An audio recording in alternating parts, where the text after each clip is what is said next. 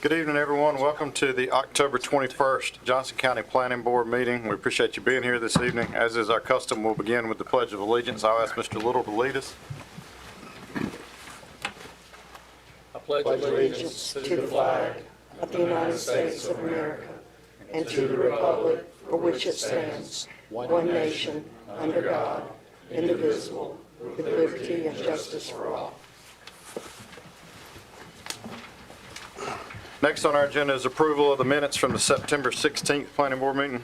Motion to approve is written. Second. Motion approved by Mr. Crenshaw, second by Ms. Howard. Those in favor say aye. Aye. Opposed?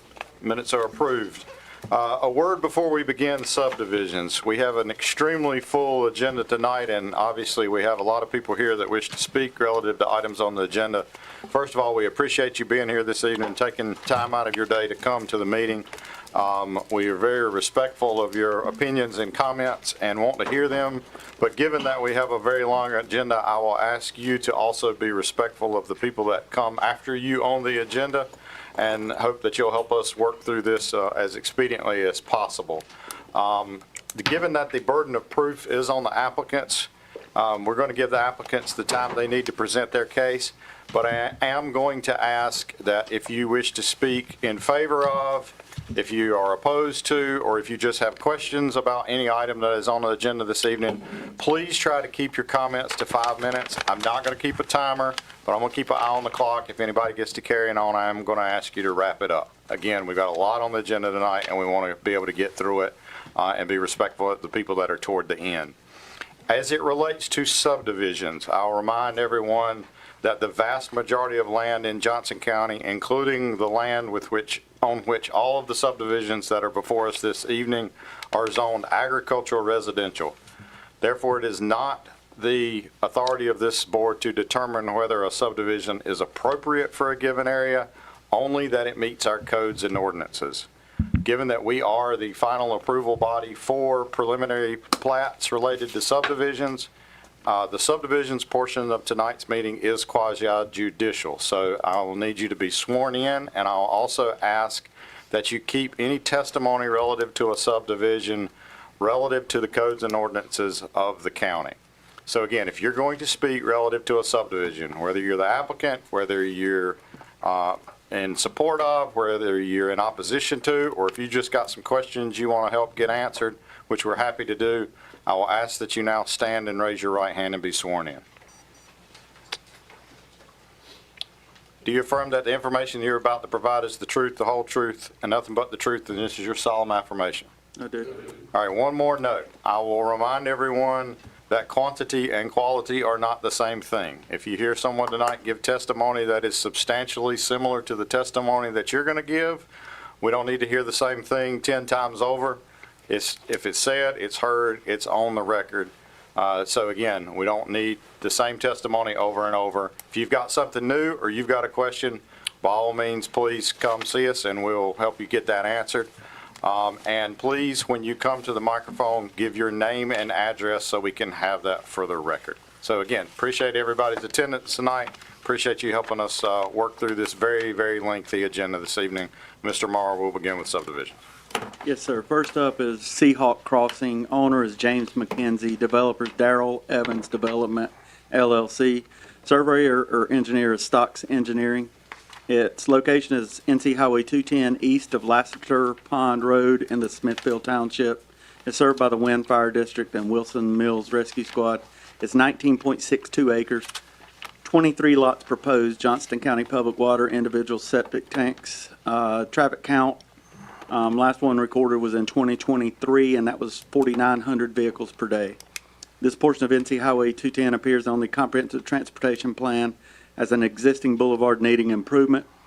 Per the North Carolina Department of Transportation, road improvements will be required, including a left and right turn lane. Thank you, sir. Any questions, staff?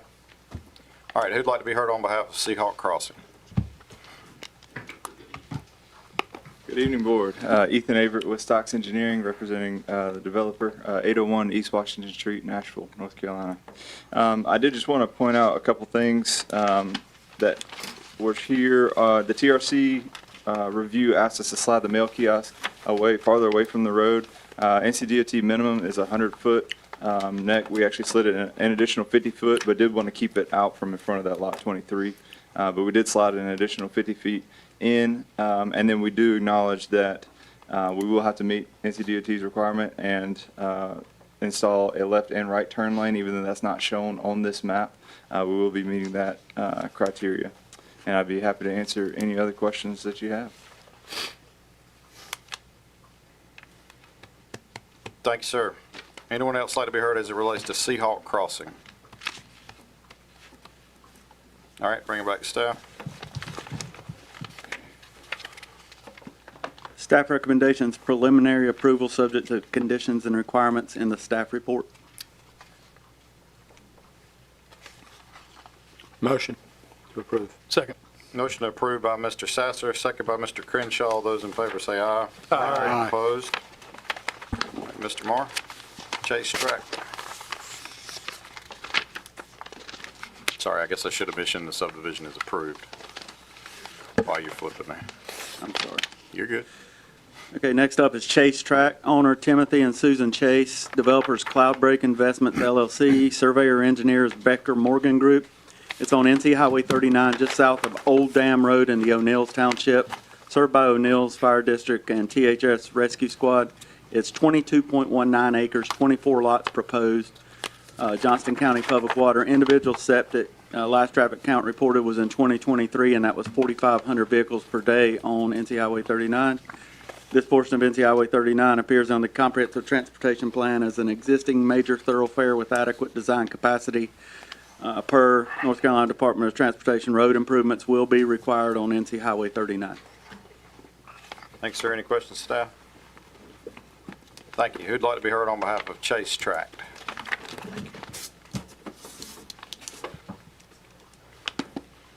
Good evening. I'm Donnie Adams, professional engineer with Becker Morgan Group, 314 East Main Street in Clayton. And my firm's handling the planning and engineering on this site. As Todd noted, we have 24 lots. They're designed to meet the UDO. We do realize, should we get approved tonight, that we'll continue through the process, construction drawings, approvals with NCDOT and Johnston County Utilities, as well as the planning department. So with that being said, I'll be happy to answer any questions you may have. Are the lots going to be drained, or, the pond's going to be drained or remain? So there's two of them. Yeah. The goal would be on the smaller one that it would be drained. Second one remains.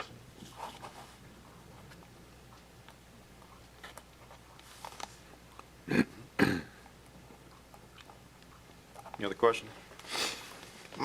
Thank you, sir. Anyone else like to be heard as it relates to the Chase Tract? Yes, sir. My name is Justin Rogers. I'm at 185 Batten Pond Road. I have concerns with the neighborhood being built. There's roughly 12 homes that back up to my property over there. Sure. And the grading was not done properly, and it was drained towards mine. It would overflow my ditch that's there on the side of my property. And it could potentially cause some flooding damage to my home, which we've already run into when we first moved in. So the extra water flow, or runoff, would cause problems for us. We also plan on bringing in livestock and having agricultural out there. So it would flood crops, cause trouble to any kind of animals that I would have out there. Also an avid hunter, fisher, and I do trapping as well on my property. I'm concerned about that many people coming in there and them staying within their property lines. If they were to venture towards us and we have livestock running heavy equipment, the safety on their behalf, we're going to take precautions for us to make sure everyone is safe and that they stay at a safe distance. But that is our concern. I'm sorry, what did you say your name was? I want to make sure I'm looking at the right property. Justin Rogers, Justin. Rogers. I see it right here on the map. Thank you. Yes, sir. There was also a question about the septic. If it was going to be pumped or where it would go. There's a gradual slope down, but there's houses being built all over the property. Where that would go, or if it would run into our property as well. All right, we'll see if we can get you some answers relative to some of your comments. Yes, sir. Thank you. Any questions of the gentleman? Thank you, sir. Yes, sir. Anyone else like to be heard as it relates to Chase Track? Yes, sir. Good evening, Nathan Evans, Evans Development, 6 West Ridgeview Drive, Clayton. I'm the developer. I can answer any questions. You want to take on questions about the drainage design and septic, or you going to leave that to Well, Mr. Adams? I've got a man with a lot of degrees back there that's smarter than me. They can probably Okay. answer better than me. But what I can tell you, if you look at the topos, if I understand right, and Mr. Rogers, do you mind whoever's running the GIS to click on his property? Because I want to make sure I'm talking about the right property. You were in the barn to the west, is that right? Roughly 185 down Pond.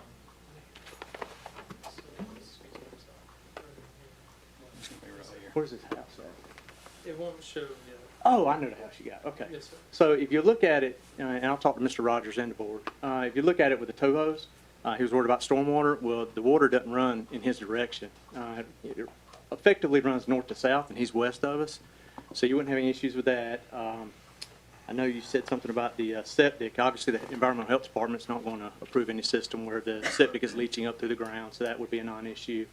Well, I do want to touch on, you are correct, there's room north-south as far as water drainage, but if they were to cut the ground east or west, then it would flow into our side. No, yeah, as Donnie designs the engineering, he's gonna capture all the water, and we will have, stormwater retention issues that are measures that will be in place that will prevent that. Count on it, Don.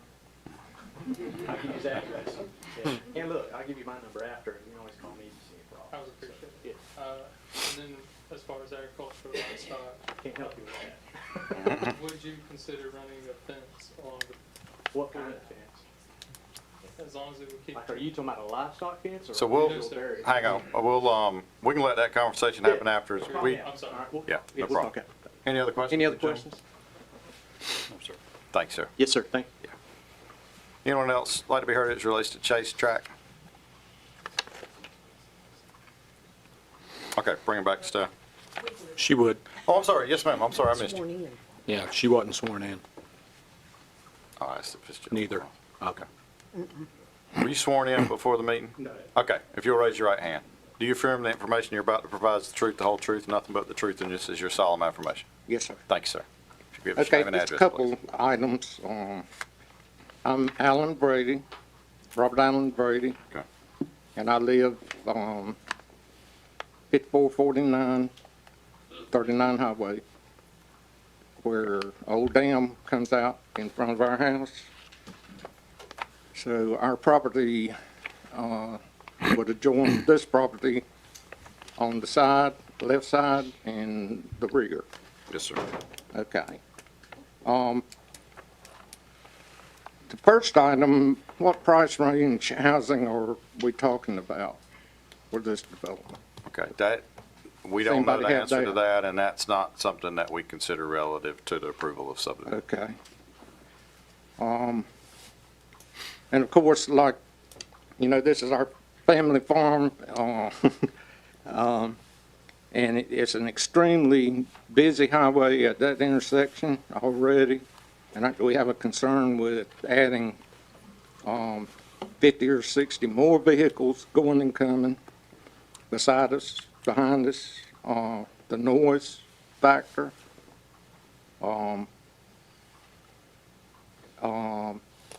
And you may not know this either, are they planning a homeowners association to keep the property looking decent? What other impacts might we, expect? Okay. Yeah, I think maybe the homeowner association is probably also a question for the developer. Again, that's not something we necessarily consider with respect to approval of a subdivision. As far as other impacts, I'll just note that, as I think was stated earlier, subdivisions go through an extensive review process, including permitting from the county with things such as stormwater, with septic, environmental controls. As you heard previously, NCDOT will be requiring improvements along NC 39 as well relative to the traffic impacts. And what would those improvements be? Can you elaborate? I don't Mr. Morrow, I don't know, did NCDOT state at this point what they expect from a They did not. truck? I can real fast, I've already met Tim Little, district engineer on site, with Andrew, Donnie's partner, and if we go over 20 lots, we'll have to do a turn lane, decel lane. Okay. Under 20 lots, we won't have to do anything. So we're seeking approval tonight for 24 lots, and if approved, and if we do more than 20 lots, we will have to put in a turn lane. Okay. If approved for 24 lots and we choose to do 19, we will not.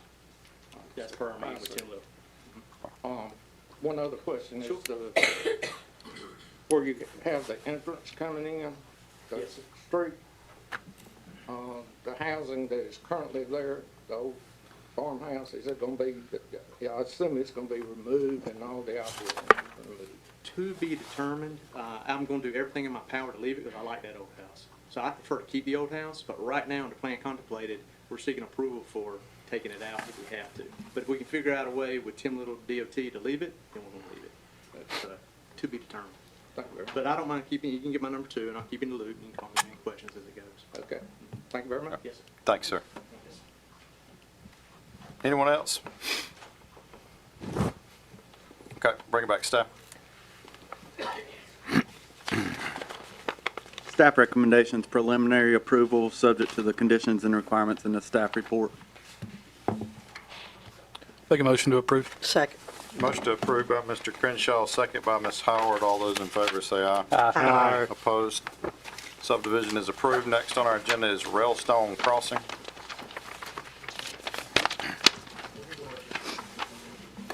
Yes, sir. Railstone Crossing, owner Jimmy and Jean Nairn, Life Estate.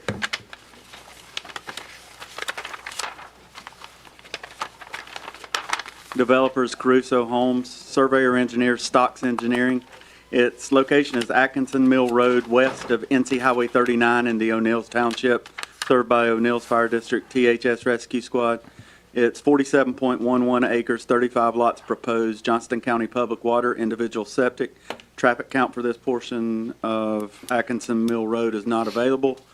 And Atkinson Mill Road does not appear on the comprehensive transportation plan as needing improvement. This parcel is within an environmentally sensitive area, and a floodplain appears on a portion of the parcel. Questions of staff? Thanks, sir. Who'd like to be heard on behalf of Railstone Crossing? Good evening, Board. Ethan Averett with Stocks Engineering. I wanted to point out 2 things really quick. We are proposing 35 lots.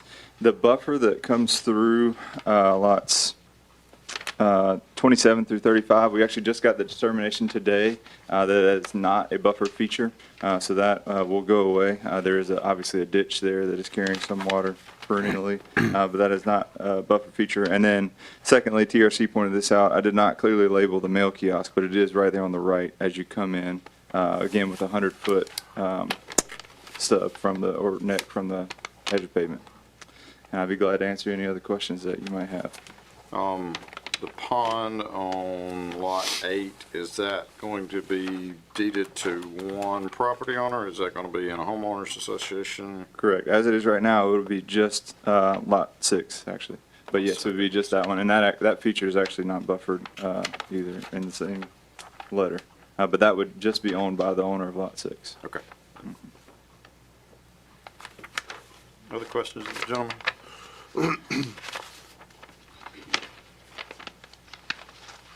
Thanks, sir. Thank you. Anyone else like to be heard as it relates to Railstone Crossing? I was hoping you'd answer some of the questions.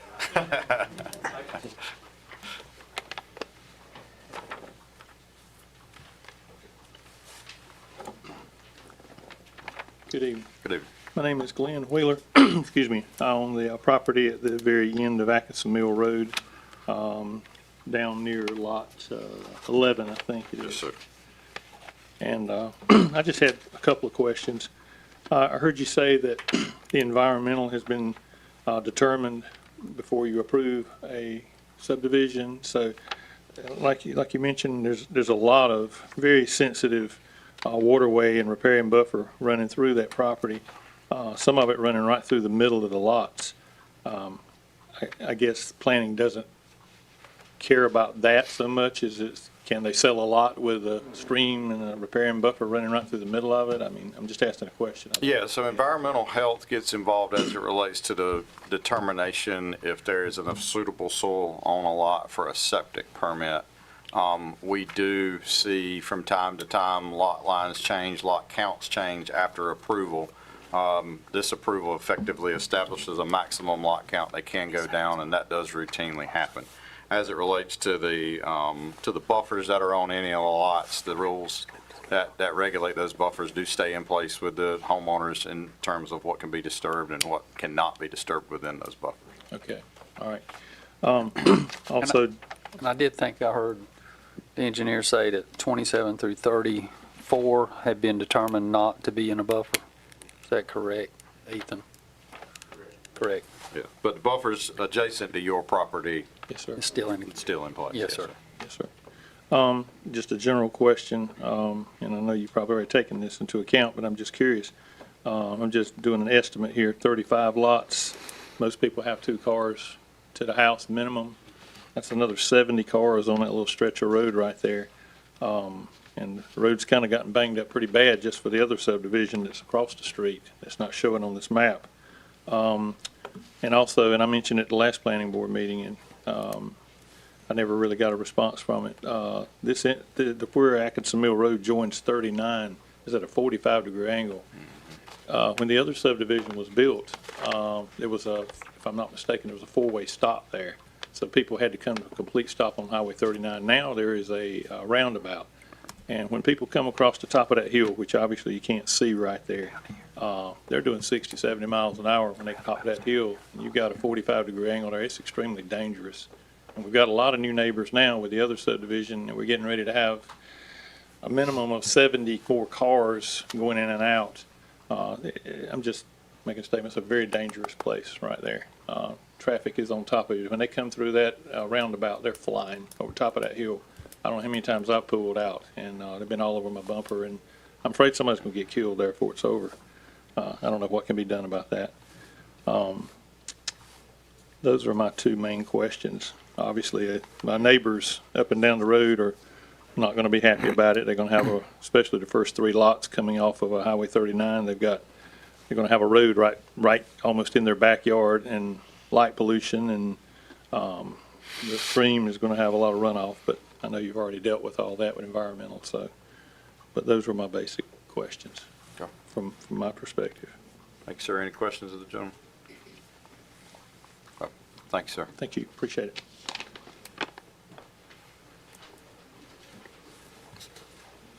Yes, sir. Hey, John O'Connell, 7563 Highway 39. So our land is along 21 of the lots. Okay. I do have a question on the environmental study. There's always been a blue line on all maps there. So when did that change?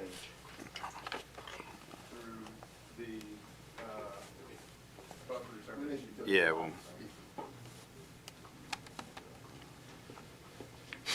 And so your question, I just want to make sure you're. About the blue line riparian buffer that runs through To a the, large percentage of the subdivision. So I guess we will, with the Corps of Engineers obviously has jurisdiction over the waters of the U.S. And then the buffer jurisdiction, we will adhere to all those rules. But the determination for that stream, that first portion of the stream came in earlier today in an email, so figured it was worth mentioning that those lots, there is obviously a water feature there, but it was not deemed to be buffered. But I believe the southern portion, obviously it's not shown on this map, I believe the southern portion picks back up. There's a start point out there, so whatever the Corps of Engineers determines is jurisdictional, we will obviously adhere to. So. Okay, how will the water be handled that's obviously going to be coming through no matter what? let's do it this way. Let me get all your questions, and then we'll Okay. get other folks' questions, Okay, that we can have cool. him come back at one time. That's fine. So questions about stormwater and how that's going to be handled. The riparian buffer and the creek that runs through there. Okay, all right. Has an independent traffic study been done? Have y'all considered reducing the speed to 35 or 45 between Renfro, Nairn Road, and the roundabout? That goes back to Mr. Wheeler's point about how many cars are coming in. This isn't the only subdivision. Sure. The next subdivision being discussed is directly across the street. Yep. So that's going to add more, and then there's another subdivision up the road that's going to be discussed. I can answer that one for you. A traffic study was not required for a subdivision of this size. I believe it is 100 lots, trips to retirement requirement for a traffic study for an individual development. NCDOT does have to review all connections to the state road system, so they will review the subdivision and the impacts of the subdivision and make any determination of whether any improvements are needed as part of this subdivision. And then, of course, they and the county also both look at more of a system-wide, as we were just hearing, about the skew, which very familiar with that intersection. If there's any other public improvements that need to be done due to the growth in the area. And last question is, 21 of the 35 lots, as I mentioned, run against my land. Are y'all planning to put any type of fencing or anything? My land's a pine tree farm, and I use it for recreation, and I don't want people coming over out of their backyards onto my land. There's not a buffer required by the county ordinances between uses that are zoned the same, and as I mentioned, this is zoned the same, you can farm it or build houses on it, but sometimes developers do choose to buffer or fence. We'll ask that question if that is being considered here with this one. Thank you. Yes, sir. Hang on, will anyone else like to be heard as it relates to Railstone Crossing? Yes, sir.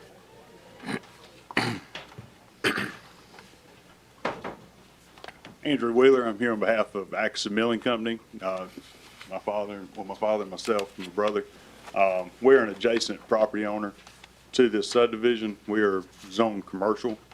What sort of buffer will we be allocated to keep people from, trespassing onto our property off of their backyard? We have industrial equipment. We have lots of trucks in and out. I know how it is with kids. I didn't stay in my backyard. I went all over this property when I was a kid, but Mr. Jimmy gave me permission, so it's a little bit different. But then also, I'd like to make note, we have a permitted wastewater spray field behind my father's house. If you zoom in on 281 Axis Mill Road, you can see, keep going. You can see the circles in the field. This is permitted through Department of Environmental Quality. They come and do checks every year. They just renewed my permit. When we put this in, it was just woods behind my parents' house. We maintain all setbacks that are set by the DEQ. The one that, the nearest setback that we're closer to was 400 feet for a habitable residence. Some of these lots look mighty close. Now, I already spoke to DEQ about this, they're allowed to, but I don't want nobody coming at me mad because they bought a house. Oh man, there's a spray field behind my house, it smells bad. Oh, well, smells a part of it. We do our best to keep the odor to a minimum. We've never had any issues with other neighbors, but the way the wind prevails in this area, a good portion of the year the wind blows that way, and I can't help the wind. So, and then also regarding the delineation of that stream, it shows a blue line, and if they went and delineated that stream right now, we're in the middle of a drought.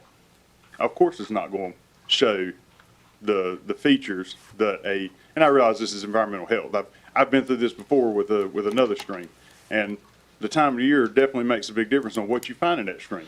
If they wait about 2 months and go back and look, you'll find crawdads, you'll find minnows. My brother and I have squirrel hunted all up and down that stream. It's a stream. It originates that pond. The far side is on Jamie Jones' property. He's got a dam there, and so that does somewhat hold back the water in dry periods, but it is sure enough a real stream. When they made this a blue line, they didn't just make it up. And also, how would the access for this property cross that stream so far as the utilities?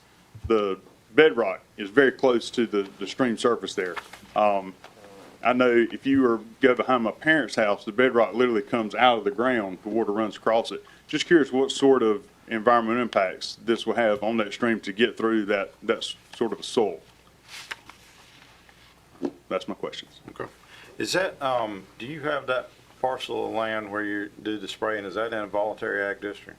No, sir, we are unfortunately too small. Okay. I've already tried. Yeah. Okay. Any questions of the gentleman? Thanks, sir. Anyone else like we heard as it relates to Railstone Crossing? Okay, we'll get to applicant. I heard questions about how you're going to handle stormwater, in particular as it relates to the buffered features. Any fencing that you're planning to do on the, I guess that'd be the northern property line, or the southwestern property line relative to the mill? And then what does the crossing look like of the buffered feature? I think that might cover it. Right, thank you. So, first of all, I guess, anything that is deemed by the appropriate authority as buffered or as waters of the U.S. will be protected and maintained as that. The Johnston County Ordinance speaks specifically to that. We will keep all of those ordinances if it is deemed buffered or not. We will maintain whatever the ordinance says, and it will remain protected. I guess, wetlands and environmental features that are shown on here have been surveyed, they have been evaluated, and then obviously we'll follow whatever the jurisdictions who are responsible for the buffer or the water says. The stormwater from the streets, your ordinance also protects from discharging concentrated flow into a buffered feature or causing negative downstream impacts on adjacent properties. So everything that flows through this site hits the street will be captured by the ditches, will be dissipated through a scour hole or some sort of stormwater measure that will dissipate it, and we'll have to provide all those calculations according to your ordinance to public utilities. I was unaware of the spray field, but we will look into that and make sure that we meet the requirements of distance separation from those. Obviously, and I will get his contact and make sure we have those marked and noted on the plans.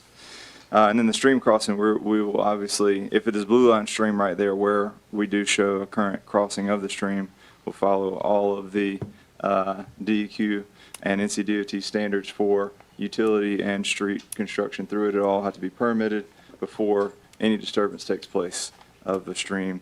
The fence in the back, I'll also get this gentleman's contact. I don't know and cannot speak on behalf of the developer. I mean, obviously, you guys know a lot of these homeowners build fences in general, but I will get in contact with that property owner in the rear and decide whether or not we can provide one long linear fence or whether it's going to be individual home basis for that. So I believe that was all the things I had written down. Do you have any other questions or anything I didn't address? Thanks, sir. Okay, thank you. Mr. Moore, I have a question.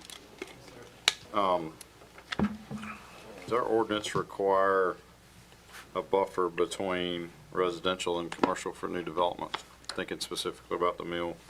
Not, if it was the business coming afterwards, they would have to, but the homeowners, homeowner, the developer. yes, that's not a buffer requirement.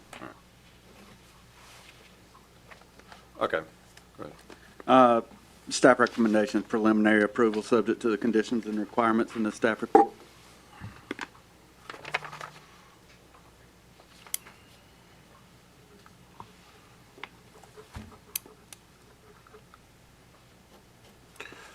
I make a motion to approve. Second. Motion to approve by Mr. Lovering, second by Mr. Sasser. Those in favor say aye. Aye. Opposed? All right, Railstone Crossing is approved. Next on Mr. our- Chairman, Yes, ma'am. I need to be recused from this next hearing, please. Okay, I'll need a motion and a second to recuse Ms. Howard, please. I'll make a motion to recuse Ms. Howard. Second. Motion to recuse Ms. Howard by Mr. Little, second by Mr. Crenshaw. All those in favor say aye. Aye. Opposed? Thank you, Ms. Howard. Mr. Marr.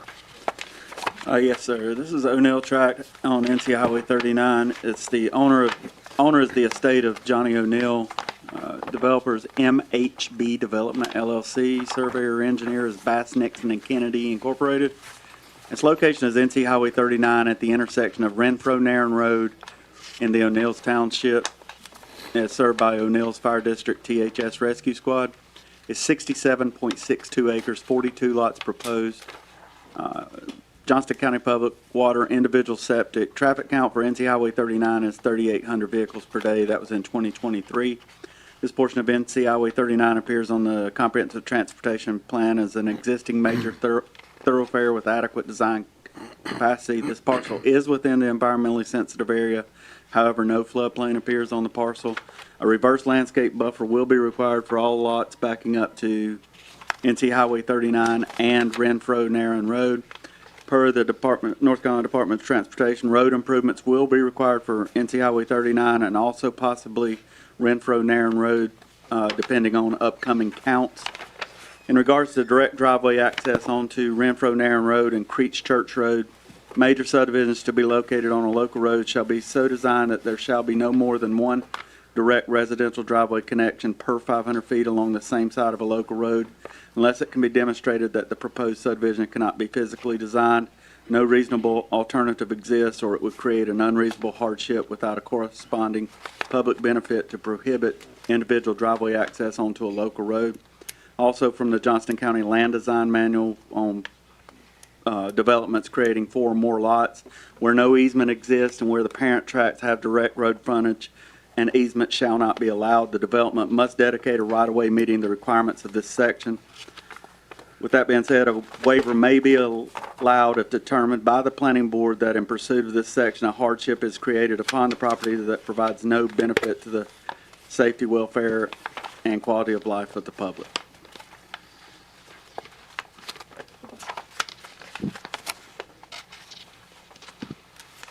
Any questions this time? Can we locate what driveways or other intersections the staff may have concerns about? Yes, there's a lot, it looks like lot 29, 30, and 31 are served by a easement. Also, 1 and 2 on Creech Church Road. That was on the first one. 29, 30, and 31 is on Renfro-Narren Road. 1 and 2 are on Creech Church Road, and it looks like 21 and 22 also on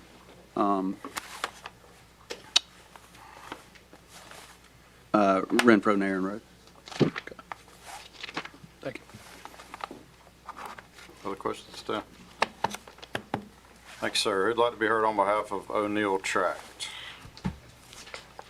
Good afternoon, Mr. Chairman, planning board members. My name is Marty Bizzle with Bass, Nixon and Kennedy Engineers, 6310 Chapel Hill Road in Raleigh, just down from the fairgrounds, and I'm glad to say that I'm here on time. It's getting, Yeah, good job. getting a bit excited time in West Raleigh. But I'll be respectful of time and not repeat anything that staff has already talked to you about. I do want to note that probably a couple of months ago, we sat down with the planning director and looked at these. This is really 2 large tracts here, and could have been subdivided with a series of exempt plats and some minor subdivisions. With all that said, upon the recommendation of the planning director, and we certainly agreed with this, that it would be better to bring all of this forward to you as a planning board to look at a master plan of, if you will, of this area. So really it's a conglomeration of major subdivisions, exempt plats, and minor subdivisions kind of laid before you tonight. A tremendous amount of due diligence has gone into this. We have talked with NCDOT. Obviously, we're showing a turn lane off of Highway 39. We have had our soils delineated and wetlands delineated. And so the lots before you tonight reflect all of those. So I'd like to just point out the areas there and where we had the driveway concerns. We'll start with Creech Road, or Creech Church Road to the lower right where the cursor is now. And I did want to point out, Ms. Howard owns some property nearby that along the Lot 1 property line there.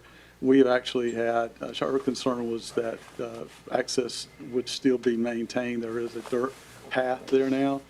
Since this plan was prepared, we have had a boundary survey done and located that dirt path along with the property line.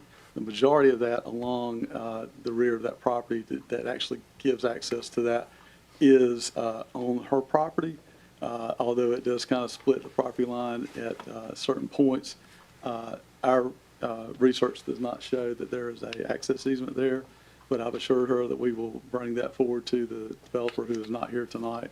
But if there is a need to grant her an access, we would certainly be amenable to that. So I have no reason to believe that we would not do that, or the developer would not do that. Our reason for not doing a public street out to Creech Church Road there to serve 1 and 2 really simply comes down, there was really just 2 lots there. They're very large lots. And then the access point where the orange highlight there would be extremely close to the intersection of Creech Church Road and Highway 39, which would be very, very difficult to get approved by DOT. So I'd like to then move over to the upper left, 29, 30, 31. As shown, we are proposing a private access drive to serve those 3 lots, simply because if we were to extend where the road is cul-de-sac there, extend to actually serve that and actually come out on Renfro-Narren, we would actually be crossing underneath the power easement with a road and a water line, which would be very difficult. Not to say that it's not insurmountable, but we feel like those 3 lots can be adequately served with a shared drive. And finally, lots 20, 21 on Renfro-Narren Road. Those are extremely large lots. They are both are more than 5 acres. Our frontage along Renfro-Narren is approximately 500 feet. So physically, we can't locate them and have 500 feet between them. We have a couple of issues going on that if he's so approved a waiver as far as hardships to come from the south and head up through those lots with a road that is extremely wide wetland area through there would be difficult, if not impossible, to get approved by the Corps of Engineers. Also, exactly where that orange highlighter is, a culvert comes under the road and discharges stormwater from the other side of the road there. So it kind of dissects the two. So all that to say, if we were to do a shared drive, one of the 2 lots would have to cross that stream. So our desire would be that those 2 5-acre lots could have 1 driveway each, separated at maximum extent possible, but it just would not meet the 500 lot or 500 foot rule is in the design manual.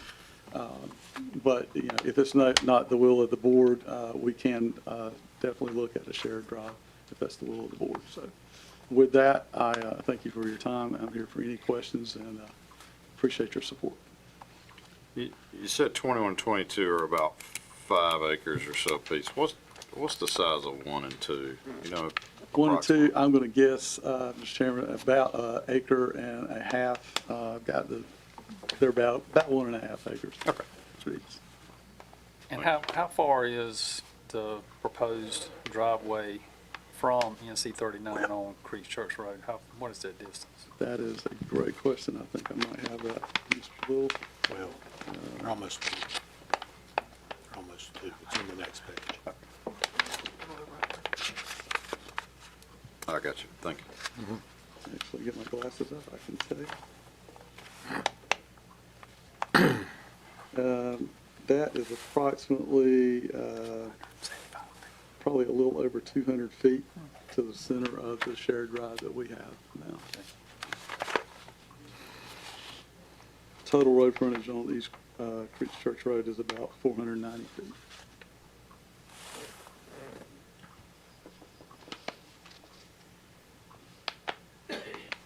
Any other questions of the gentleman?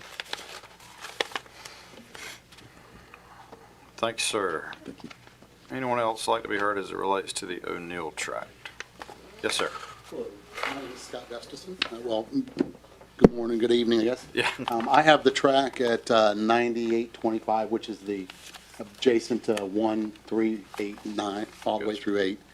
My question is the easement right away there you've got coming in that's 30. Is that going all the way back to my lots? Will be the first thing for the developer. And then secondly, it says 20 foot. I notice all the other ones are 30 foot. Actually, I plan on conserving this. I split this lot up into, it's a 9-acre tract when I bought it about 3 years ago, and I was going to put my kids there. Well, we've made some changes, my wife and I, so basically we're just going to kind of conserve the land. But my thought is, if it were to ever be developed, you know, we probably would need something like 30 foot so that we could put a road. And I'm just looking at your drawing, Mr. Nixon. You know, as far as, you know, the road, what you would need to get into a subdivision, probably be about 30 feet. So I think if I was going to ever develop that property, which we have no intentions of at this point in time, but I'd still like to be able to have that possibility in the future. And, you know, with that 30-foot easement, I'm assuming that's going back to my property as well. It shows it that way. So that's my question. And that's all I really have. Yeah, so how do you access the property now? Well, right now I don't. I own the 5 acres behind it. If you look, you'll see the round circle behind that. So I own 9825 Highway 42. So, you know, I ride side by sides and things back there like a lot of the people that have the land now. So I'll just be honest, I'm trying to conserve as much as I can to keep from being developed. So, you know, sad, I wish I would have known. I probably would have tried to buy that property. And, you know, but we all say that.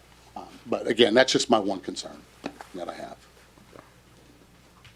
I'd like to be able to, if I did develop it in the future, be able to put a traditional street in there, you know, so that might affect lot 1 and 2 of that design.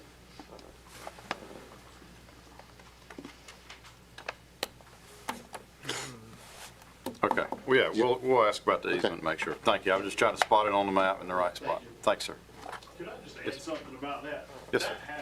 That house. Come over here just so we can get it for the record. You're fine. Just to give a little context here, what he's talking about, that 7612, that house, the road, that used to be the actual road before they put in Highway 39. So that's how it was always accessed. If you scroll down, you can see where it goes across. If you look back on the topographical photos of this area from the 40s, that was the road. So that's why there's no actual easement there, because that's where they always Used to be the road. Yeah, it used to be the road. 76, yeah. Okay, makes sense. I appreciate that. Thank you. Yes, sir. Anyone else like to be heard as it relates to O'Neill tract? All right, just a question for the applicant, and just to make sure that I'm looking at the map clear and understanding in terms of easements that you're planning to, you mentioned Ms. Howard's property, but then also that other property. He mentioned seeing one on a map, but I'm not sure that I can spot it. I have a question. Oh, okay, we'll come to you next then, no problem. Sorry, I missed you there. Yeah. So Ms. Howard's property is served by the dirt road, which is outside of the access easement that we're actually proposing. But we'll work with her to make sure she has access and along that dirt path. The 20-foot access easement that is running between lots 1 and 2 does extend back to, I'm assuming this is the Gustafson lot? Yes, sir. And that does extend all the way back. Okay. So we fully intend to dedicate that access all the way to the back. Okay, that clears it up for me. Thank you, sir. And those lots, Mr. Chairman, were 1.922 and 1.825. Perfect. Thank you. Yes, sir. Sorry I missed you there earlier.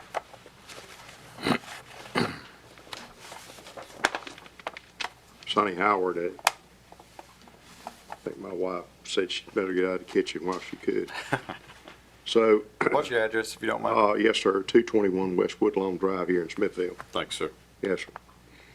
Let's go back to Creech Church Road. You have, and I'm going to ask you, I'm sorry the developer's not here tonight.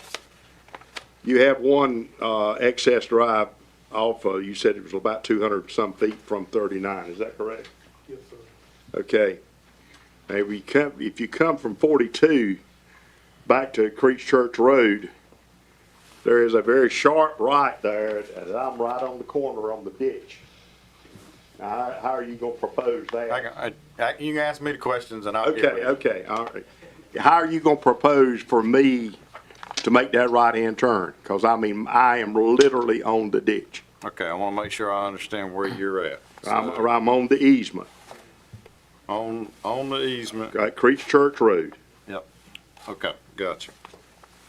Their proposed easement that's on Sir? the That proposed is, easement. that is a deeded, titled easement that has been there since 1847. Right, but it's not on this map, is that correct? It is on this map. It is on this map. It is at Creech Church Road. It is on my property there, Wilma Parker Howard, Wilma Parker Howard. Let me see if I 7 acres, Okay. I got you. right here. So, yeah, he's showing it's not on the map. It may be there, but it's not shown on the map, but it's along. It's not on this map that we have in front of us. I think what Mr. Howard is referring to, it is this. Okay, so that is a deeded easement. That is a deeded easement. Okay. Yes, sir. Now, we come on up to there, we'll stop there, and we don't have time, and I won't belabor the situation beyond this. It's lots 3 and 4. My grandmother lived to the right there, which Mr. Scott now owns. There was a grapevine there, and there was about 10 soldiers in the Civil War that my grandmother fed and gave hay to, seriously, after the Battle of Bentonville, and they stayed about 3 days, and she served them hay, or gave them hay to sleep in and soup. End of story. But anyway, there was a grapevine, and it was stayed there up till about 5 or 6 years ago that Mr. Scott bought the property.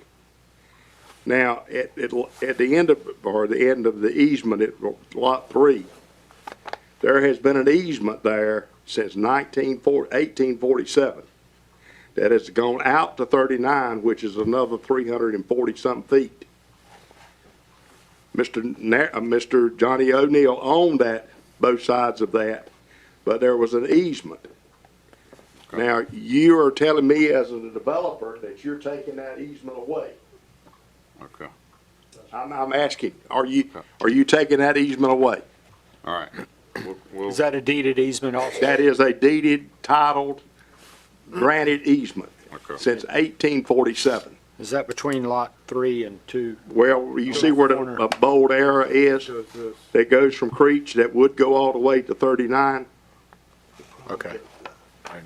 There's 300 some odd feet that don't go, that's been cut off from 39. It splits 3. Yeah, exactly. Yes, sir. Goes to 30 and goes to 39. Gotcha. the entrance of this subdivision. That is a permanent grandfather titled deeded easement. Okay. Now, I'm asking this, are we doing away with easements because we're building? I want to do what's fair. I know Mr. O'Neill owned the land of Lot 3 and also Lot 2, but that is still an easement. I think the developer needs to come back and revamp the plan for Lot 3. Now, he's given me access to, beside 3, to come out to 39 or go between 1 and 2. So I choose not to go out those. You're taking my easement away. Gotcha. That's been there since 1847, and I can show you on records of that. And I also wonder this, if this developer does this, how many other times has it been done in the county, or how many other times will it be done in the county for development? It's not fair. It's a deeded easement, deeded. If I came from Lewisburg and wanted to go in my property, going south on 39, I should be able to go in. Yeah, follow that. Okay. And I just want to come back in there too. Sure, because no, you're fine. If you look at mine lots, they made me, when I subdivided, like I said, I was gonna put houses for my kids, they made me put in a 30-foot easement. So, you Okay. know, just curious back to that. Right. That easement has been there. Okay. I've got a survey lot that And, shows. and I'll tell you where the easement is at the end of 3, and I found it in 2004. I cut the timber on the 58 acres 58 acres that I own over on 42, and that's where the forester and I found it. It is a buried, rusty wagon wheel about 5 feet deep in the path, middle of that path, at where the bowl line stops in number 3 is the cornerstone of Mr. O'Neill's land and my grandmother's land. It is buried about 3 or 4 feet and still there today. I can show it to you in the morning. Okay. I don't know how you're gonna make the turn, the hard right off of Creek Church Road. It's gonna take some engineering, I can tell you that. I might want to turn right coming from Wilson one day. Yeah. So, I'm just telling you facts. I'm telling you that there's a wagon wheel there. I know the land. I grew up there as a teenager, and I probably know the land better than anybody other than anybody in this room. Thank you for your Thank you, time. sir. Appreciate you, sir. Anyone else I missed on this? Okay. Yeah, appreciate Mr. Howard's comments, and it's not the intention of us to abandon any easements that are on record. What we have had done since we submitted our subdivision plan is a current boundary survey that has, with all the deed research and everything that goes into a boundary survey. And the easement that Mr. Howard is talking about does show up on our plans. It is a 20-foot access easement that runs from Creech Church Road, going north to provide access through that.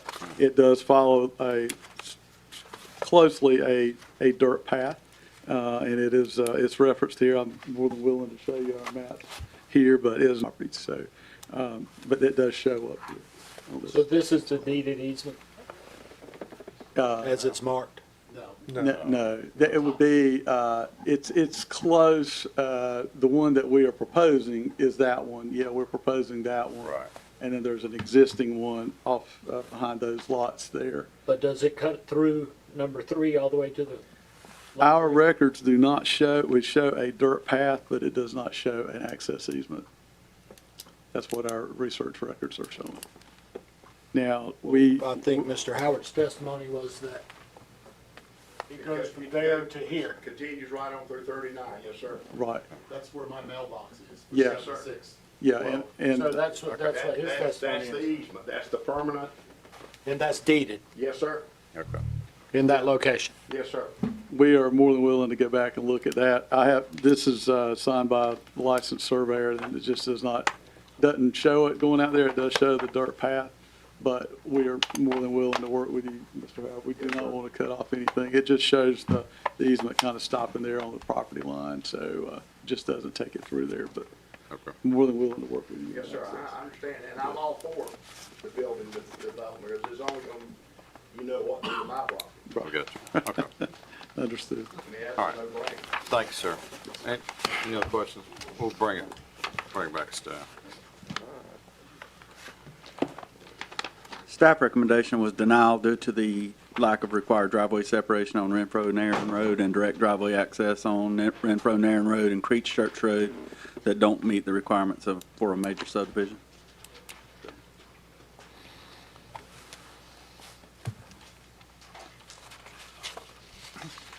I'll just say that without denial or approval, I would suggest that some more due diligence be done on that easement that shows, and, some more information.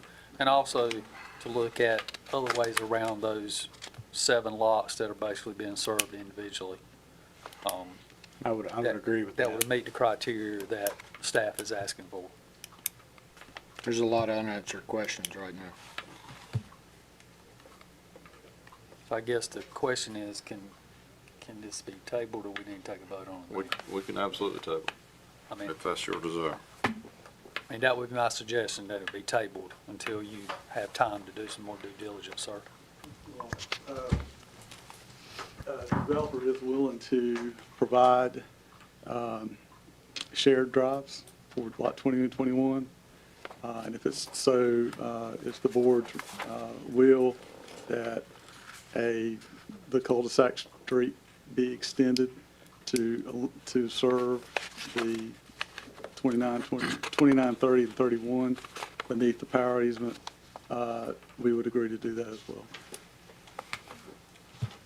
Yeah, I don't necessarily have a problem with the access to the current lots. I guess what's just difficult for me to discern with the maps that we've got is the locations of the easements in the vicinity of Lot 1, particularly to the east of Lot 1, and how that impacts. I mean, obviously, we heard testimony that there is an easement. We heard testimony that there's not an easement across Lot 3.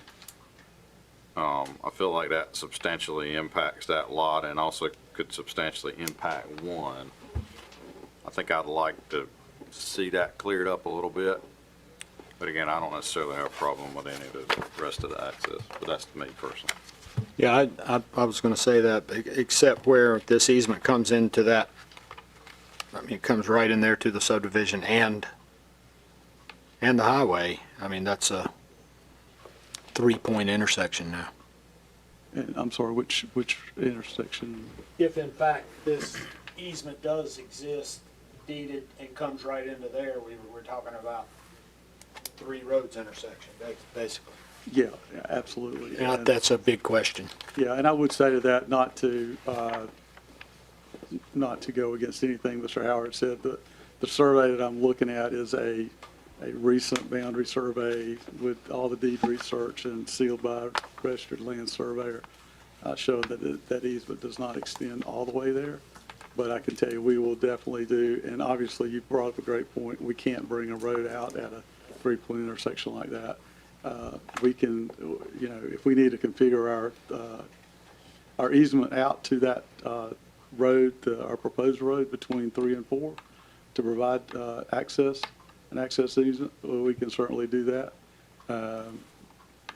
But we don't want to, you know, we don't want to cut him off at all.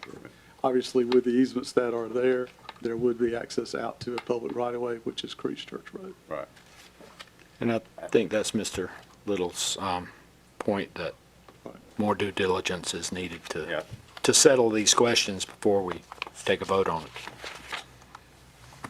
Yeah, and our point is just that we're willing to make those concessions if it's the board, if it met your. Do you feel like a month will give you time to work through showing these easements? Absolutely. Okay. All right, thanks, sir. Motion to table this one till next month. Second. I think we need to, yeah, is that sufficient? Next month, sufficient language? Or do we want to table to date certain? That's November 18th. Motion to table this until November 18th meeting. Second. Motion to table by Mr. Sasser, second by Mr. Little. Those in favor say aye. Aye. Opposed? All right. O'Neill Tract is tabled until next month. We'll grab Ms. Howard here.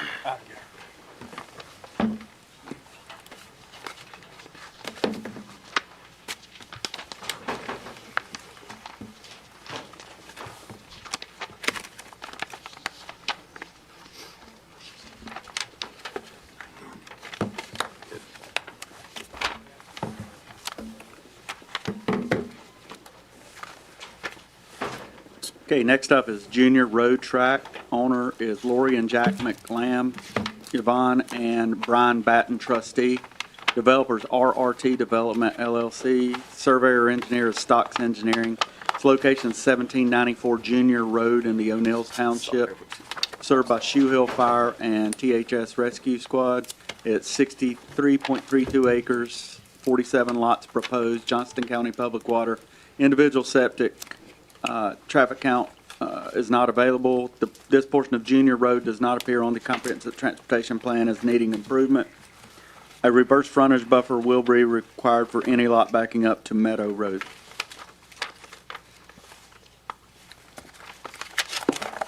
Any questions of staff? Thank you, sir. Who'd like to be heard on behalf of Junior Road Track? Good evening again, Ethan Averitt, Stocks Engineering. The only thing that I had to mention about this one is that the mail kiosk did get left off of that, so I apologize. I've talked to the developer, and we're looking at putting it on the side of lot 45 as it comes in, so there'll be plenty of distance between Junior Road and the pull-off for the mail kiosk. Other than that, I believe it's fairly straightforward. I'd be happy to answer any questions that you have for me. I'm sorry, I didn't hear you first. You just, yeah, go back over that. Oh, the mail kiosk location, and Braxton has highlighted that, so, yep. All right, any questions of the gentleman? Thank you, sir. Anyone else like to be heard as it relates to Junior Road Track? Yes, sir. Give us your name and address, please. George Rouse, 1733, just on the other side of Junior Road on the north side. Okay, gotcha. We've got a pond on our property that drains out naturally under Junior Road via under road culvert, I guess, right?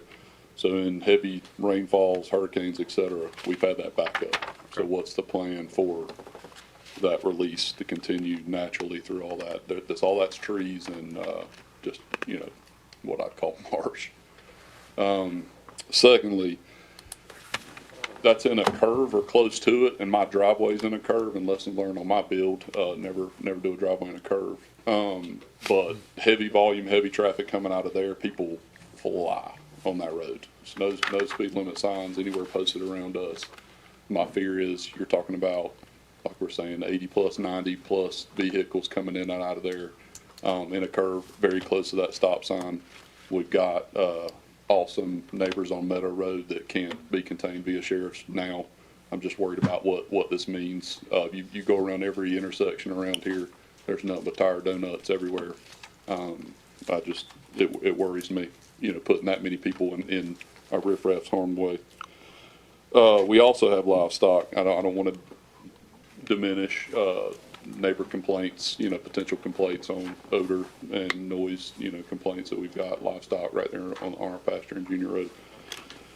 Those are my main questions. Do we want to address the question? I got some general statements you want to go Yeah, ahead. question about the culvert. You mentioned that backed up. Whereabouts is that located? So on that south, so you can see that pond, and almost on that deeded line.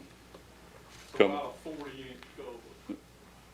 So see the deeded green line? Yes, sir. That it kind of runs right, right where your mouse is, that's right. Okay, so it runs right down that property line. Yes, sir.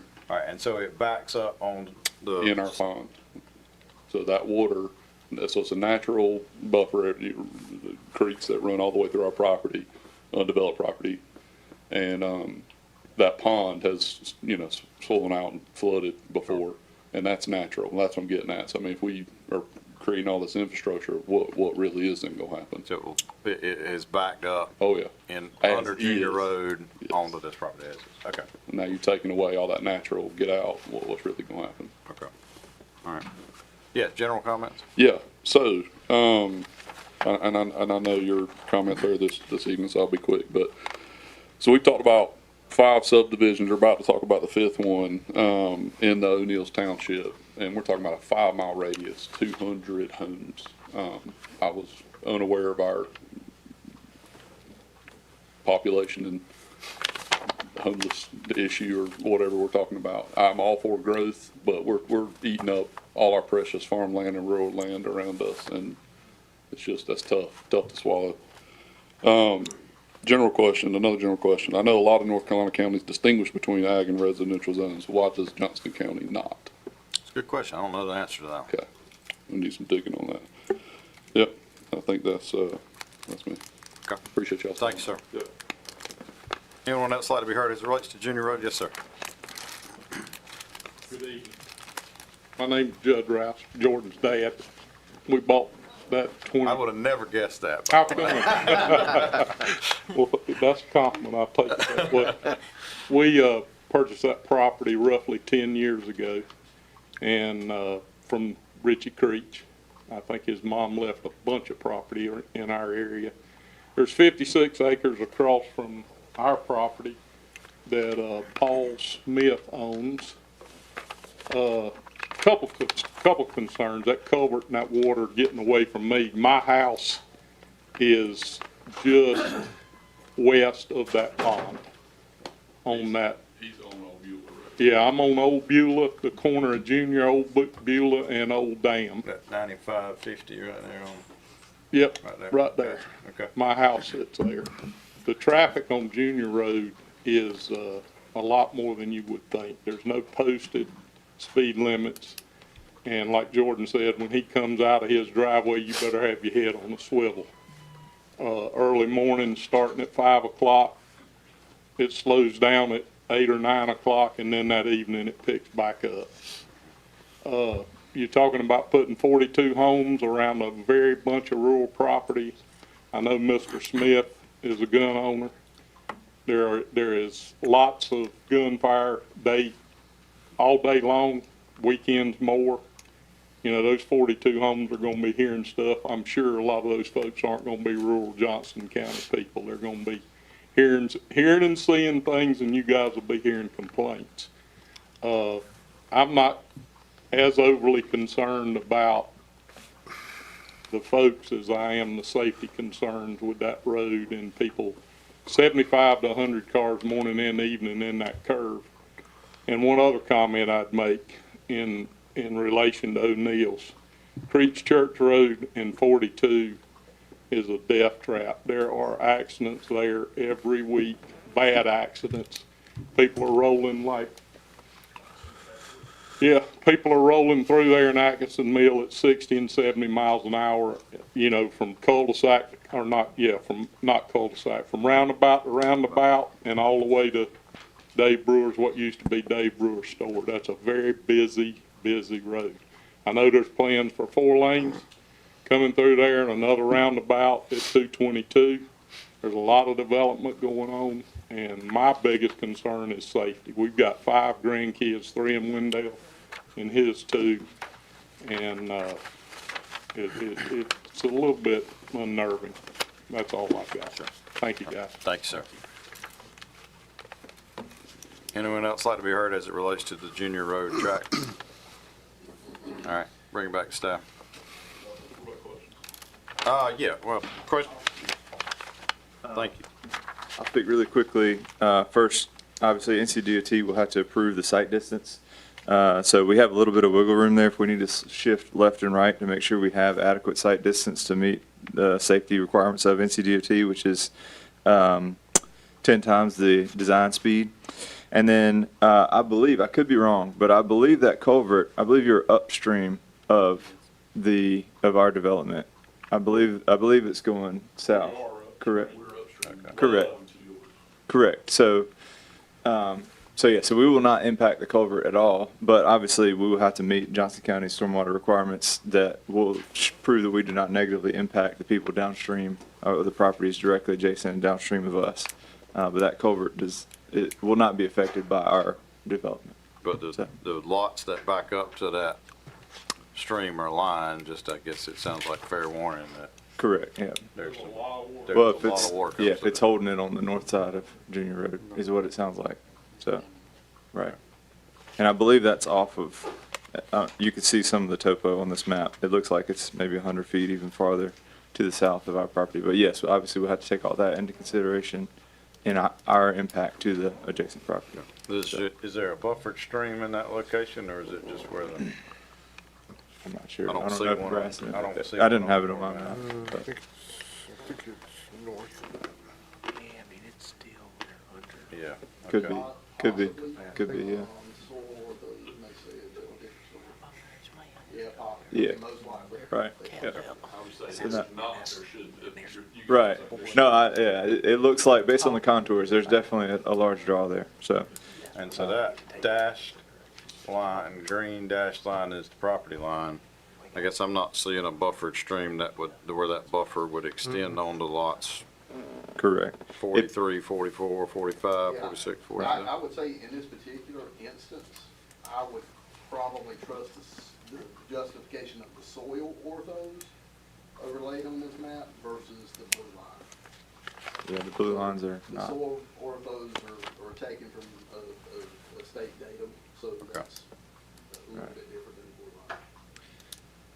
If it is buffered, obviously we will show that on our map on the final plat, and they'll be protected area if Johnston County deems it to be buffered. So, Okay. yeah. Any other questions? Any questions, gentlemen? Thanks, sir. Can I ask a question Yeah, real quick? Go ahead. Go ahead. As, and if it's inappropriate, just let me know. I live a few miles from this, and I tend land on the other side of this, and where this is coming, I mean, I'm driving tractors that take up both sides of the highway, and the road's small enough as it is, it's hard for school buses to pass. I mean, I've been hit before. What about, like safety that way? Because I mean, it can be dangerous in that area. I'm not gonna lie. There's been many a time I've been run off the highway in a tractor or moving a combine or you name it. And like I say, even school buses, they're not white as I am, but they have a hard time. And the DOT is making highways in the country smaller. So if you're gonna come in with 47 houses, putting maybe at least 100 cars on the road, how is that gonna impact? Right, and I can't speak to the impact. Obviously, we can only control what we can control, which would be the safety of our intersection and our making sure the site is adequate. But now I'm gonna let you know that's a tough Right. intersection because the way Old Beulah comes and the way Creeks Church comes off and then Old Dam and Junior come into this. Right, I mean, you're putting a heavy traffic right there. right. Now we understand, yeah.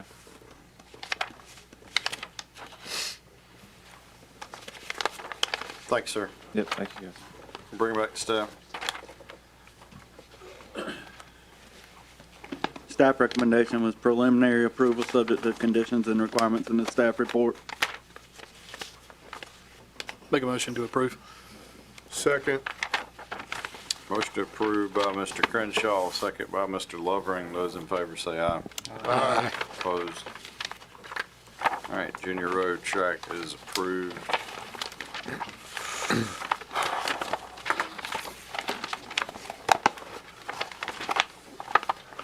Fox Crest.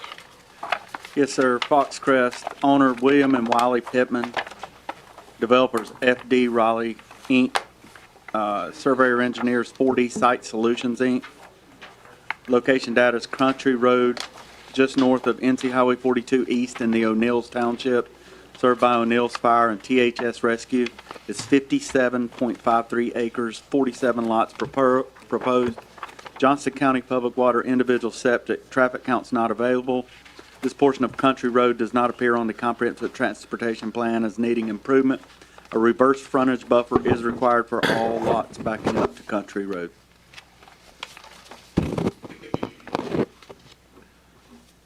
Quick question. Is this up in the bottom right quarter of lot 1, is that I'm sorry, that's just a sign coming in the neighborhood. I was looking for a mail kiosk and didn't see one. It looks like it's between lots 14 and 13. Gotcha. Okay. Thanks, sir. Todd, what did you say about the reverse buffer? I'm sorry. It said any lot whose house backs up to Country Road, a reverse frontage buffer Okay, will that's be what I required. Okay, thank you. Who'd like to be heard on behalf of Fox Crest? Scott Brown, 4D Site Solutions, 409 Chicago Drive, Suite 112, Fayetteville. For the sake of time, there's nothing I can really add different than what Todd's already proposed. There's nothing unusual about this one. It's fairly straightforward. So if the board's got any questions, I'll be glad to answer them. I got one. Yes, sir. And I think we've run into this before. It appears that the pond where you have CA1 Yes, sir. is split Yes, between sir. an adjacent property owner. Yes, sir. Is that pond going to be in a HOA? How are you? It'll be common area. That lot, all the pond is outside of any any residential lot. It's a common area to be owned and maintained by the HOA. Okay. So no lot has direct access to the pond except for the common area, which will be HOA maintained. There's another lot on 6 and 7. Just wanted to make that clear.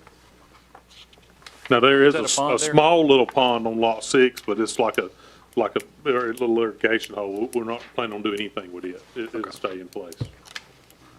We're not gonna touch any existing features. But it's on 6 and 7. I guess maybe the edge of it's on 7, or we can look at that, but we've looked at it extensively with the client, but they didn't see any reason to adjust lots between 6 and 7 because of that little pond. We've just seen it before where maintenance of that area becomes a And we'll take a problem. look at it, and we may, if we need to, we'll put a maintenance easement around it if needed, but we'll take a second look at it. Or just that lot line to get it all on. Yeah, one move it, lot. move it Yeah. over That's to the best thing, really. one Right, lot, there's- be there's plenty responsible. of room there between 6 and 7 to swing that over to, Right. and maintain the lots. Yeah, I think that's a good idea, not even as far as maintenance concerned, as far as access. Because whoever's on lot 7 has legal, I would think, I'm not a lawyer, but could access that pond from that little tiny corner. Right. And then just float on down behind lot 7 well, or 6. Yeah. yeah, because going back to the larger pond, if it's open area, and basically anybody in subdivision can utilize it, correct? Yes, sir. And they're not gonna see the line. Correct, Yeah. I mean, that, correct. I don't have the answer to that, but it seems like it'd be better if it was all on one property. But I'm just, It seems like that's the way we've gone recently. is Yes. Put the pond on one property Okay, rather than common area, and then Okay. that way one house is using it versus all of them. But I don't, I'll we mention don't that. have an ordinance relative to Right. that, but that's just a consideration. I'll mention it to the developer, and you said, but that's the planning's preference or planning board's preference on ponds. I feel like that's Yes. where we've landed That's where lately. we've is- Not HOA, but on a lot, well, If it's- it can be an HOA as long as it's all on that. all on the HOA, Right. not Yeah. split between Yeah, them. not I think like the that's one on what- 6 and I think 7. that's what he's saying there, half here. Okay, Well, if the whole pond, all the way around, is within the development, HOA's fine. When you've got a pond that's split by the property line, again, having everybody in the development have access to that pond versus one homeowner. And this is a property that's not in the development. Right. correct. That That's the key. just adds more to it to me. Any other questions? Thanks, sir. Yes, sir. Anyone else like to be heard as it relates to Fox Crest? Hi, I'm Wanda Peel Boyle, and my address is 10703 NC Highway 42 East Middlesex. So not having done this before and being a former teacher, I have copies. Wonderful, we'll take them. You can hand them to this gentleman, and he can pass them down. I only did 5 copies of the maps. That's okay, we can share. Most of us are friendly with each other. That's good to know. So, the development under consideration adjoins my family's property.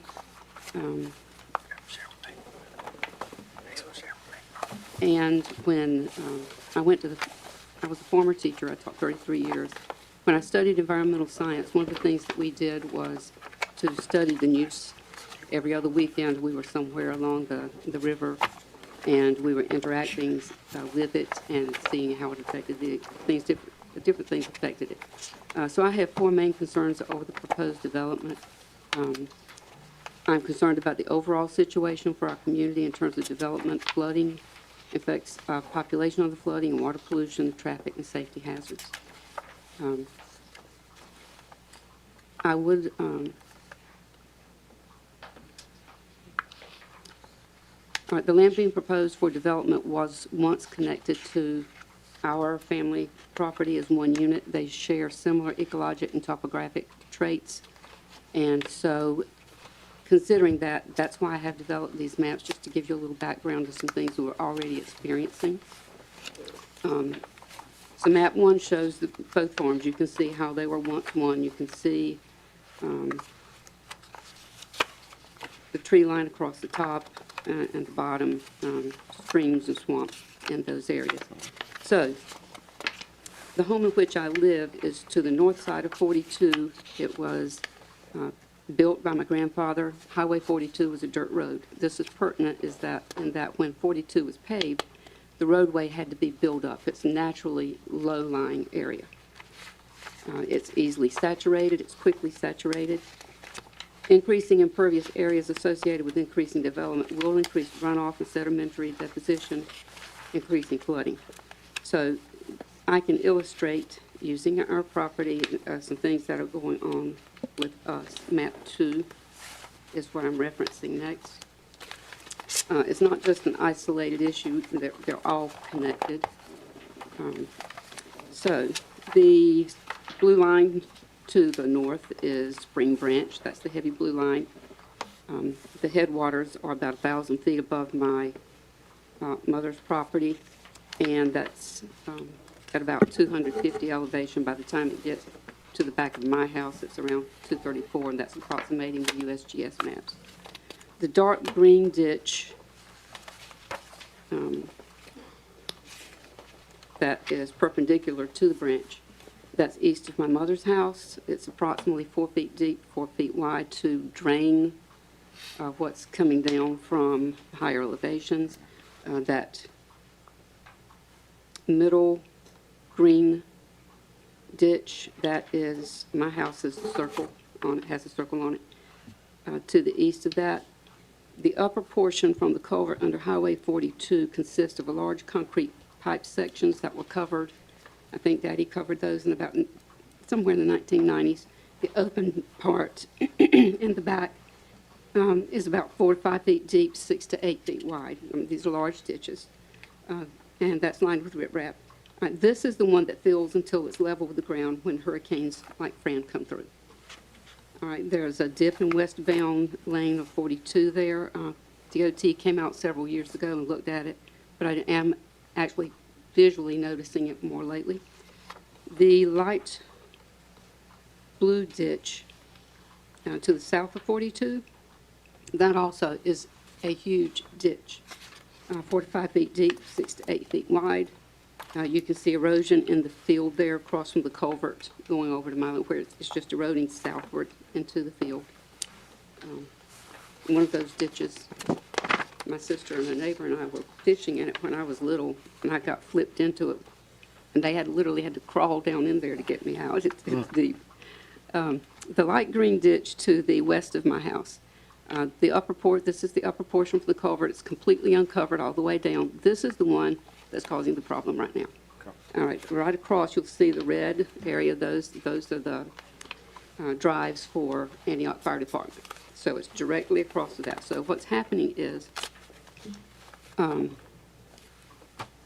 they have the containment pond, but water that's coming through is still bringing sediment. It's you can see go to the light green line, the small building, the small white building. Beyond that, the deposition is such that it just flattens out towards the branch. And we've tried to keep it dug out. It's just not working.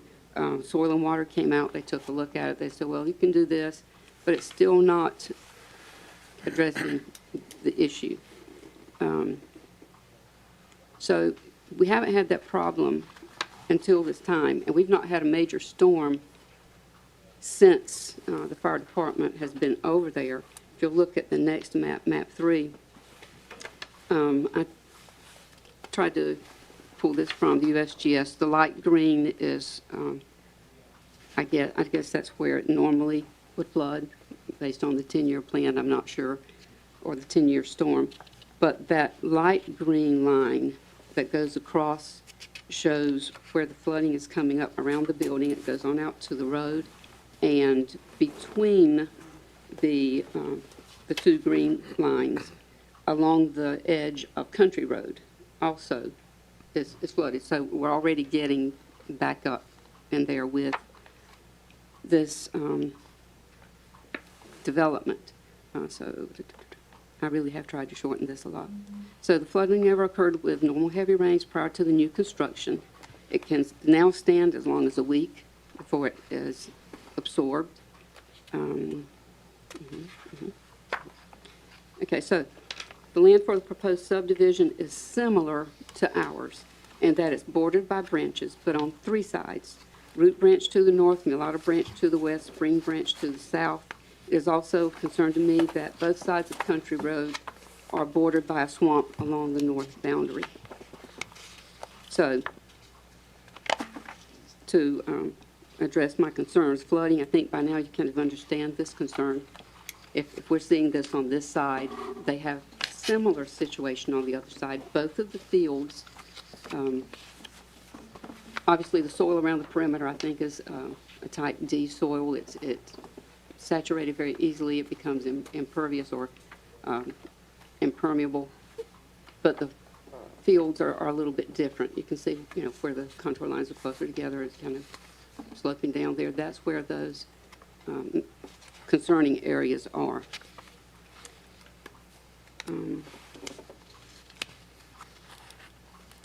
So, in your copies, I've noted on that, from my understanding, standard is 10-year flood plan, right?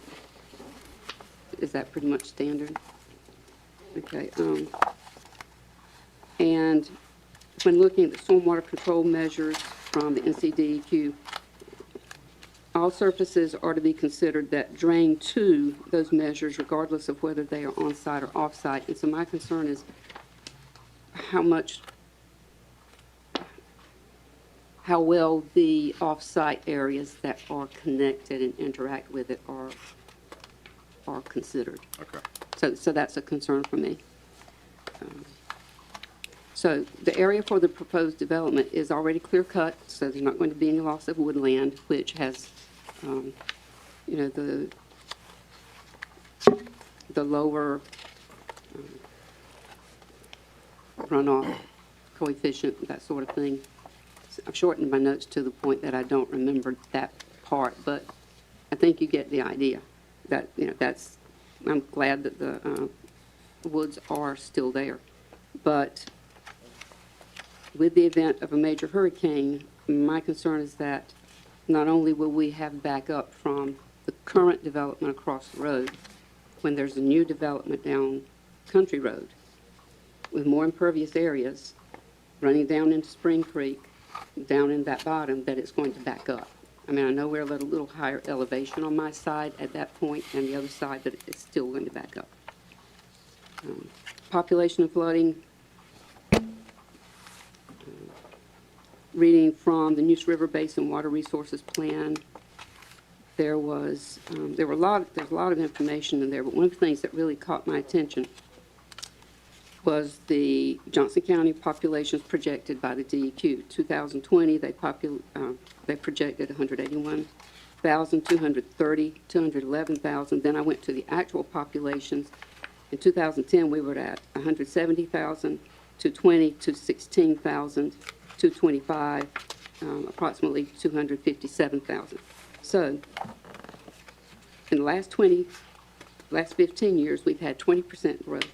Last 5 years, 17%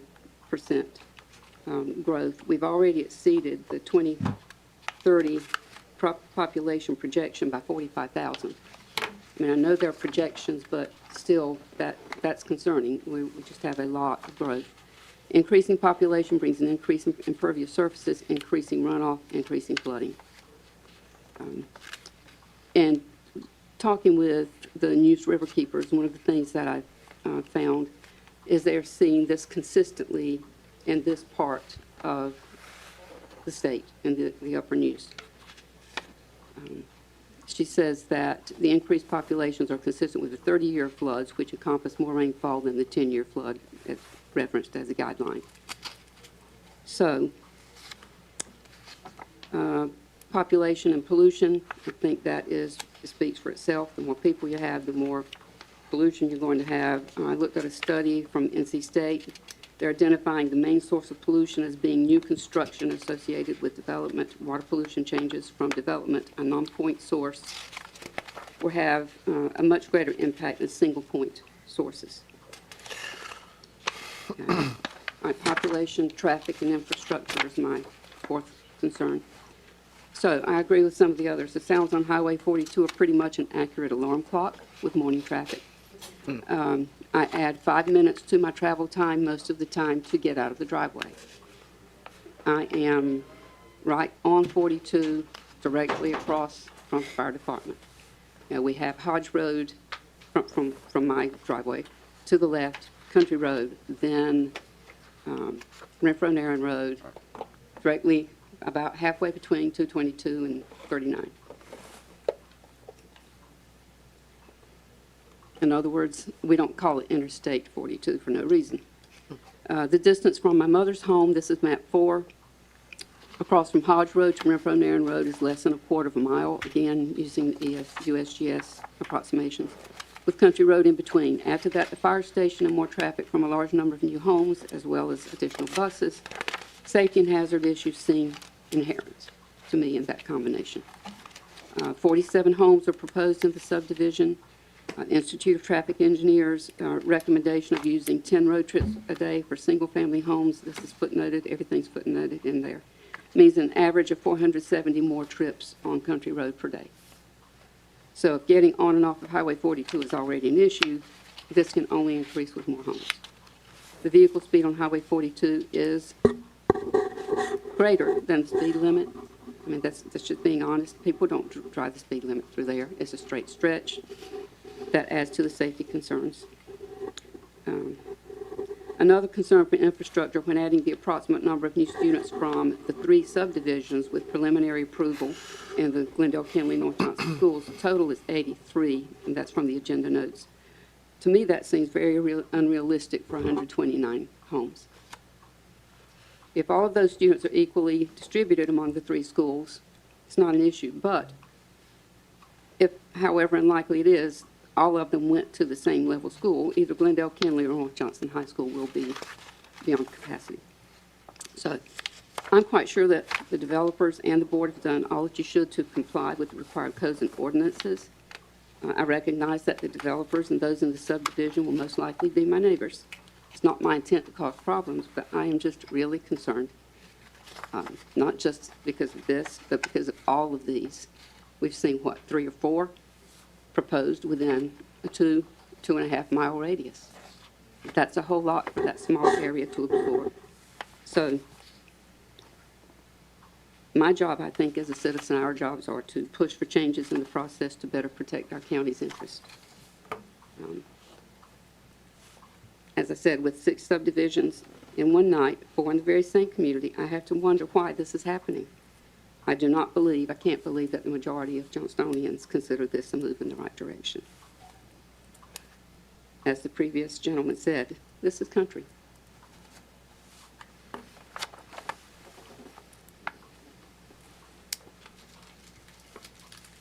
So I do have questions.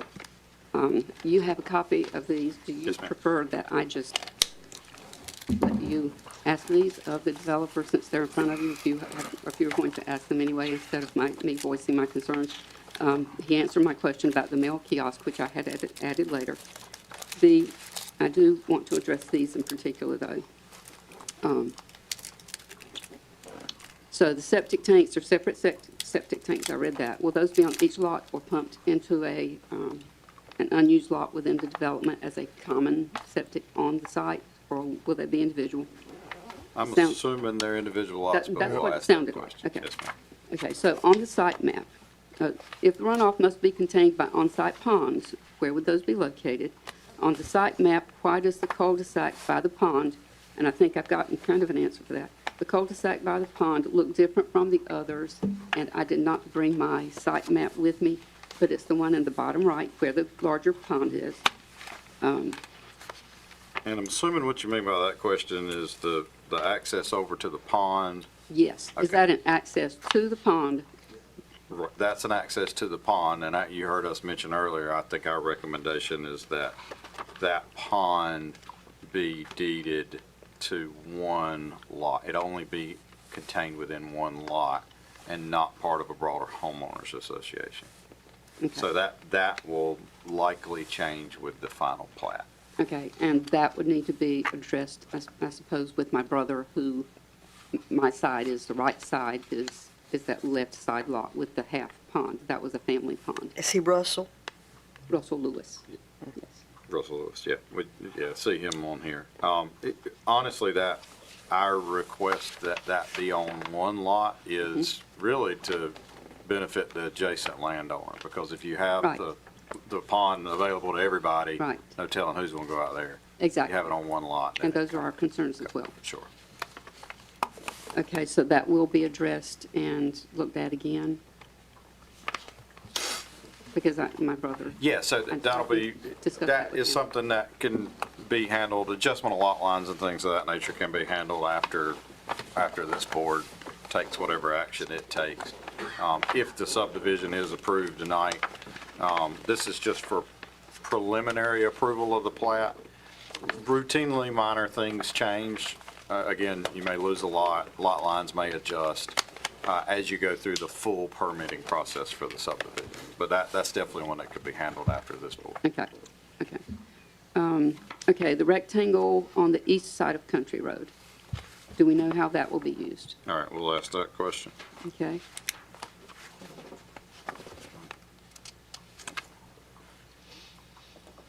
Again. And we'll ask about stormwater in general. I mean, I see a lot of your Yes, questions yes. are related to stormwater, how it's going to be managed and Right, handled. okay, okay. We'll get that answer for you. Gotcha. Okay, and so then I have some, yes, and the intermittent versus the perennial streams. Because Spring Branch, that's the one behind our house, that is intermittent. They address the perennial streams, but not the intermittent.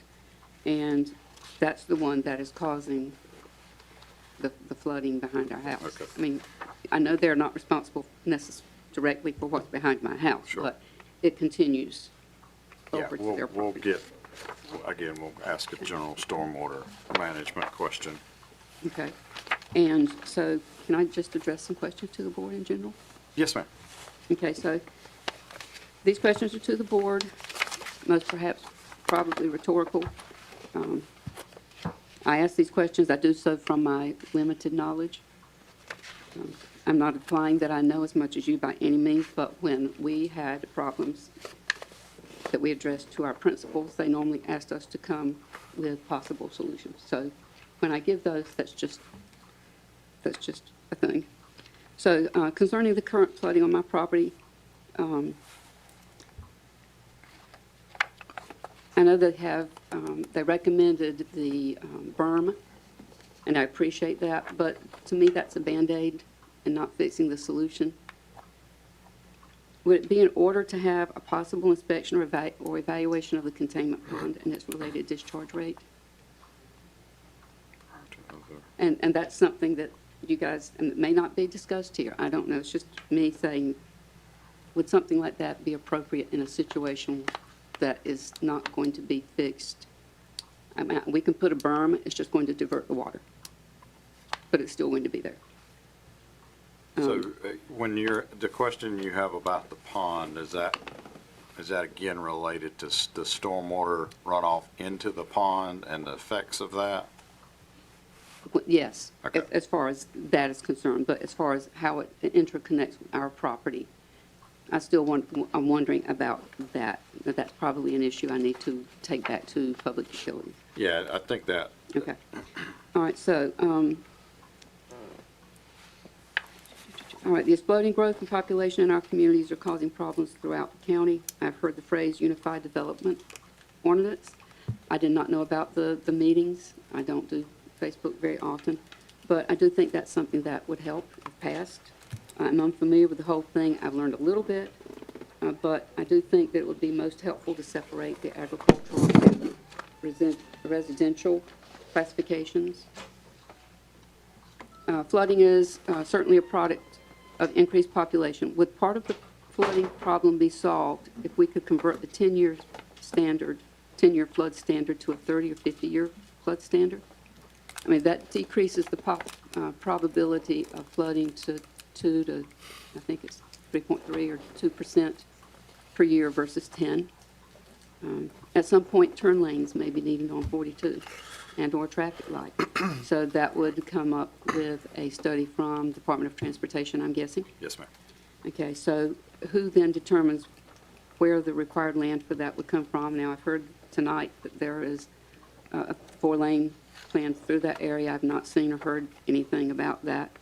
But, you know, you have to wonder where that land's going to come from because, as I said, my house was there when it was a dirt road.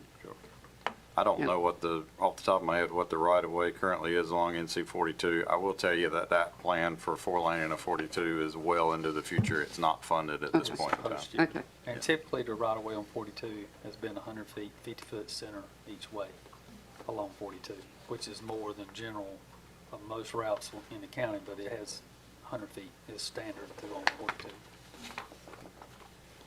But that wouldn't be enough. Yeah. Right. Okay, so just in general, how does addressing any new development affect our county infrastructure and budget in general? I mean, is any, for example, if something is required on the roadway or whatever, is that mostly, I mean, is that in any part absorbed by the development or is that all absorbed by the taxpayers? I think some of these broader questions are Somewhere else? somewhere else. I think you'd find that a lot of us also share your concerns. And, you know, again, as you noted, we've seen, I mean, every subdivision this evening has been in the same general area. Yes.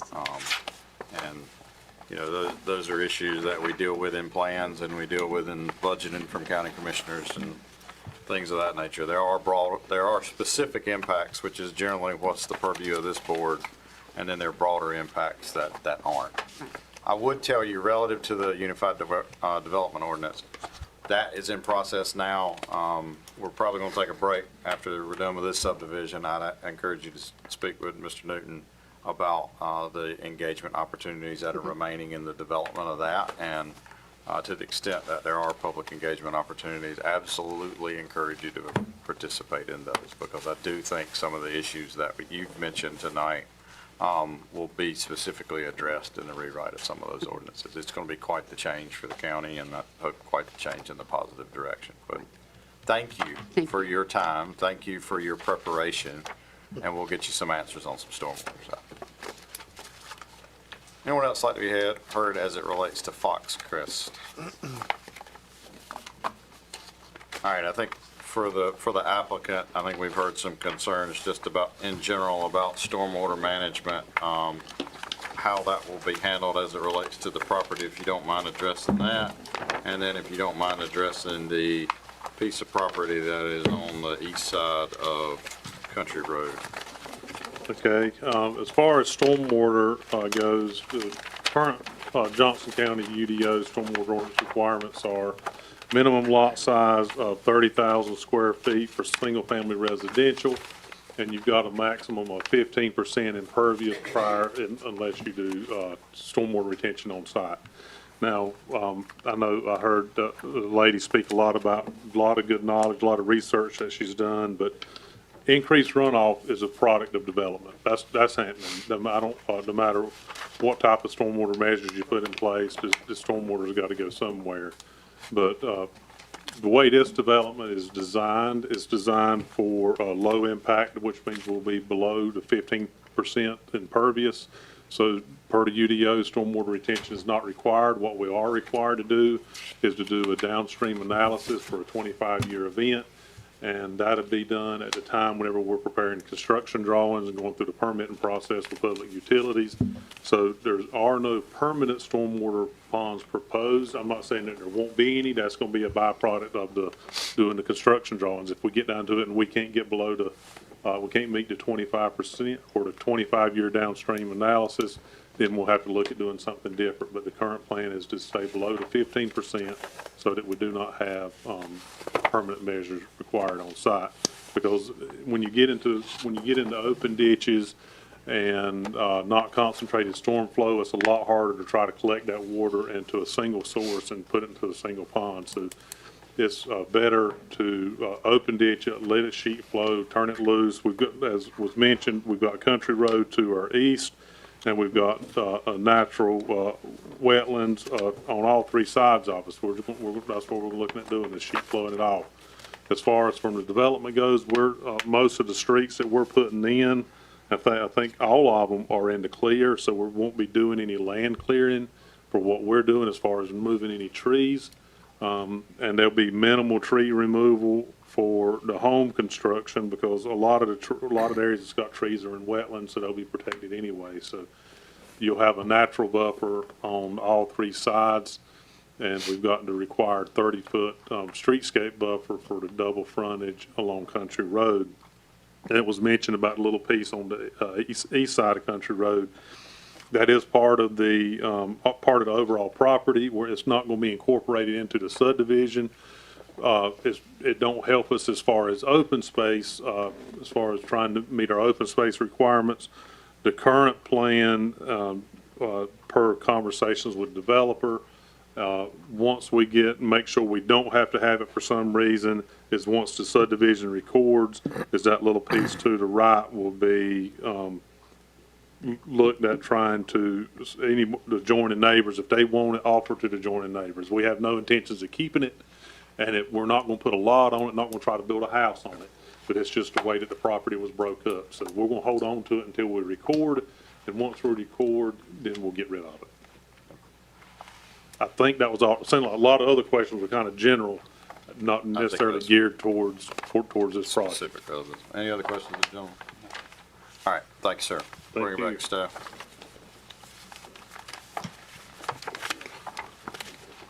Staff recommendation was preliminary approval subject to the conditions and requirements in the staff report. Make a motion to approve. Second. Motion. Can I ask a question about how we're going to incorporate? Do we need to incorporate in our motion about the pond? The lot lines. Yeah. If you wanted to be part of a condition.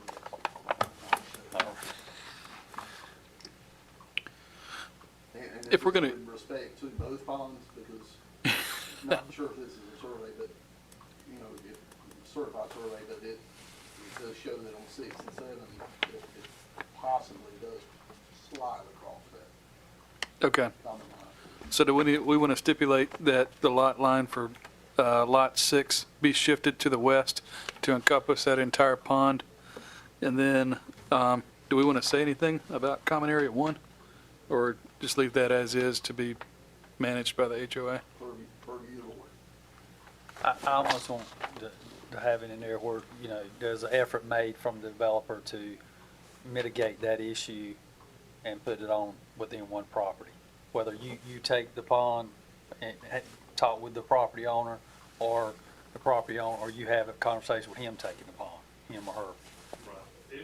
If we can discuss it, certainly go through it. We've had some preliminary conversations. Developers got an attorney on staff about what to do. They don't like the idea of the pond being split between two properties either. It'd be, if it different, if it was internal, split between lots versus it's split between an external party that's not part of the development. So the way it landed was to make so we wouldn't have an issue with the homeowners, was put it in the HOA. Right.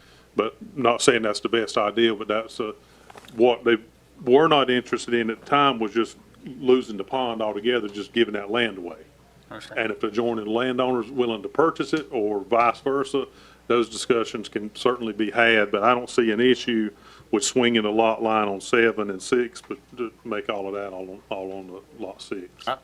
I think you've heard our intent. Yes, sir. I've heard our desire. Yes, sir. I think swinging the lot line on 6, 7, this is my opinion, you can do what you want with it. I think that makes sense. I think with the pond, you've heard what we feel like works best. Yes, sir. If you can work in that direction. We'll That's have, good we'll enough have for me. additional discussions about that, about the large pond and what to do with it and how to handle it. I don't know that there's without giving the pond to one or the other parties, there's no way to split the difference on keep getting that pond, so that it don't cut two properties. I mean, I think, Well, if you put the large pond, all of what you own on either lot, encompass lot 45, or put it with lot 37, at least then you're only having one property owner dealing with Russell Lewis Peel. Whereas right now, the way it sits, you got 40-something property owners that can go there. That's I understand. Does that make sense? Yes, ma'am. Yeah. I understand completely, and I'll take it back and I'll discuss it with. I mean, I would like to see it go with one or the other, that half of the pond, instead of a HOA having it. Because an HOA, there's just no guarantees in 10 years they're gonna be here, so who's gonna look after the pond? Yeah, Yes, ma'am. Understood.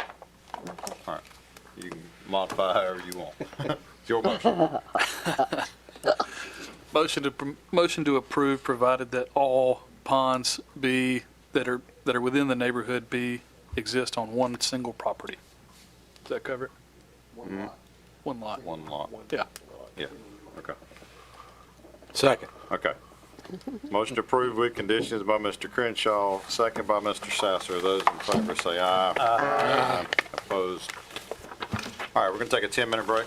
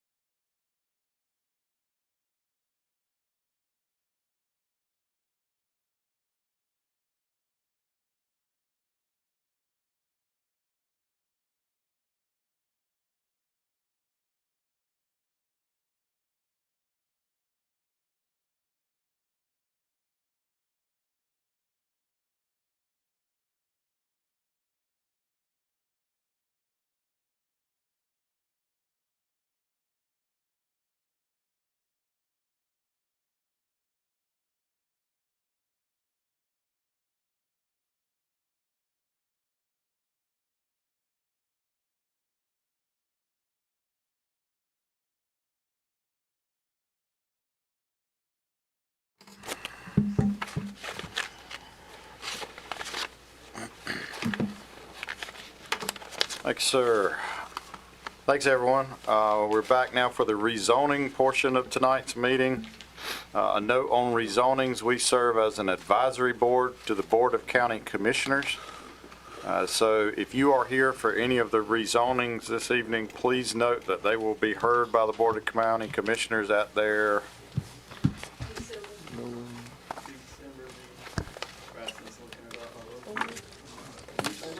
December 1st meeting. So please put December 1st on your calendar if you are here again for any of the rezonings. I'll remind everyone again, and thank you in advance for your, hang on, we'll give it a minute, folks filing in here.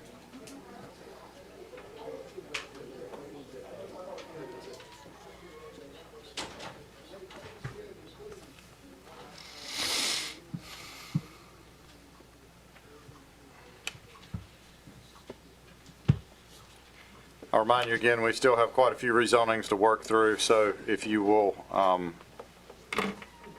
be brief in your comments and remind everyone again that quantity and quality are not the same thing. If you hear someone give testimony that is substantially similar to testimony that you had in your mind to give, we don't need multiple repeats of the same testimony, but if you have something new or a question, by all means, please come ask. That's why we're here. So we'll begin tonight with case 2507. Yes, sir. This is a conditional zoning case 2507. It's a petition to rezone 301.24 acres located on Gordon Road and US Highway 70 west in the Clayton Township from agriculture, residential, and general business to industrial 1 conditional zoning and industrial 2 conditional zoning. Owner is Stevens Enterprises LLC, Central Carolina Realty Inc., MAL Properties LLC, and Stevens Center Inc. Applicant is Beacon Partners. Conditional zoning request is various I-1 and I-2 uses, which is light and heavy industrial. The utilities and services are Wilson's Mills Fire District, Clayton Rescue Squad. Its existing land use is zoned AR and general business and is mostly vacant land. Surrounding land use is zoned agriculture, residential, and used for those purposes. Zoned I-1 and used as light industrial, and several adjacent properties are in the Wilson's Mills ETJ or the Clayton ETJ. Traffic count for this portion of Gordon Road is not available, and it does not appear on the comprehensive transportation plan as needing improvement. This area is located within a designated employment center place type on the envisioned Johnston County Comprehensive Land Use Plan. There were 33 notices sent out to adjacent property owners. A community meeting was held by the applicant and residents about this project. Staff met for pre-application meetings several times with the applicant, with the most recent being on October 8th of 2025. A traffic impact analysis was completed for this project and has been reviewed by NCDOT. Those are on your P-Cloud on the full TIA and DOT recommendations, and those are also in your packet. There is one note. After our recent meeting on October 8th, staff requested that they put maximum building sizes on the proposed buildings. So I need to let you know that your staff report reflects a different date under condition 1, but it should say, in the second sentence there, it should say dated October 13th instead of this year instead of the July date that was on there. Okay. Any questions of staff? Thank you, sir. Who'd like to be heard on behalf of case 25-07?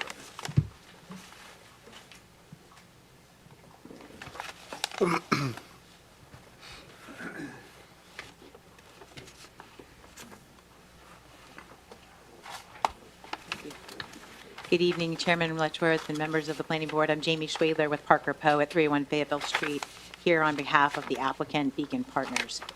Josh McArdle is here with us tonight, as well as Walker Gorham with Beacon Partners, and our design team is here to answer questions.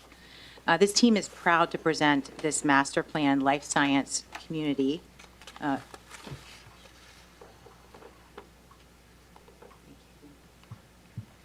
We're proud to present this master plan life science and industrial park on 300 acres along Highway 70 and Gordon Road, proposed as Industrial 1 and Industrial 2. This project will deliver the regional employment center called for in your county's plans in this exact location, and will make a significant private investment in public infrastructure, providing jobs and needed infrastructure improvements in the area. But at the same time, it will preserve open space and provide large landscaped buffers, in some cases tripling the county requirements to provide the sufficient transitions to surrounding neighbors. These applicants have developed in the area for years, most recently delivering a mixed-use project in Nightdale Gateway that you see on the left side of your screen there. That won a Community Appearance Award. We had many comments on the type and quality of this development, and when we met with neighbors and the applicant team received some kudos and relief as to how nice the project looked, and so we wanted to reassure the public and this board that that's the type of quality that can be expected here. They also have developed the Apex Gateway more recently and being able to attract some sophisticated tenants there that really not only provide jobs to the Apex community, but enhance the tax base over time. The place type, as was mentioned, is the employment center place type, and that really calls for a type of employment center with mixed-use projects, with mix of uses that generate jobs. So you're looking at the types of uses being light industrial, office, a mix of uses that would provide restaurants or areas for folks that are working in the area to be able to do their personal services and shopping. But it also encourages open space for passive recreation and gathering. It's exactly what we're offering here. And so based on that recommendation, we're bringing forth a proposed zoning that is a conditional zoning split between the Industrial 1 and the Industrial 2 districts. You can see on the right-hand side of your screen is the plan that was referenced earlier, that was submitted earlier this month, that breaks the area down into 3 different pods. So this concept plan, as part of our zoning conditions, would have to be developed and kind of substantially similar to the way that this concept is laid out. And it breaks the area into 3 different pods. At the top of the screen there, Pod A is the top in orange. Pod B is kind of in the center of the screen, also in orange. Both of those would be in the Industrial 1 district. And then Pod C is to the bottom of your screen, outlined in magenta, and that would be in the I2 district, Industrial 2 district. You can see on the screen we've got the breakouts of the building summaries. We not only broke out the square footage limitations and maximums per pod, but also per individual building, and that was a result of some very productive discussions with staff, which we very much appreciate. In addition to breaking out the overall master plan into 3 different pods, we have many conditions. They're all listed in your staff report, but I'd just like to focus on the key conditions that really make this employment center stand out and make the benefit clear to the county. First, we are providing that type of employment center that allows us to attract the key tenants that will grow the tax base and provide the jobs that your comprehensive plan calls for. But we're also balancing these conditions with minimizing the impacts on the neighbors, recognizing that we are in an area where there's interest in the surrounding neighborhoods, and trying to make those transitions reasonable. And so that led us to these key conditions that are on the screen. We're limiting our maximum development to 2.8 million square feet of research and development, office and warehousing uses combined between the 2 industrial uses. We're limiting ourselves to over 45 prohibited uses. Those uses would otherwise be allowed if this was a general zoning case or generally in that district, but we're taking the additional limitations and putting them on ourselves to reassure both the board and the public that certain uses, over 45 of them in this case, would not be located on the site. Third, we're limiting our maximum building height to a maximum of 50 feet to provide that certainty of what folks would be able to see and otherwise experience at the building height that we're proposing. We're enhancing the perimeter buffers. This was done in direct response to not only an on-site meeting with local property owners, but also a larger community meeting that we voluntarily held, and understood that the buffers were important, and to emphasize that importance and respect those requests, we've tripled the county standard in the perimeter buffers, going from 15 to 50 feet, and we've doubled the standard of planting. So not only do you get a wider buffer, you get a more substantial buffer.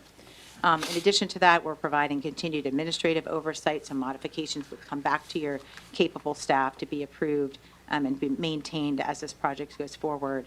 And then we're preserving an additional 61 acres of adjacent zoning that is outside the scope of our zoning, but we deliberately did not include that here.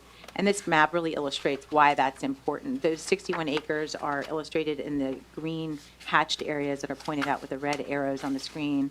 And as you can see, they separate our proposed development from two of the existing neighborhoods, the Edinburgh neighborhood up to the northwest, and the Ellas down to the southwest. And so listening to that feedback from both of those community meetings, we excluded that acreage from the request. And it serves as an additional kind of default buffer in addition to the perimeter buffers that we've tripled. This slide illustrates how that enhanced buffer really works. You can see at the top of the screen is the illustration of the county required buffer, and then towards the middle is both that, triple the width and double the planting standard, really providing for a more substantial screening for our buildings. And so in addition to providing the exact type of use that your comprehensive plan requires and providing those transitions, this project is providing a significant public benefit in providing jobs, enhanced infrastructure, and a continuing source of revenue that will ease the burden on taxpayers over time. The Regional Employment Center will generate a significant amount of construction jobs, but also local permanent jobs to maintain the center, to run the office and other supporting commercial uses that we've permitted to go in this mixed-use center. And then the infrastructure investments that will come along with this are significant. So not only are we building about $10 million worth of roads and sewer infrastructure, but that sewer infrastructure will extend an existing line to open up capacity for sewer for over 1,000 acres. So, without this project, that could be a capital expenditure that the county would otherwise have to lay at the feet of taxpayers, and we're providing that at an earlier stage because it's going to be tied in with our project, but also in a way that relieves the burden on public investment. And then finally, revenue. We estimated when this project is stabilized, so when it's fully built out, we'd generate about $20 million in annual property tax revenue. So a long build-out standpoint, but over time, it will become a self-sufficient and generating revenue that you can use for this project or other projects throughout the county. So all of that adds up to over $10 million of private investment, all without taxpayer money, providing needed infrastructure improvements and the jobs that are called for by this place type designation. Because of that and the wonderful work of the staff report, which we very much appreciate the collaboration with staff and the recommendation for approval, they found it consistent with the comprehensive plan. We've just noted several policies on the screen that are of relevance, policy ED1, NR2, and LL4, which all focus on providing jobs in this place type designation, but also providing the open space and the recreation that will provide that kind of buffer and balancing out of this use to surrounding areas. And in addition to all of that, this project just provides a significant public benefit in not only meeting that need for the Regional Employment Center, the private investment that I mentioned, but also making sure that we're listening to neighbors and providing the reasonable transition that's called for in your plans. So we appreciate your time. I'd like to turn over my time to Josh McCardle to say a few words about Beacon. Thank you, Jamie. Good evening, board members. Appreciate the opportunity to listen to our case tonight. I think Jamie did a great job of laying out our case and our project. I just wanted to emphasize a few key components about Beacon, how we view these projects, how we view our community impact. Beacon, by nature, we are a hyper-local developer and investor. We've been around for 30-plus years. All of our investment has been in North Carolina specifically. We have an office in Charlotte and in the Triangle. Our entire project team, staff working on this project calls the Triangle MSA home. We raise our kids here. We care deeply about the community. Doing these master plan parks is a big piece of our business.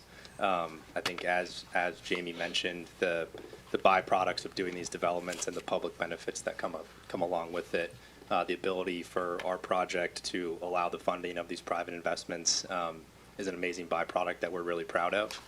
We have a track record of success, as Jamie mentioned, most recently in Apex and Nightdale. We're long-term investors.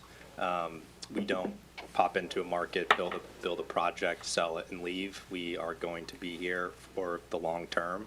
So we take a lot of care in the design of our buildings, and as you all saw in the photos that we shared from Apex and Nightdale, we spend a lot of time in the general architecture of our buildings. Obviously, we want the community to try past it and be proud of what's in their community. We want to be proud of putting our logo on that in the community. We want the Fortune 500 and large companies who want to come locate in Johnston County to be proud to put their logo on that building. So I think all in all, we care deeply about these projects. We're long-term investors, and we have a ton of belief in this project and the amount of companies and businesses that want to locate in Johnston County, and we're excited for the opportunity to bring that here. Thank you. Thanks, sir. Any questions of that? Hang on, we'll get to you. Questions from the board of the applicant? Thank you. Anyone else like to be heard in support of case 25-07? All right, anyone in opposition to 2507 or anyone with any questions about case 2507? Yes, sir, now's your time. If you'll give us your name and address, please. My name is Trey Gordon. I live at 1580 Gordon Road. Okay. The family, I'm the 5th generation on that road. We've been there since 1880. Up there on that map, and I can't point to it with my finger from here. Do what? No, go back to where you were. See that road? Right there where my finger is? Can you highlight on that? All right. Okay, we got you. Move his little hand up. You see where that road goes down? Well, I'm right there to the right side. Okay. All right, so when y'all build that road in there right there, you go to Pod A, and you get ready to put in a turning lane. You go put that in my front yard?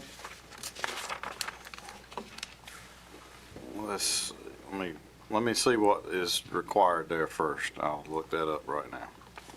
Or what NCDOT recommended at that location.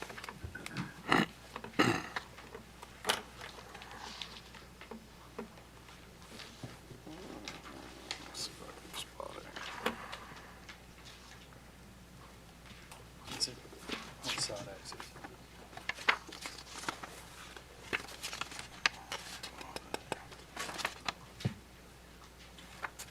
Bear with me just a minute.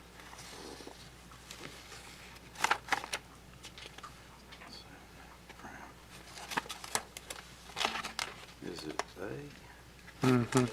A? Okay. Okay.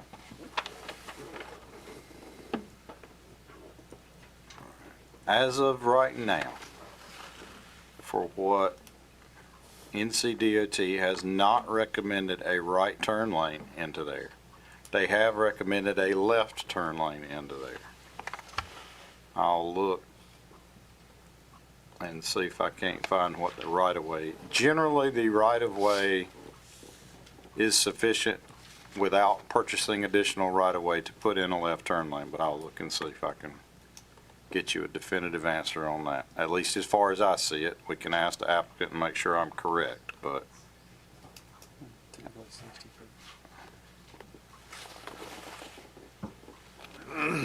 to the right spot. Should be 60. Okay. So within 60 foot, yes, you can fit a left turn lane in without additional purchase of right-of-way. You say additional purchase? Yes, that you will not need purchase of right-of-way outside of the current right-of-way limits of that So road. technically, they can come on my ditch to put in a turning lane for their road when they have all the land that they can use their land for their own turning lane and move their road. So y'all want to come in my yard to make a turning lane for their road? No, currently what DOT's review and requirement is an eastbound left turn lane. So it's gonna be from where the hand is on the screen here. Okay. It's gonna be in this direction and a left turn in here. So Okay. there will be no expansion based on what's currently required. There will be no expansion here. All right. Let's go back to Pod A. Spoke of sewer. There is no sewer on that road. To go from Part A to the rest of it, where you gonna run your sewer? I'm in the middle. All right, we can ask the applicant of that, what the Yes. direct route is for the sewer. I'll get that one answered for you. All right. I have cows, horses, and donkeys. I raise hay and I farm. 5th generation, been there a long time. When am I gonna get complaints about my tractors and my animals and the smells and what's the county want to do then? 'Cause right now we're at home. They're coming to us. And the traffic on that road right there is miserable. 'Cause Novo is bringing them in by the thousands. Novo's gone right up here to the bottom of the screen on the left, had to build a parking lot. And this morning at 4:45, there was 3 tour buses up there dropping people off. 'Cause they ain't got nowhere to park them. And the road's already all to pieces because of the traffic and the dump trucks. And between the bottom of the screen and 70, the DOT, I watched them do it, went out there to fix a pothole. There's motocross tracks that are in better shape.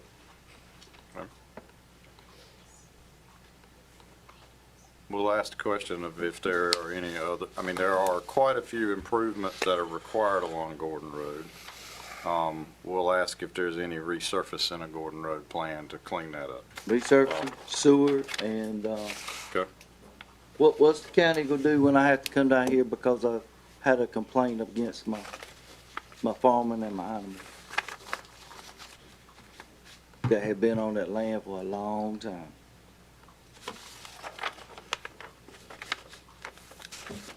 Good question. The I back don't of have money, that answer. the back of money bought all that whole farm.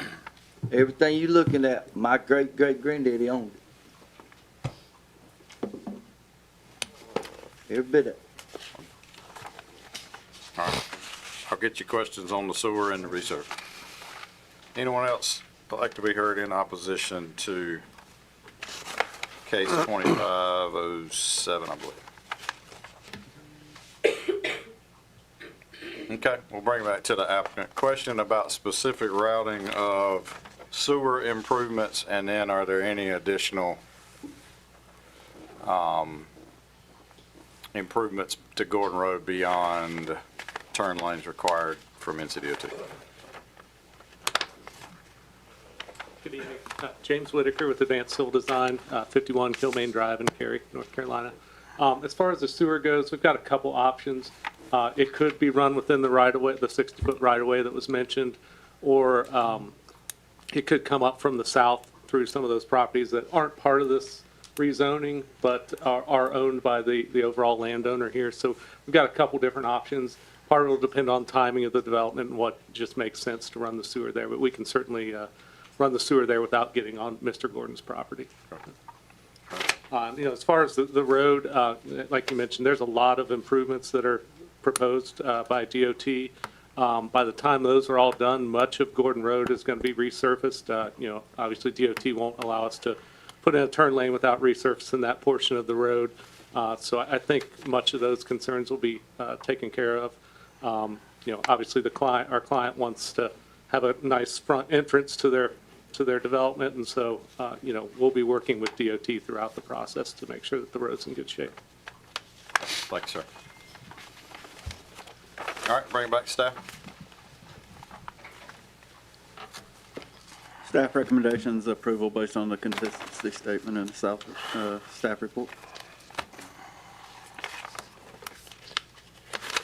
And I believe we do need to make sure that we get concurrence on the conditions that are included in the staff report from the applicant. So if you don't mind giving me verbal confirmation of those conditions, please.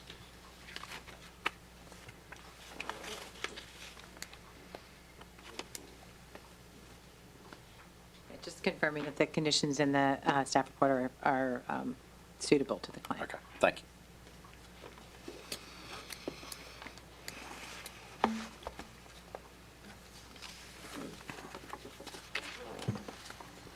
motion to,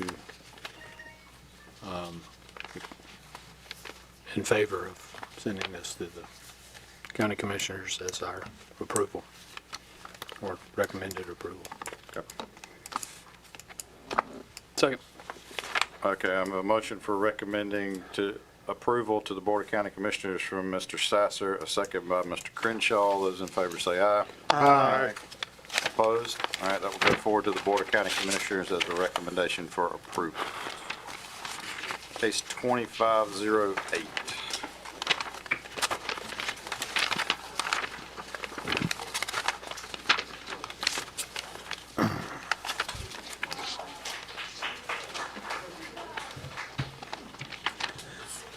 Might give it a second.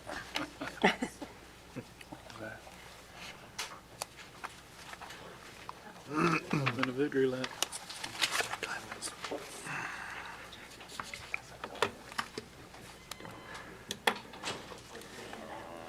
We're ready, sir. Yes, sir. Go ahead. Thank you. Rezoning case 2508, petition to rezone 0.2 acres of a 0.872 acre tract located at 11114 Cleveland Road in the Cleveland Township from agriculture residential to general business. Owner is Bobby Creech, applicant is Jana Brown. It's utilities and services, Macklemore Fire and CNS Rescue. Existing land use is on agriculture, residential, and general business and is vacant land. Surrounding land use is on agriculture and residential and used for those purposes, zone general business and various uses, storage facility, a commercial flex building, a vape/smoke shop, and various other general business uses. Traffic count for this portion of Cleveland Road is 11,500 vehicles per day. That was in 2022. And this portion of Cleveland Road appears on the comprehensive transportation plan as an existing minor thoroughfare needing improvement. This area is located within a designated medium-density residential future land use place type on the envisioned Johnston 2040 comprehensive land use plan. It's an area that's characterized by moderate density residential development. It allows residents to live close to jobs, shopping, and services. There were 8 notices to adjacent property owners. The remainder of this parcel was approved as general business in February of 2022. Just a little, she'll be able to fill you in a little bit more, but apparently the lot lines had to change for them to be able to do the business that they wanted to do, so that's why part of it's AR still. Okay. Thank you, sir. Any questions, staff? This is essentially just cleanup. It was basically one tract was general business, and I believe what they wanted to do, they couldn't do it because of some reason. I don't know if it was septic. I don't know what it was, but they had to redo the lot lines, basically. Thank you, sir. Who'd like to be heard on behalf of case 25-08? Good evening. My name is Jana Brown, 602 Balmoral Street, Clayton, 27520. And yes, I'm just requesting basically cleanup. That's a good word. Just to get this remaining tiny little property filled in as general business. So we divided the former 2 lots into 3. My dad lives on the 3rd one. And the first one, do y'all have this? Mm-hmm. You I do? don't know that we have that specific one, but Okay. yeah, we do. Yeah, We do. Okay. It's just not in color. Okay, so my dad lives on 3. We purchased 1 and 2 basically for me to open an ice cream shop and maybe some mini golf. But that little house, and I was going to try to let it be in that existing little house on lot 1, but we spent some time, knocking out walls and starting to make things happen, and it just proved to be over and over again not structurally sound enough for a commercial business. So we decided to kind of scratch that, create a lot in the middle, and I'm planning to build a new building on the middle lot there.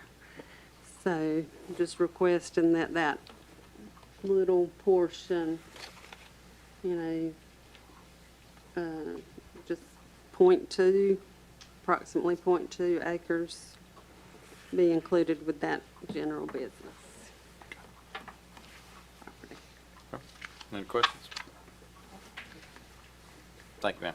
Thank you. Anyone else like to be heard as it relates to case 25-08? All right, bring it back to staff.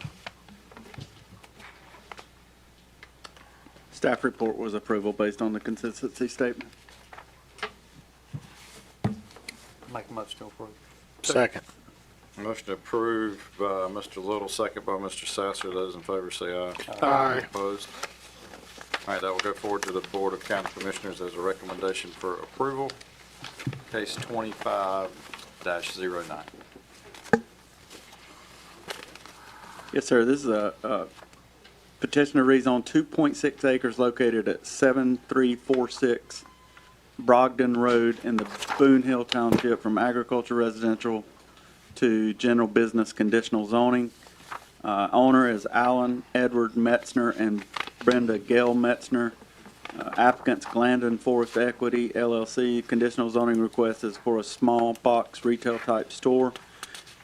Utilities and services are Brogden Fire District and Princeton Rescue Squad.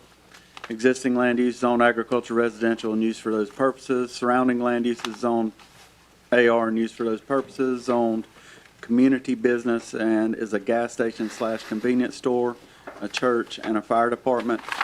Traffic count for this portion of Brogden Road was 1,700 vehicles per day, and that was in 2023. It appears on the comprehensive transportation plan as an existing minor thoroughfare with adequate design capacity. It's located in a designated rural crossroads future land use place type on the envisioned 2040 comprehensive land use plan. Uses typically include convenience, retail, food outlets, restaurants, fuel stations, and agricultural support uses. There were 10 notices sent out to adjacent property owners. A pre-application meeting was held with the applicant by staff on July 8th of this year. I do have one change to the condition, or to the staff report since it was sent to you guys. We've had further discussions with them, and a condition number 2 was added to limit the building size to 10,000 square feet, and it was after discussions between staff and the applicant.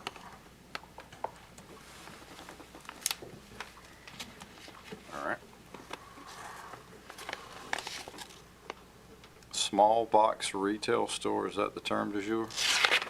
All right. Any questions of staff? Thank you, sir. Who'd like to be heard on behalf of case 25-09? Hello, I'm Brent Purdom. I'm with Bowman. We're the engineering firms that was working on this development. Address is 4006 Barrett Drive, Raleigh, North Carolina.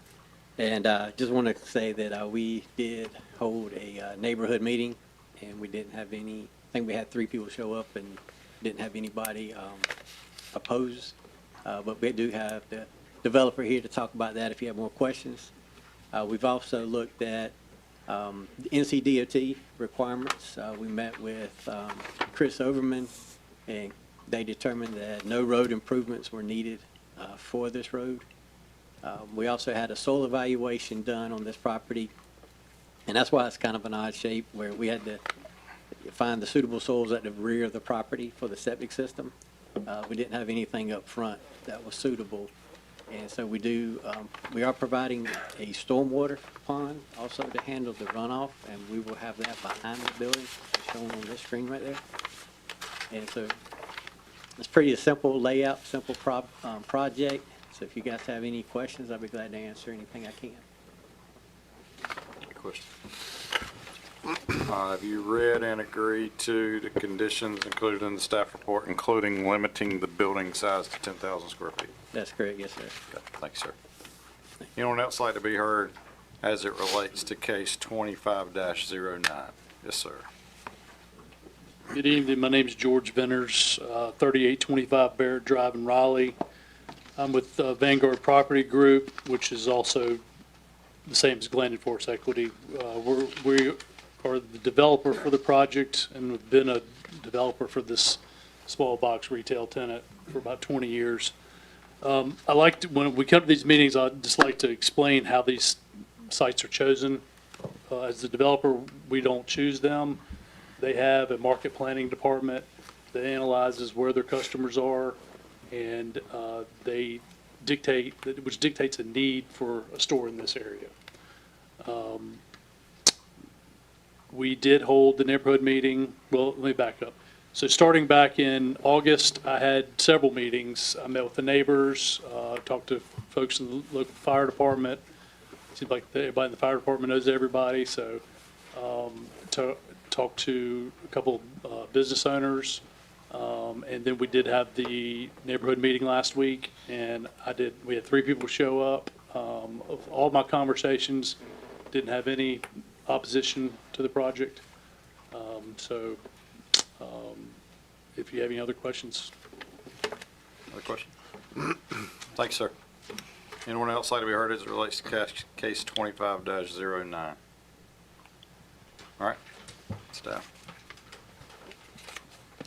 Staff recommendation is approval based on the consistency statement and staff report. Make a motion to approve. Second. Motion approved by Mr. Little, second by Mr. Crenshaw. Those in favor say aye. Aye. Opposed? All right, that'll go forward to the Board of County Commissioners as a recommendation for approval. Case 25-10. Conditional zoning case 25-10, petition to rezone 25.06 acres of a 66.24 acre tract located in the 400 block of Angie Road in the Cleveland Township from Mobile Home Park District to Agriculture Residential Conditional Zoning. Owner is Taylor Joint Living Trust, Alfred T. Taylor Jr. and Barbara H. Taylor, trustees. Applicant is Duke Energy Progress LLC. Conditional zoning request is electrical substations, switching stations, transmission lines, and related facilities served by the 5210 Fire and Rescue. Its existing land use is zoned Mobile Home Park District and is vacant land. Surrounding land use is zoned agriculture residential and used for those purposes, zoned Mobile Home Park District and used for the mobile home park. Zone general business special use district and is a shopping center. Traffic concerns. Traffic count for this portion of Angie Road is not available. It does not appear on the comprehensive transportation plan as needing improvement. This area is located within a designated low-density residential place type on the envisioned Johnston County Comprehensive Land Use Plan. There were 25 notices sent out to adjacent property owners. A pre-application meeting with planning staff was held on August 21st of this year. Any questions of staff? I have one. I knew it was zoned mobile home park development. I didn't realize it was vacant. The way it's zoned right now, the current owners, could they come in and put a mobile home park there if they wanted? Yes, ma'am, by right. Okay. Under the current zoning? Provided all standards. Correct. Yeah. Included in the UDO, we made it for that mobile home. Right. Park. They do a specific standard for development. Okay, okay, gotcha. And this particular portion, it's a large tract separated by Angie Road. This is dealing with only the southern side of Angie Road.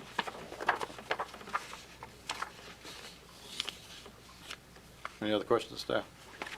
Thank you, sir. Who'd like to be heard on behalf of case 25-10?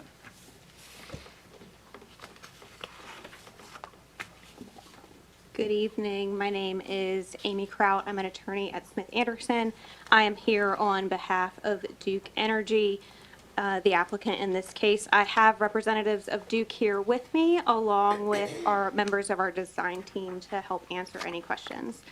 The first thing I always like to do, thank you, is to say thank you to staff for all their work on this project. We appreciate the ability to work with the county staff and the county to provide this much needed substation to the area. We are requesting to rezone the property from that mobile home park district to agricultural residential conditional zoning for the purposes of a substation. So a little bit about just the substation generally. Providing stable and reliable energy supports the daily needs of residential, commercial, public safety, recreational, and civic uses, and really helps maintain the quality of life for the community.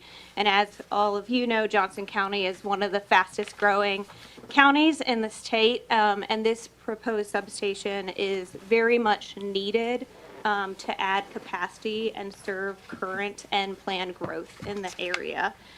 It'll increase resiliency and the reliability of electric service. So it does meet that criteria in the code of being essential to the service of the area. As staff noted, this is the property location off Angie Road. It's near that Wake County, Johnston County line. It is a 62-acre property, but Duke is only under contract to purchase the southern half, which is the project location highlighted on this next screen. This is about 25 acres, and the way Duke chooses its sites, there's several criteria that it looks for, and this meets those criteria. It has an existing transmission line that already bisects the site on that kind of eastern property line area. It's already cleared, so there's less kind of environmental impacts. The topography is sufficient for a substation, and it's near that load center that they need. Existing zoning, again, this is a mobile home park district. As was asked, they have the right to come build a mobile home park on this as long as they meet all the requirements of the code now. So really with this rezoning, it is a less intense use than what's there permitted by right, because we're only zoning it for a substation, and we're going to agricultural residential, which is that light pink that surrounds this. The substation site plan, and generally I'm going to do kind of a broad overview, but we do have our design team here and DEP to answer any questions that you have. We do have 10 zoning conditions that are related just to the development of the site, and I'll highlight a couple of those. There's one access off of Angie Road, and there will be an access gate kind of right off as you come off the road. The substation itself is completely fenced in. That's a requirement of the code. It'll be a 7-foot fence with a foot of barbed wire on top. And it will tap into that existing transmission line on the property. Again, it's something that we look for because it just less transmission routing, et cetera. That's what we look for in a property. We are preserving trees where possible, and where there either wasn't trees before or where needed, we're supplementing with the required 20-foot buffer. There's no traffic impacts really for a substation. On Angie Road, substations are typically visited once a month for routine maintenance, a little bit more in times than emergencies, but other than that, that's all there is. So there is no official parking on the site, but there's sufficient parking in that kind of front area right before you get to the gated substation area. There's also no required utilities for the site. So one of the things that we wanted to do was provide kind of an illustrative example of what the substation would look like on the site. You can see those vegetative buffers around kind of on Angie Road and down the side, and all of the trees that we're working to preserve. So this is just kind of that aerial view. And then we're going to go into a street view. It's kind of hard to see on the screen, but it's at the corner I've highlighted in red. This is the current view if you're going from west to east on Angie Road. This is what that property looks like now. You can see the neighbors kind of buffering and plantings right there, and our property is to the east. There is that existing transmission line that you can already see there, and that's what it looks like today. With the 20-foot landscape buffer mature, this is the same view from the site. We're fulfilling the code requirements of that 20-foot buffer, and this is what you would see with all the plantings that are required under the code once they get to maturity. And you can still see kind of the top of the transmission line in that kind of small boxed area. And then in the bottom left-hand of the screen, that's kind of where the substation will be. It's kind of an overlay behind the trees.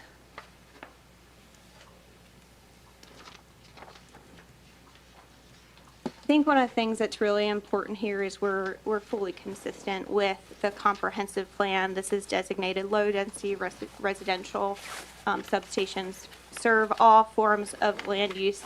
And important to note, this is a less intensive use than what it's currently zoned for, that mobile home park. And staff has recommended approval and stated that the request is consistent with the comprehensive plan. Specifically, another point of note is this is in a tier 1 priority investment area for economic development. And a stable power grid enhances public safety, economic development, and quality life, as all forms of land use really rely on this electric power to support daily needs. And then specifically, it aligns with two of the direct goals of the plan, which is, is necessary infrastructure to keep up with new development, and is the county prepared to address emerging issues and improve emergency responses and increase resiliency. This substation is needed to increase grid resiliency and address capacity of this fast-growing county. So we're happy to answer any questions you have about the site plan or the substation. I've got a whole team with me, so we're happy to do that. Any questions of that? Thank you. Thank you. Anyone else like to be heard in support of case 25-10? All right, anyone in opposition to or have any questions? I saw your hand up. All right, we got a lot of hands. I saw yours first. We'll go. Yeah. Nice little picture. Okay. Yeah, come up. Give us your name and address, please. Thank you. Said it spins. I wanted to know. Yeah. Dan I didn't know that Downs. either, so you taught me something. Yeah, name's Dan Downs. I live at 167 Freewell Place, North Carolina. I live, actually, can you bring up the site plan again?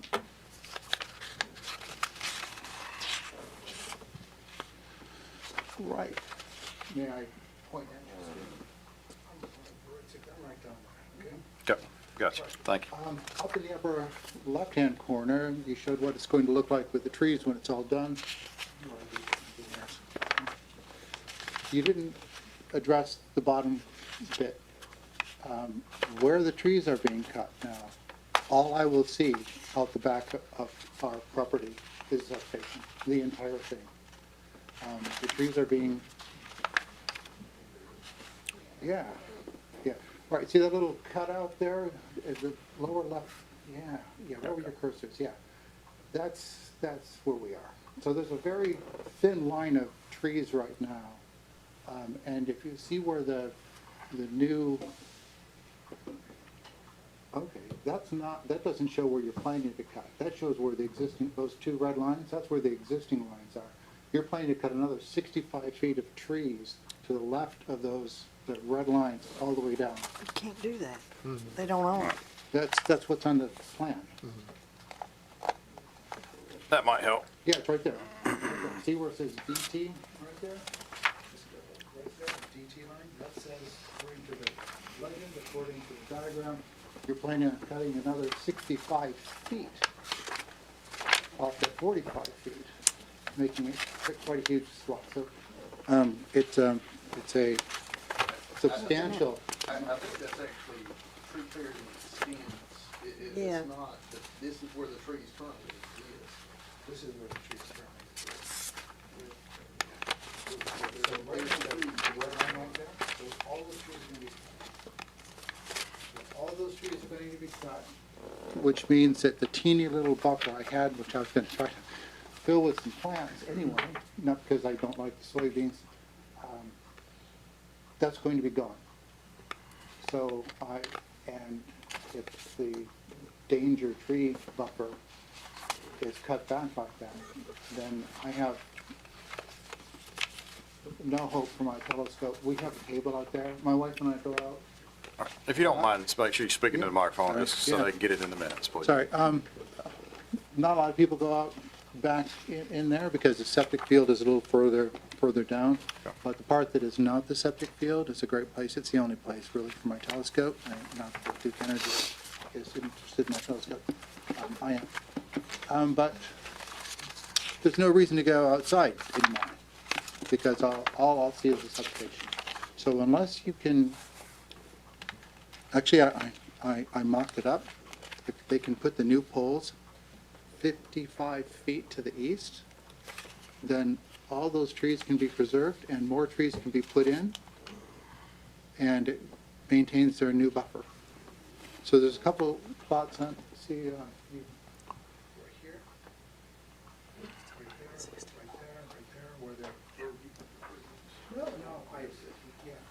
where where the new poles are being. Yeah, there you go. If there's a new pole on you be there and there. Sorry, Mike. Won't do it again. There's a current pole right there, and there's a current pole right there, but there's two new poles here and there. And the little mock-up I did, if you move those poles 55 feet that way and 55 feet that way, I think the engineers will probably be able to figure out how to manage that. Then the DT line, which goes here, it also gets moved over 55 feet. And that huge swath of trees does not have to be cut down. And in fact, we can put up more trees so that I don't have to look at the substation. I like electricity, no one likes substations. I guess that's kind of why we're here. Anyway, so I just happened to notice that on the mock-up that we were left off down in the southeast corner. So, thank you. Thanks, sir. Mike? All right. We also like to be heard as it relates to 2510. I saw a slew of hands. Y'all, that's fine. We'll get to you next. You can be on deck. We'll work through it. Yes, ma'am. Hi, I am Lauren Kornosky, Kornosky. I live at 109 Freewell Place. Okay. I understand that growth requires infrastructure, but this location is simply the wrong place for such a project. Our neighborhood is residential, full of young families, children, and homeowners who take pride in their community. A high-voltage substation of this scale would drastically change that environment and diminish the value of homes that so many have worked so hard to afford. Our property taxes were just raised, yet now we face a project that would make our homes worth less. That feels fundamentally unfair. I urge you to protect our community's integrity and deny this rezoning request, and let Duke find a more suitable location without sacrificing our neighborhood's well-being. I looked at your county website or your rezoning information. It states, the purpose of rezoning and its associated regulation is to achieve compatible development of land within the county. This should be done in a manner that promotes public health, safety, and the general welfare. Zoning should also promote efficiency, energy conservation, and economy and development, as well as make adequate provisions for vehicular traffic, promote desirable living conditions, and stable neighborhoods. County goals stated compatible development of land. This substation is industrial utility infrastructure, not compatible with residential homes or small community traffic corridors. Promote public health, safety, and general welfare. High voltage transmission facilities raise safety and perception concerns. They also generate noise, electromagnetic fields, and visual blight that affect residents' well-being. Promote desirable living conditions in stable neighborhoods.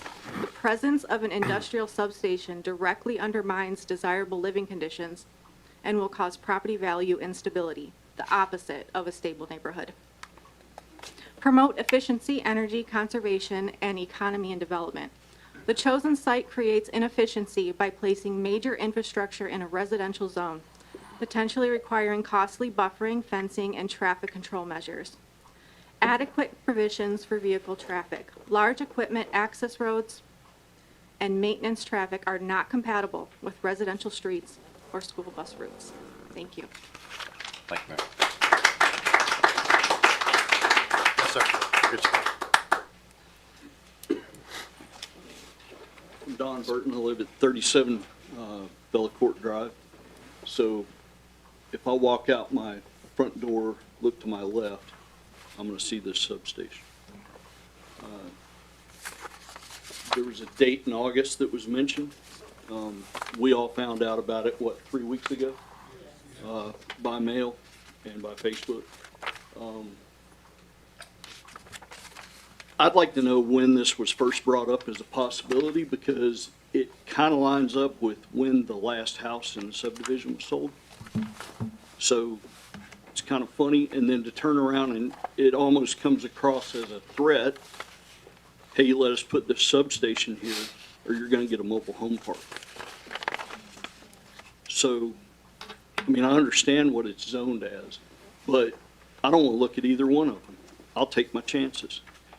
To say it's vacant is misleading. It's not vacant, he farms it. There's been no indication that he was gonna put a mobile home park in there. How long's it been able to be used as a mobile home park? There's no mobile home park there. So to kind of come across as a veiled threat that you're gonna get a mobile home park if we don't put this in here, comes across bad. The other thing I'm concerned about is, like she mentioned, the property values. So our taxes just went up. They're gonna put this in, and statistically, at least, it goes 20–30% on decreasing your property value. So we're gonna get those tax values put back at their original amount and then recoup that other 20–30%. Where's that gonna come from? My pocket when I decide to sell my house? I don't think that's right.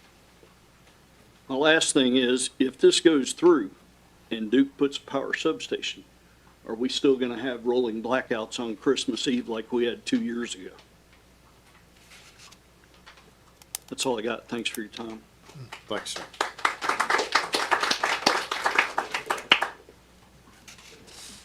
Yes, ma'am. Go ahead.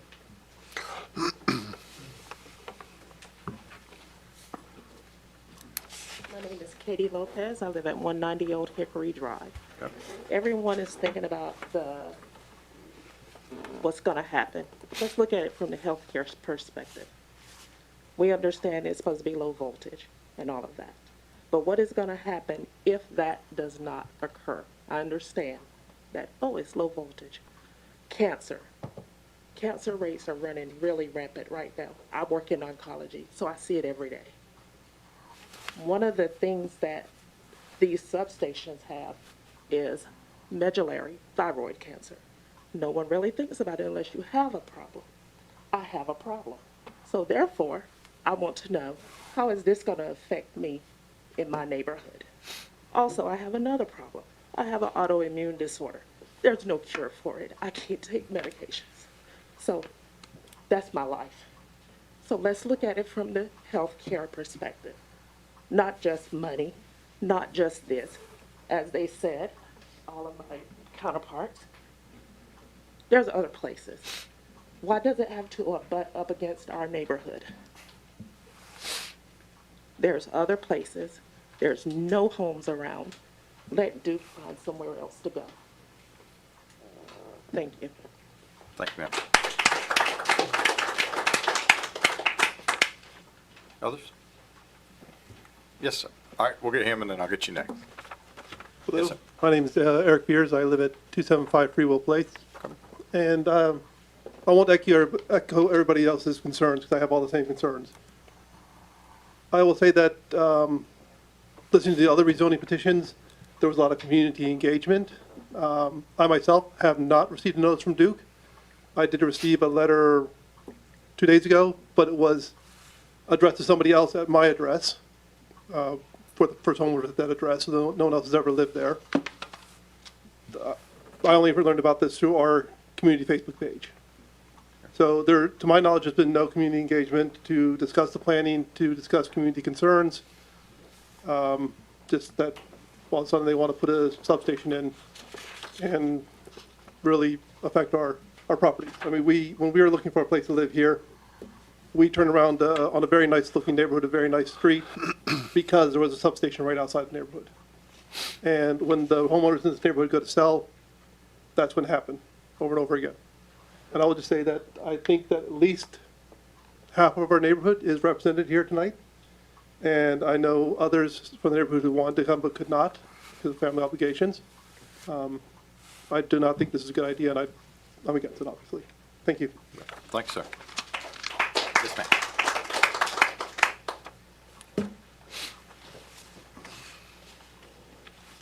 Hello, everyone. My name is Gina DeFalco, and I live at 63 Belly Court Drive in Raleigh, North Carolina, 27603. If you can please pull up that Angie Road viewpoint where they showed the landscaping.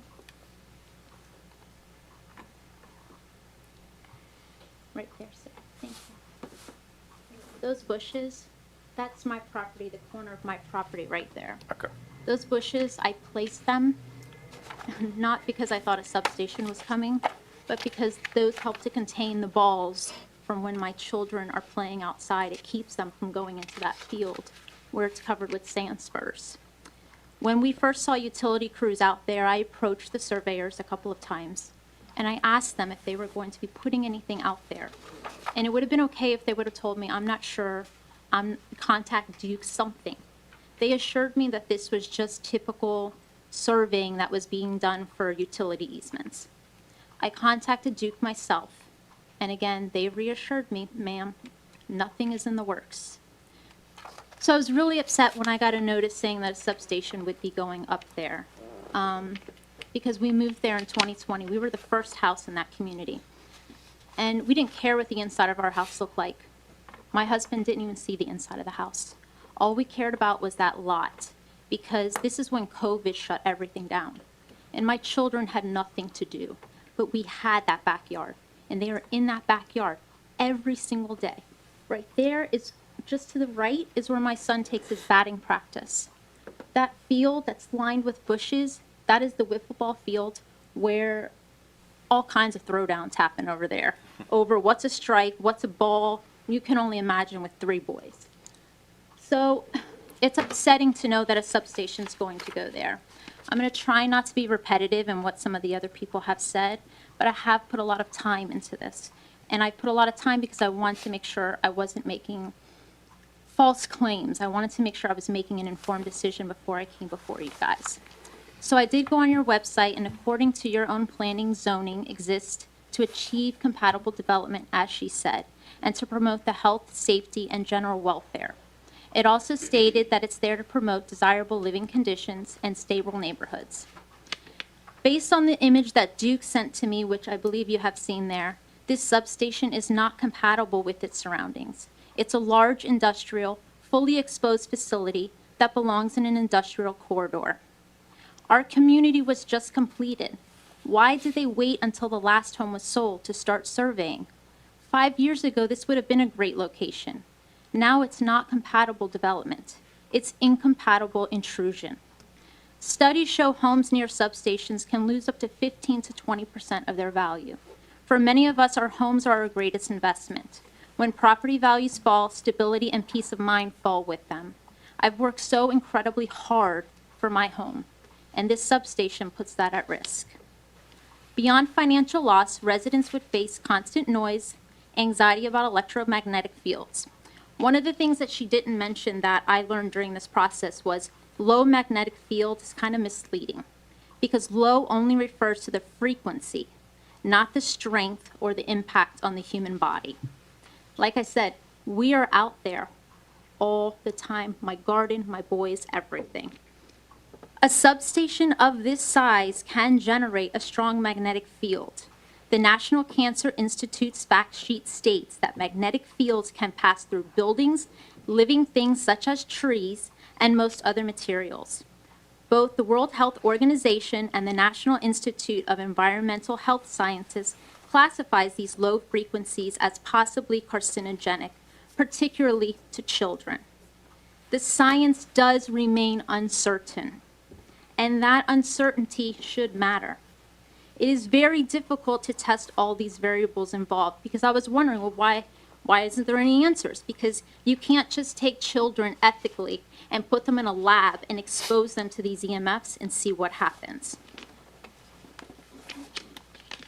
So when Duke here claims it is safe, they mean that it meets the current standards and not that it's proven safe for the families long-term.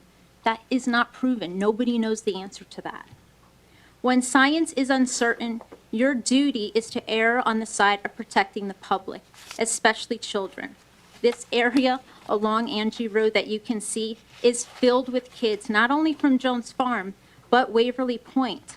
They're out there even if they're not supposed to be, but they're mudding, riding dirt bikes, electric scooters, whatever it is, they're out there. Their safety and their curiosity deserves just as much consideration as acreage and voltage. What happens when curiosity meets a substation fence? What happens when your kids play outside in their yards every single day for years on end? What happens when my children leave my home and this is where I plan to be, gardening countless hours, enjoying my years? Is this where you would want your own children and grandchildren to be playing?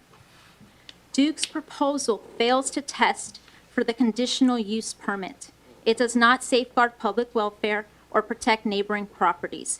It directly conflicts with Johnston County's mission to promote health, safety, and stable neighborhoods. Duke's Energy's own representative told me their site criteria. It was acreage, proximity to load center, available seller, and terrain. Every factor except the people who have to live beside it. I grew up here in Johnston County, in this exact area. I am well aware of the growth, and sometimes I wish they hadn't found this hidden gem. But this is my home, and I'm simply asking for responsible progress to place this substation at a more compatible site and not behind our homes. Thank you. Thank you. Anyone else? Yes, ma'am. Hi, I'm Pamela Downs, and my address is 167 Free Will Place. And I am here to support my neighbors and their arguments. I think they did a fantastic job. I'm just going to speak on a personal level. I bought my property for my family, my husband and 2 daughters, as an investment in a place for them to be in nature. We have this beautiful acre that has owls and deer and probably possums and other things. And we sit out there. My husband's made it really beautiful. And we sit out and sit in the nature. And that's going to be gone when we have the view of the station.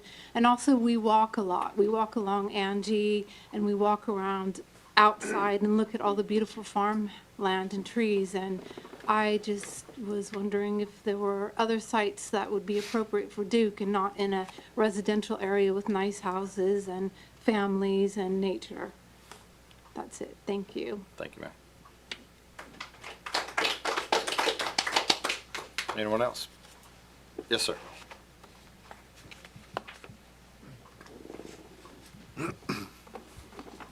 Ken Leonard. I live at 262 Old Hickory Drive, Raleigh. I used to work at a utility. I'm retired now. Me and my wife moved down here from New York.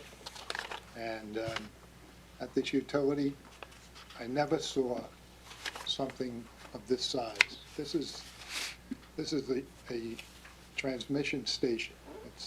It's a large transmission station. So some of my questions I have is for Duke, because it's very vague as far as what's been put out there. All right. Yeah, you can ask me and I'll try to get you answers. Like, what's the design megawatt output of the station? Does anyone know that?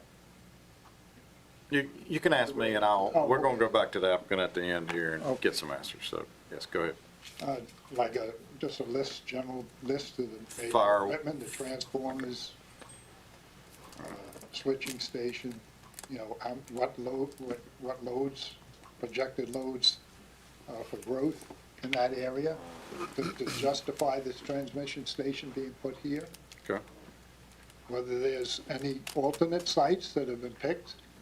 I think I can kind of repeat what's been said here, is you're putting this right next to families, young families. And I mean, this basically is being put right in the blast zone. these transformers can take off.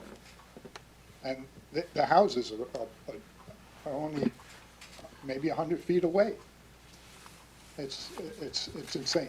I'll just say that, it's insane to put this close to a community. I mean, you look at other areas, you look at Moore County had the terrorist attack on it, gunfire. I mean, this is an area where, what kind of security measures are being taken there? Are there cameras? I know it's fencing. I mean, that's the basic minimum. Are there cameras that go into a control center of some sort to monitor it? I mean, these are some of the questions, you know, what kind of fire suppression system do we have there? I mean, hopefully, there's no hydrants along that, along that road. What are their plans? I mean, we've kind of been blindsided by this. Like they said, the last house was just built, just sold, and now this just, I saw the sign go up, I saw the survey crew. I didn't expect anything like this, nothing of this size and this close to the community. Mentioned, it's very doubtful the transformers have PCBs, but what percentage of PCBs? It's a contaminant, a carcinogen. Evacuation for people. How do we get notified of some kind of incident there? It's very disturbing. It's very disturbing to place this right next to it. As far as planning, when this, you got the run of the transmission line there. This should have been planned out years ago as far as having this if this was the case of putting this site there 10 years ago, whenever that line was, was put there, that's when they should have been looking for growth. A lot of utilities have like a 10-year planning, forecasting ahead. I don't know what they do here. I mean, this either looks like they just said, let's find a place quick to put this close to the transmission line, which makes sense. But it looks like this line goes further south to where there's a lot more open land still.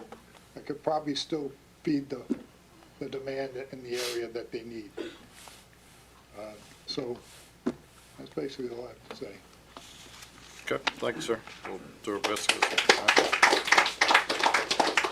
Anyone else? Yes, ma'am.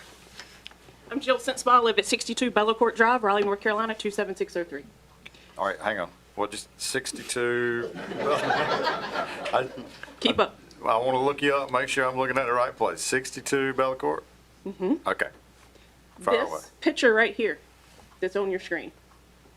This is the first time that some of us are seeing this tonight, because when Duke Power sent us the letter that we all got in the mail last Tuesday, the day after Columbus Day, this was not included. Okay. It was a very nice letter that basically said a substation behind your house, nothing else. This would have been very helpful. Somehow Duke didn't do that. Maybe they can't afford an extra piece of paper. I assume they can't, because, our power bill is about $20 a month. That's a joke. Another thing is, I've not heard them answer any questions tonight, which you did say that they would get to. Our management company of our neighborhood has been in contact with Duke Power.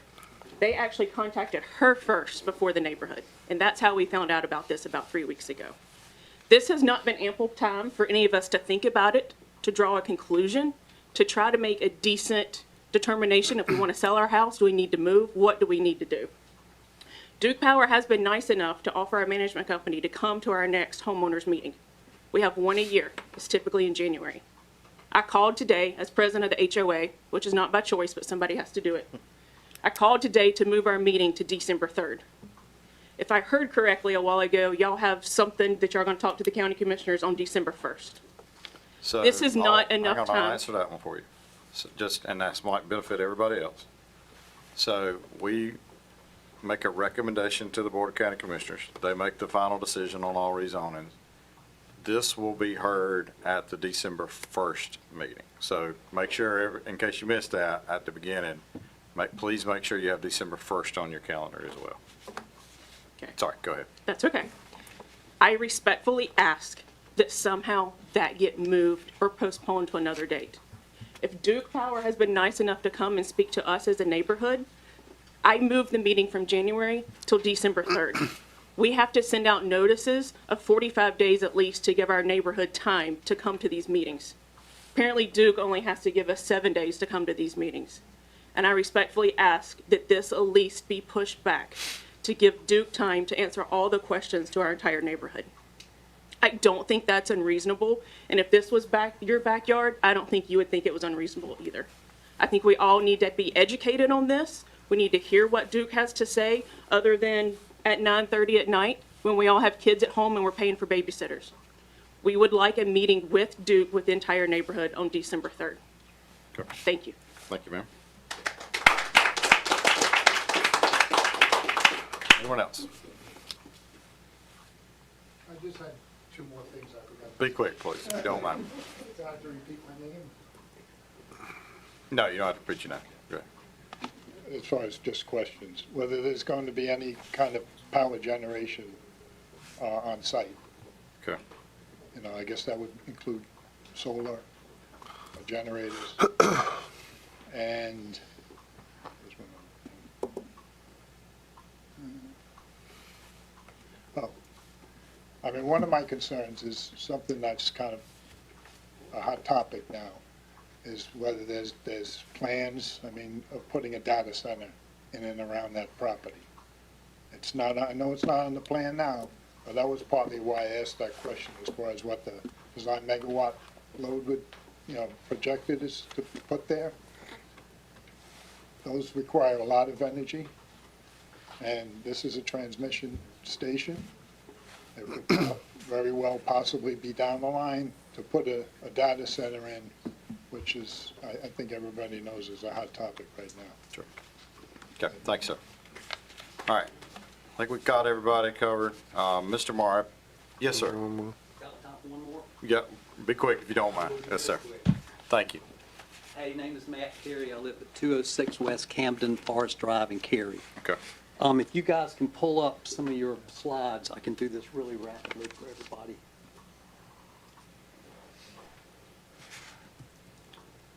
The one in the top left. I mean, okay, I said that badly. That. There's one that shows the site. I guess it's a GIS map.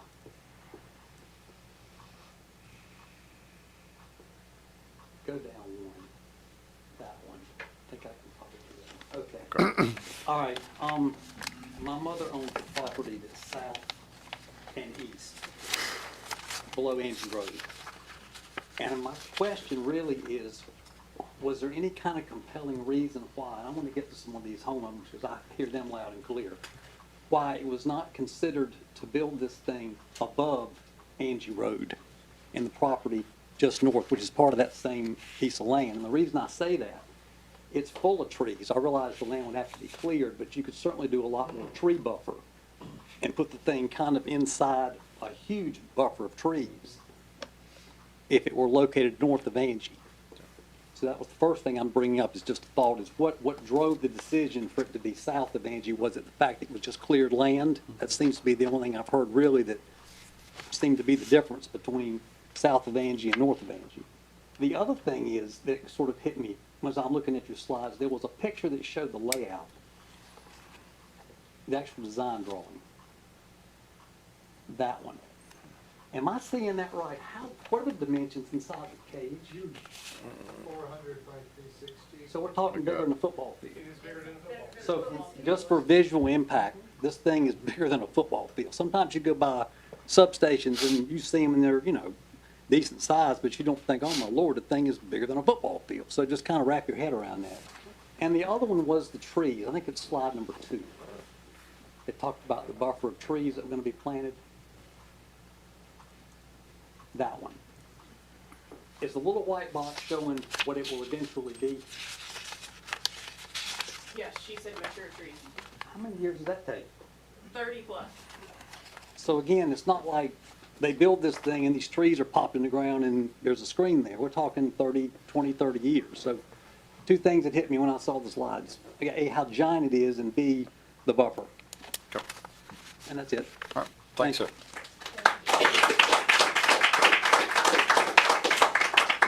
Before we take it back to the applicant for some questions, Mr. Moore, question for you. Can you remind me of what our requirements are for rezonings relative to property owner meetings? As far as notifications? Notification and the need to have a property owner meeting or community meeting. For the applicant, it's recommended that they do. It's not a requirement Okay. by us. All right. And the notification, at least as it relates to this meeting, remind me of those, when those notifications go out and the radius with which they go out. I can tell you the exact date that notifications went out on. Now, this is when they left our office. I'm not,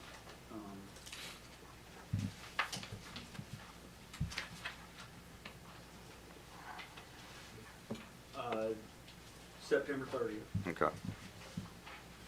And 25 notices, I believe. Okay. All right. Yes, anybody, and we also, just to encompass a few more, we didn't just do the southern portion, we just did through GIS any property that touched the entire parcel. Right, Including okay. north of Angie Road. Okay. And including the radius, what? That's correct. 500-foot radius. Okay. All right. Thanks. That's helpful. I think we got some questions for the applicant, if you don't mind.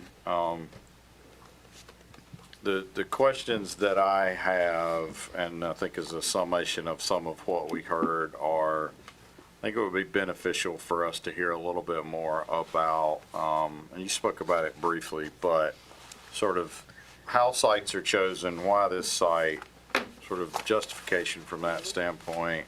I am interested more in hearing about sort of outreach to the neighbors in a neighborhood meeting. I'm interested in any data or testimony you've got relative to property values. And then we heard quite a few questions on, some of the specifics of the site, particularly the ones I'm interested in are some of the additional information on security measures, that sort of thing. So, Sure. thank you. All right, I'm going to do my best to start answering them, and I'm going to call some of the Duke folks up to provide a little bit more information. Thank you. I'll start kind of with property values. An impact study or anything isn't required as a part of this process for the county, but oftentimes when we do look at property values for substations, do compared sales analysis, we find that they're not really impacting residential property values, and that's before jurisdictions all over the state. We do these studies, and our appraisers typically find that there's no impact to neighboring residential values.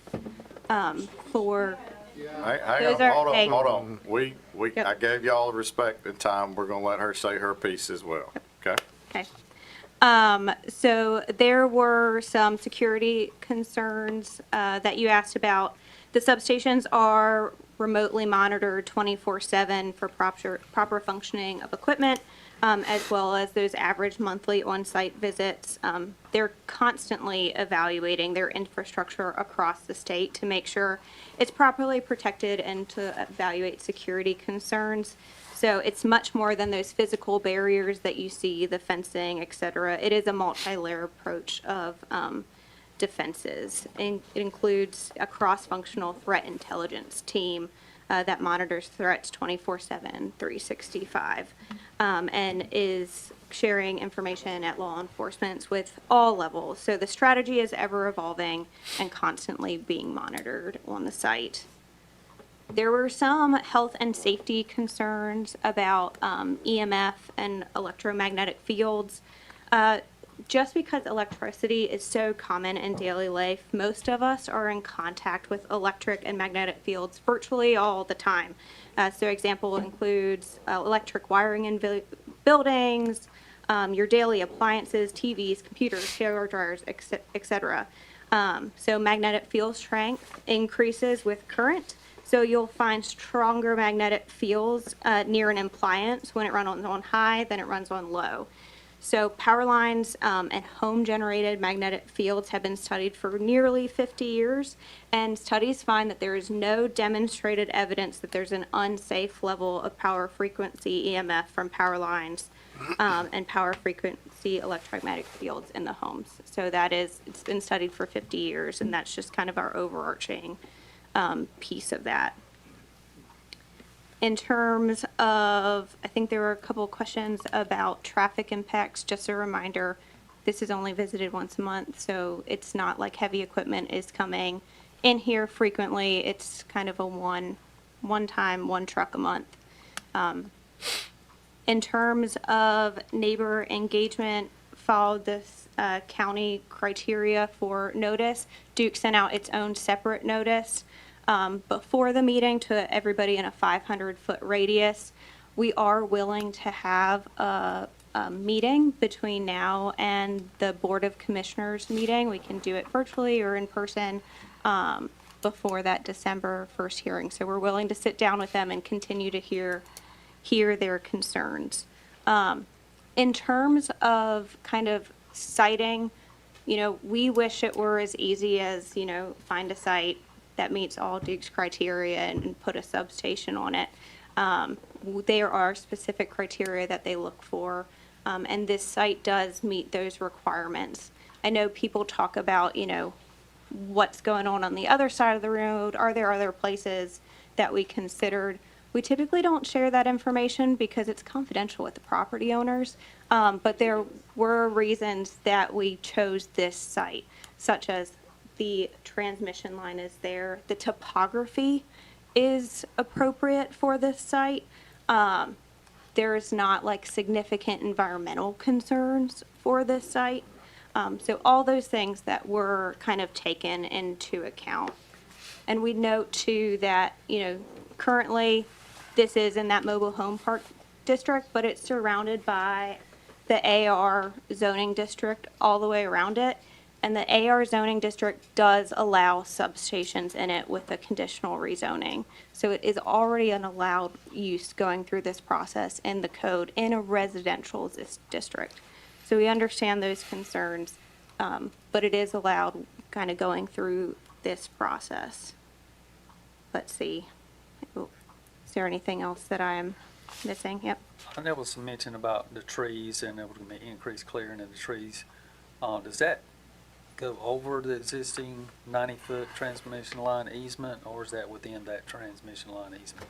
So Duke has the 90-foot transmission line easement, but for all transmission lines, there is a 62.5-foot danger tree zone on each side, but beyond that. And so I think that's what they were referencing is, we have to have the ability, not just within that transmission line, but to keep those kind of nearby adjacent area cleared of any kind of dangerous trees or things that would potentially impact the transmission line. So does that mean it's not clear cut, it's just cut of trees that could potentially impact the transmission line, or does it mean you go in and clear cut everything? I'll have, It's selective tree Selective tree cutting, okay. All right. Sorry, Jim, question.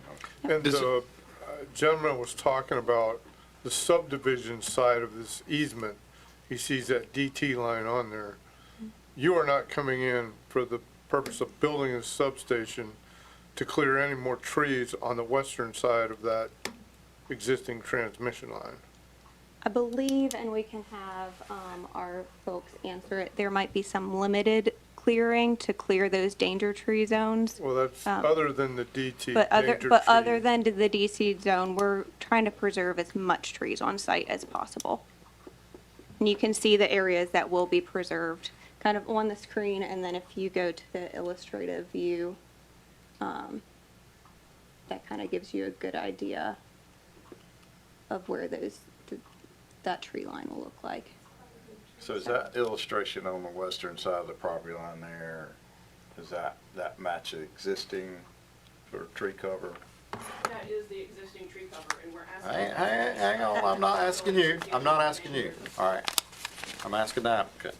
That's the existing tree cover? That is most of the existing tree cover. Again, might be a little bit of tree clearing, but in that top half corner, the northwest corner, we will be planting the 20-foot buffer required. It's outside of the danger tree zone. And so we're putting in the required buffer there. Has there been any thoughts to increasing the size of that buffer above the minimum? Along that area. It's something that we can discuss with the applicant. Another question?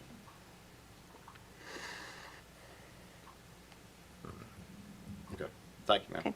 Thank you. We appreciate the county and we appreciate your time.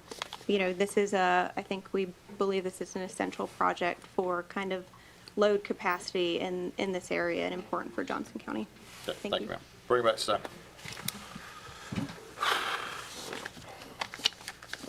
Staff recommendation was approval based on the consistency statement and staff report. Mr. Chairman, I'm of the opinion that if the folks here want a meeting with Duke and Duke's offering to give them a meeting, that we ought to let them do that before we submit any recommendations to the county commissioners.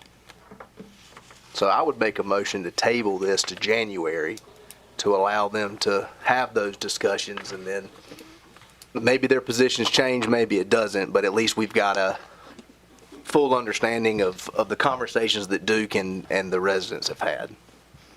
I'll second that.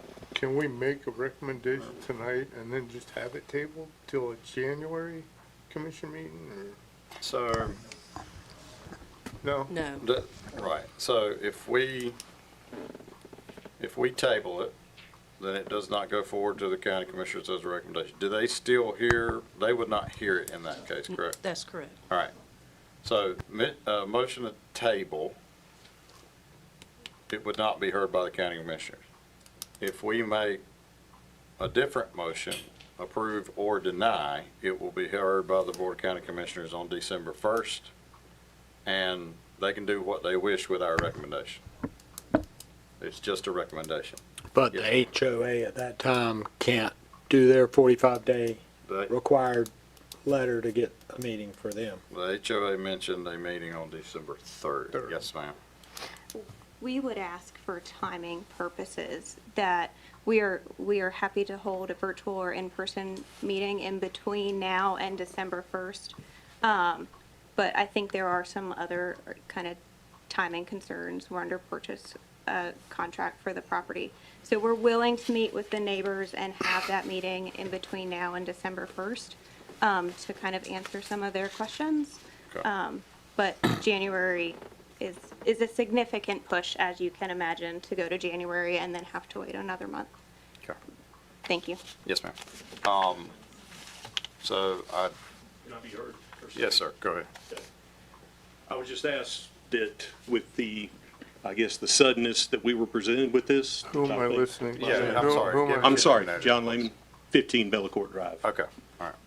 I would just ask that with the suddenness that this was put in our laps and that we had to react to it, I would just ask that I understand what they're saying as far as having a virtual meeting between now and the 1st, but I would ask for a little leniency when it comes to us being able to gather and have our HOA have our 45 days and be able to get our HOA together and have that meeting and schedule it and meet with Duke.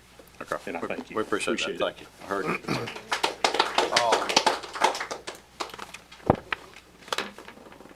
You heard Duke's request not to table it.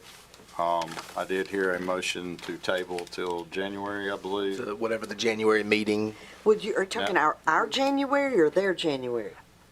I guess it would be our So that January. means, we're talking about, that's a long time. Yeah, that's Pushing a the pretty commissioners significant. meeting Out farther. Yeah, that would push the, That'd be taking them to I can- February, March. Sure, I can amend it to December. I think we still, to the December meeting. December planning board meeting. Correct, the December planning board meeting. okay, hang tight on that. Bryson, yeah. So whatever date is proposed in the motion has to be specific, number one. And that has to be, typically, this board, we have regular scheduled meetings, third Tuesday every month. Your next meeting would be third Tuesday of November, third Tuesday of December, so it would have to land on those dates unless this board agreed to a special call meeting. and that could be special called only to take up this matter and any other matters you chose to add to that agenda. Right now, I think you do have a standing motion, and I think you have a proper second.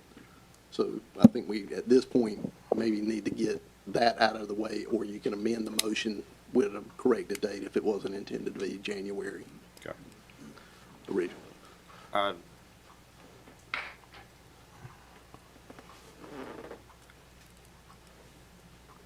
getting the sense that the applicant would prefer an up or down vote. And again, that can go one of two ways. But we do have a motion. If you would like to amend that motion, I'll let you do that. We do need to amend it to a date certain. So I'd amend it to the December 16th, table to the December 16th meeting. Okay. I'll second that. Okay, I have a motion and a second to table this until December 6th, to our planning board meeting on December 16th. All those in favor say aye. Aye. Aye. Opposed? Aye. All right, we're gonna do a show of hands. In favor?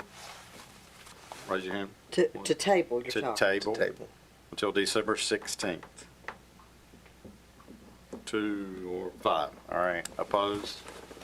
All right, 3. So the motion carries. It's tabled until December 16th. Who made the second on that? Tim.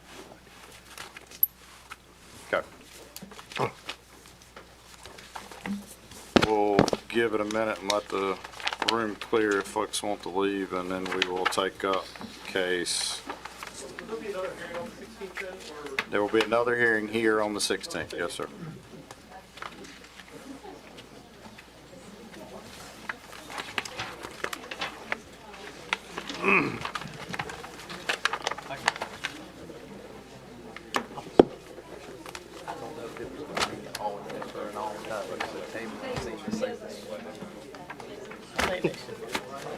That's my fault. I mean.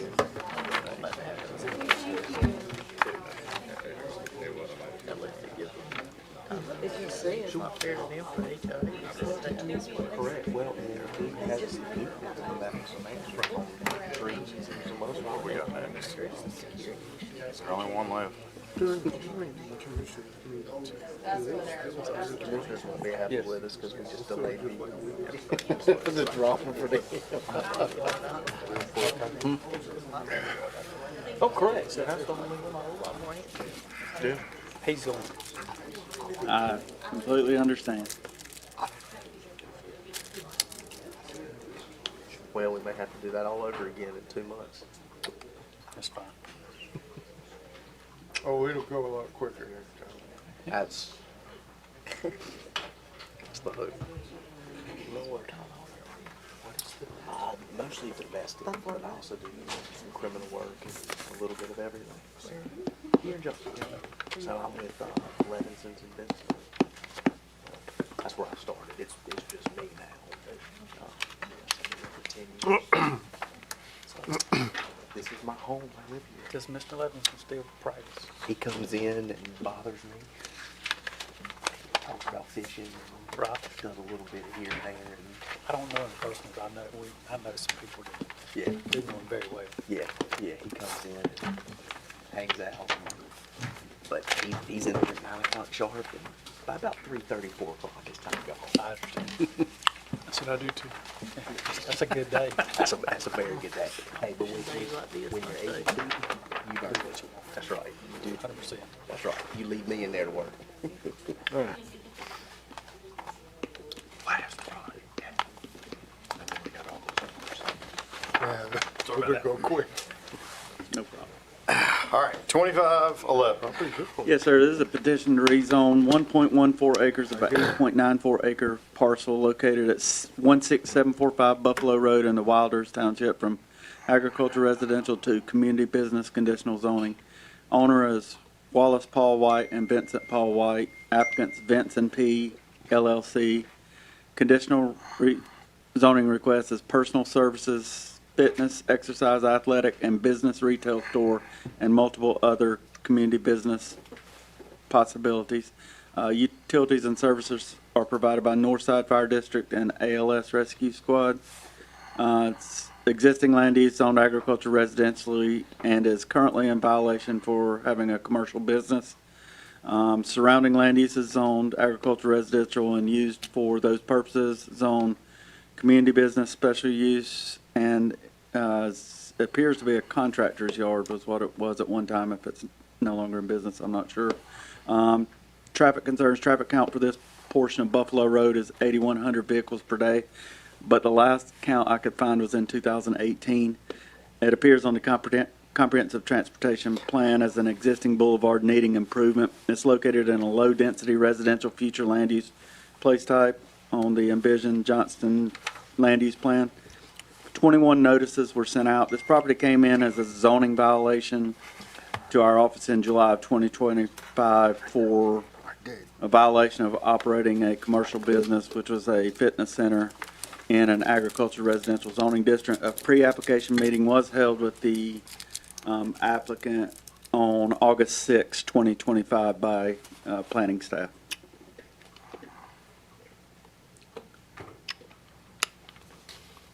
Any questions of staff? Thanks, sir. Who'd like to be heard on behalf of case 25-11? Good evening, and evening it is. Thank you for your patience. No problem. Thank you for still being here. My name is John Oglesby. I'm with CSD Engineering. My home address is 535 Barrett Lane, Archer Lodge, North Carolina, here in the county.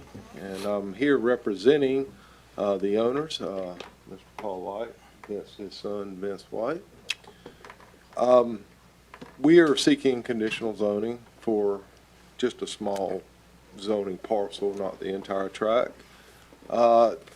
Research that I have done through my time on planning board in Archer Lodge, as well as a consultant, and through the UNC School of Government, I found out that most of the conditions set in conditional zoning are restricting uses from a broad use table for a particular zoning district.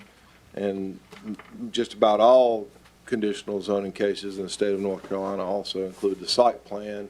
That's the condition, okay, it's going to look like this. And we're committed to making it look like this. So, we've done both. We conducted a neighborhood meeting, although they're not required, and we had several of the neighbors, many of the neighbors show up, several are here tonight, and they expressed their concerns about particular objectionable uses that would be allowed. And so, based on that, we excluded about half of what would be allowed in a community business that were deemed objectionable, not only by the neighbors, but by the applicant as well. And since then, we have heard from staff, had feedback, and thank you so much to staff for helping us get through this process, unfortunate process. And we are willing to strike several more of those community business allowable uses from this that may deem more objectionable. So, we've examined that again, and we're willing to eliminate uses just to kind of move forward. And some of the uses that you see in the application, we're willing, for example, to take out auto repair, barber. But it's probably easier to say what we were proposed to allow as conditions is the personal service, the health and athletic. Okay. And but anyway, I'd also like to add that this building is existing, and it served as for the last 30 years as an automotive repair business. So what that adds, I do not know. Do y'all have any questions? Yeah, why don't you go through the I'm looking at condition number 1, proposed uses. Yes, sir. Why don't you go through that and tell me out of that list what you want to keep? I've got personal service, fitness, health, athletic, limited to 12,500 square feet. The building's only about 8,000 square feet. Okay, What else you want to keep? business office only. Dance studio gymnastics, which kind of runs along. All right, dance studio, gymnastics. Farmers market, but not a flea market. All right, gotcha. Feed and seed sales. Okay. The home occupation accessory to dwelling, I mean, that's kind of, Yeah, it's, all right. medical clinic, day spa, medical spa, and agribusiness retail. Everything else. Clinic, day spa, and agribusiness retail. Okay, so I've got personal services, business office only, Yes, dance studio, gymnastics, yes, farmer's market, yes, feed and seed sales, yes, home occupation accessory to dwelling, yes, medical clinic, yes, day spa, yes, agribusiness retail. yes. Okay.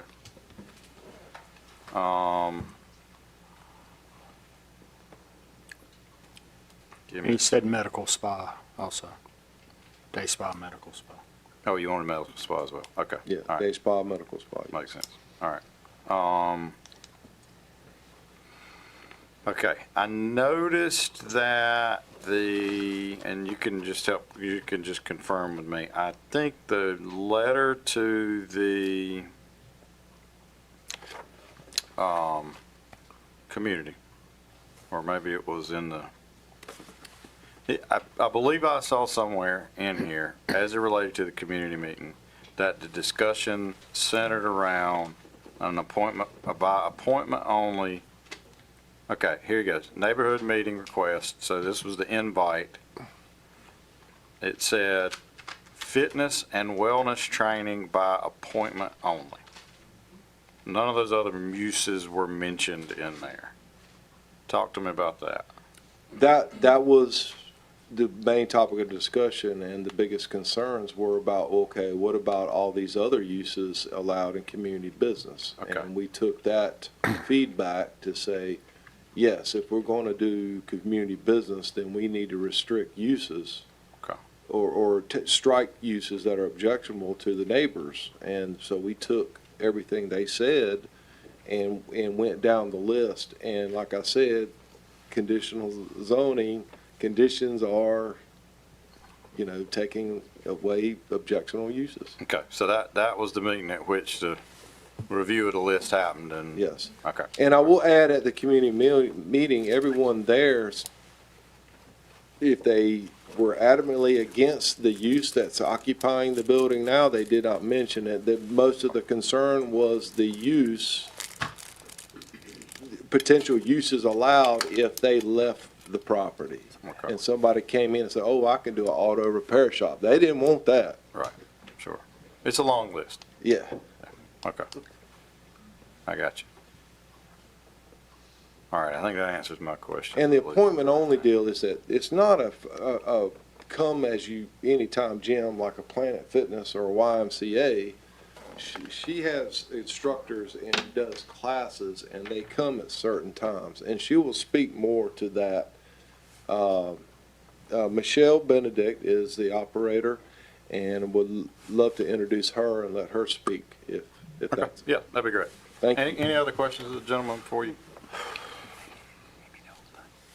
All right, I think we're good. Be good to hear from her. Thank you.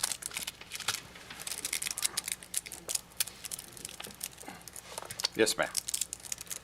I'm Michelle Benedict, and I live at the property 16745 Buffalo Road here in Johnston County. Can I pass Sure, yeah, pictures? go ahead and give them him. We'll pass them down.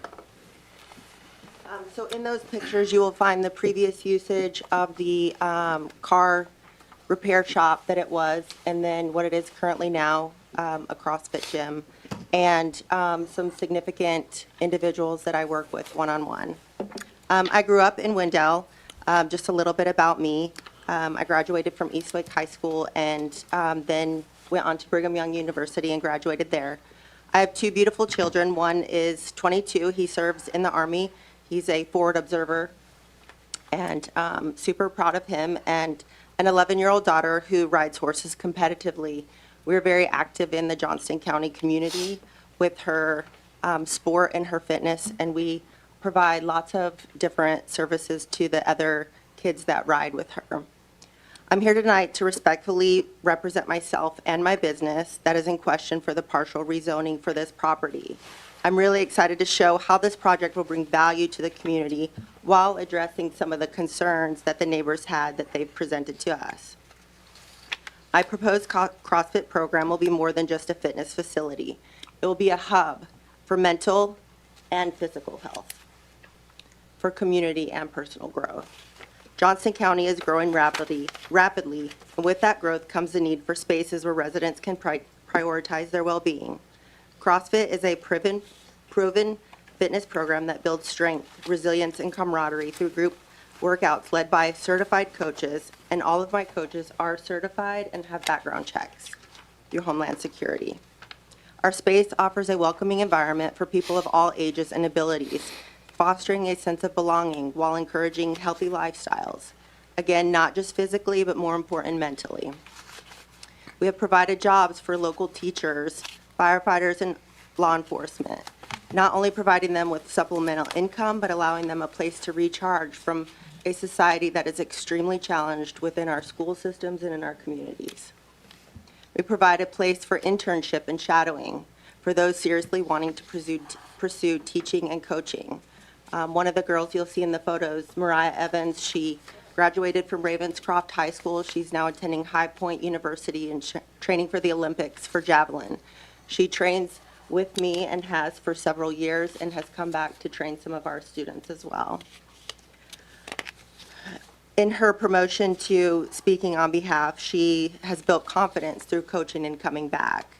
We give back to our community with sponsorships.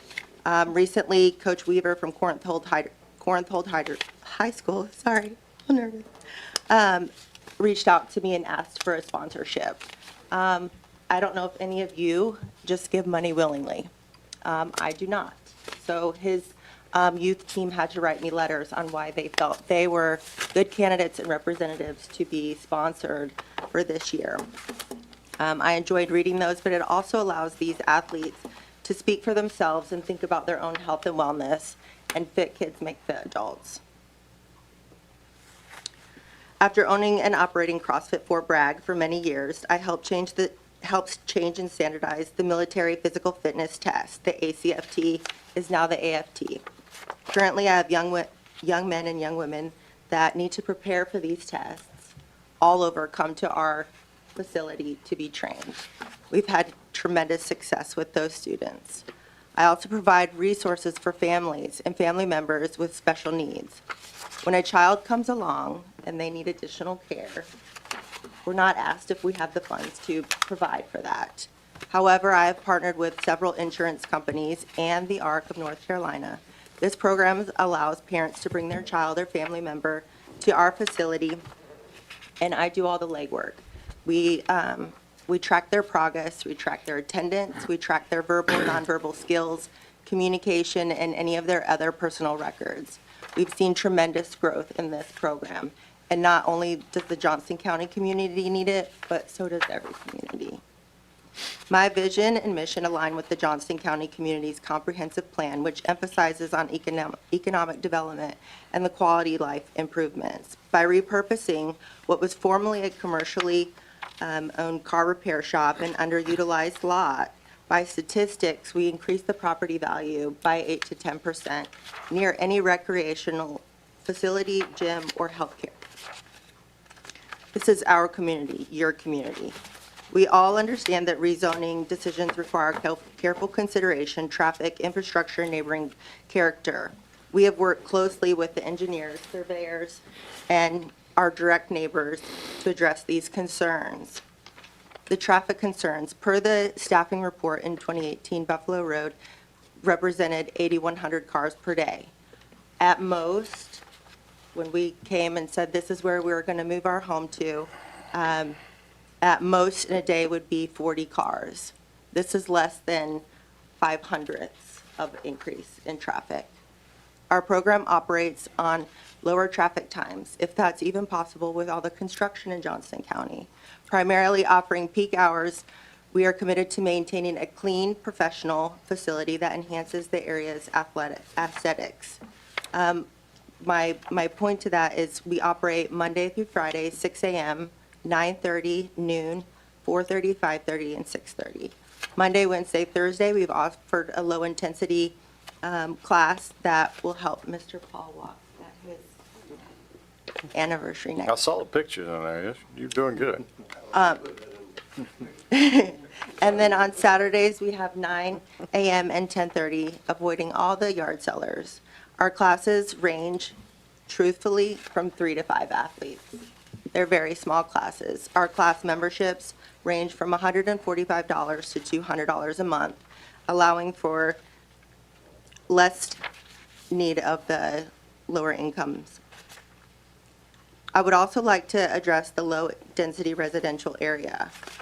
While the envisioned Johnston County Comprehensive Land Use Plan currently designates this area as low-density residential, this classification no longer fully reflects the reality of the on-ground development patterns. Over the past several years, Buffalo Road corridor and surrounding areas have experienced significant growth and transition, with new residential subdivisions, small businesses, and mixed-use developments emerging every day. The road improves. This portion of Johnston County is no longer exclusively rural or agriculture in character. Instead, it represents a transitional zone where residential growth is naturally driving demand for nearby community-oriented services such as fitness, wellness, and small-scale retail. The proposed rezoning recognizes and responds to this shift by offering a low-impact community-serving use that supports the health and wellness needs of local residents without altering the area's overall residential feel. The property's existing structure can be repurposed without any major repairs, site disturbances, or infrastructure expansions, aligning with the small growth principles and minimizing new impervious services. In doing so, the project complements rather than competes with the surrounding land uses and helps provide a convenient amenity for residents of new and existing neighbors along Buffalo Road. In short, I've asked the neighborhood behind us, or we've asked the neighborhood behind us, the builder, developer, what they thought of having a CrossFit gym right in their back door, and they thought that it was very beneficial. I've included that letter in the folder. So with that, I respectfully ask for your support in approving the rezoning request to bring this vision to life. Thank you for your time. Any questions? What was recently built behind you? The Google Maps changed. Was there additional home built on that property that's adjacent to you, or? So the square that's cut out is actually my neighbors. They're not here tonight, but they live on 1 acre. I believe that that was a personal friend of the previous owner, Yeah. and they helped care for But the you land. all use the same driveway? Yes, it's our driveway. Yeah. We let them use the driveway. Yes, sir. About how many people do you have attend any one class? In one class? On average, 3 to 5. I will tell you that Vince checks my numbers, and we had a record day of 32 last week of our entire day, and we have 8 classes a day. Okay. Talk to me about the farmer's market, feed and seed sales, agribusiness, retail portion of the requested uses. Yes, sir. In my previous gym, I partnered with local farmers, and we had a CSA where members could come and shop from there. In the beginning, when we were purchasing this property, our realtor has a farm store, and through agritourism and the gym and having a farm store, we wanted this to be a happy marriage.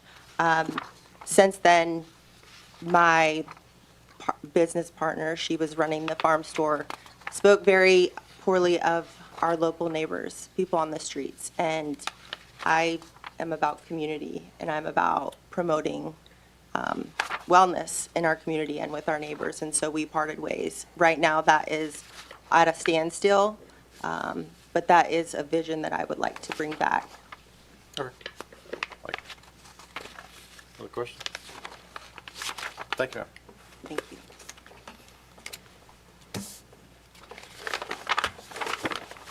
Anyone else like to be heard in support of 2511? All right. Yeah. Yeah, go ahead. Notice on the map here, our plan, we're widening the drive to minimum fire code to 20 feet to allow for fire and EMS. And we proposed the landscaping, however, we will definitely work hard to come to compliance with what's required by the county, as they have stipulated in the conditions. Okay. Have you reviewed all of the conditions in the staff report, and are you in agreement with those? I have reviewed all the conditions, and the owner has reviewed all the conditions. And yes, we are good. Okay, right, thanks. All right. Obviously, that would be contingent on the stricken uses from earlier conversation. All right. Anyone else like to be heard as it relates to this case? Yes, sir. Herbert Case, 16750 Buffalo Road, Wendell. My northwest corner faces their southeast corner. I found out about this CrossFit by Facebook, and they advertised newest CrossFit in Wake County. And the address was on Buffalo Road, spelled with an E, Buffalo Road. This Buffalo doesn't have an E. And I didn't believe it until I saw the pictures. I said, well, that's across the road from me. And then I saw the signs go up. Multiple signs are still up, which are also in violation of the county sign ordinance. This does not meet the county's comprehensive plan, by no means. CrossFit, I didn't know a whole lot about it. My son told me his group, he meets in Clayton in a business zone, usually 5 to 15. I came home one evening about a week or so ago, and there's probably 20 to 30 cars out there. I don't know what they were having, but it was not a small station, whatever it was.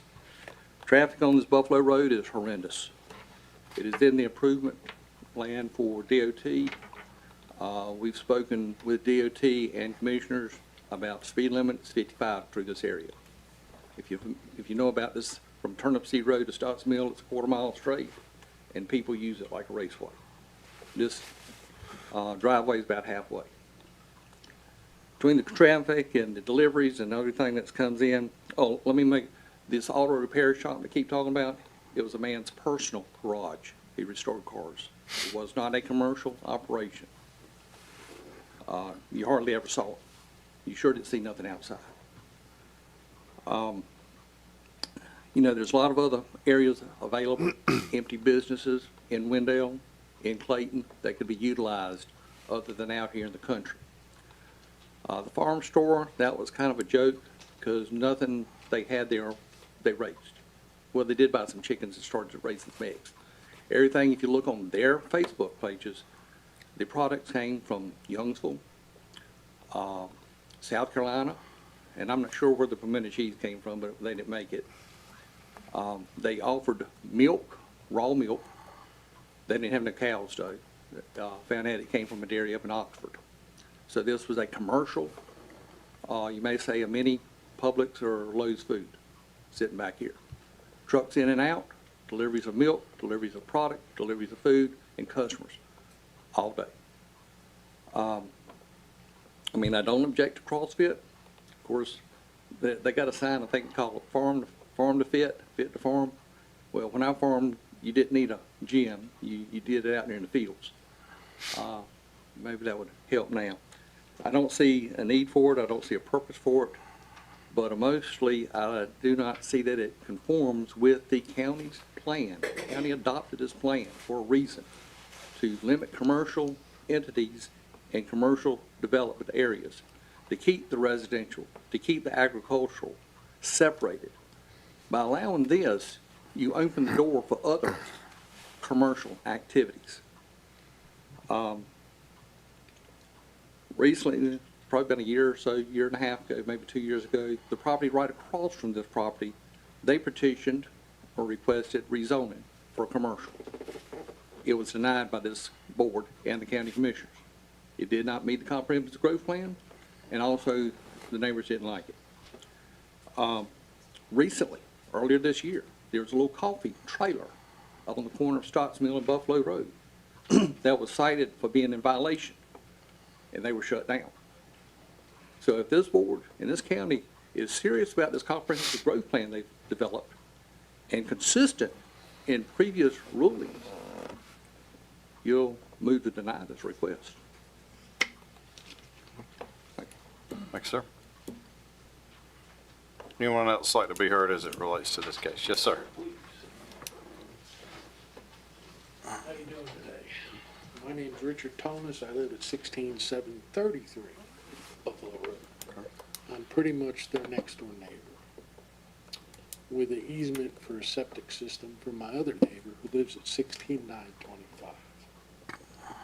I've been in front of the board once before, about 10 years ago, when a commercial roofer wanted to rezone the lot that is now 16925, half commercial, half residential. And he wanted to put a commercial roofing business with tar, and you all defeated it on my account only, because I don't want to smell the tar. Well, basically same problem. I hear music, I'm out walking my dog 5 o'clock in the morning, and I hear music from the den. I've had her dog in my property 3 times now, and I don't want to get sued. My dog's not vicious at all. She'll lick you to death. But I don't know about her dog, and I don't know what happens if they ever get together. And then I get sued because my dog beat her dog up or whatever, vice versa. I don't need that. And I want to just reiterate on, I knew Rick Eilers, which was the previous owner of the property. I've been there since 2006. I've been there 19 years. And I knew Rick, and he used to restore his own hot rods. That was never a commercial business. It was his garage that he worked in. You never heard, seen nothing. Every once in a while, he'd take his hot rod out, and you'd hear it run. But that was just ride. I'm only worried about the fact that you let commercial in now, what happens down the road if you keep it? My whole theory the last time was we had 3 lots around me, and that 4th lot was trying to be, and I didn't want that, and now we have all the lots around me. If you look at the letter that was sent out, all bit of that, except for that red, is housing. There is no commercial business there. So that's pretty much my piece. I appreciate your time. Thank you. Thank you, sir. Anyone else? Yes, sir.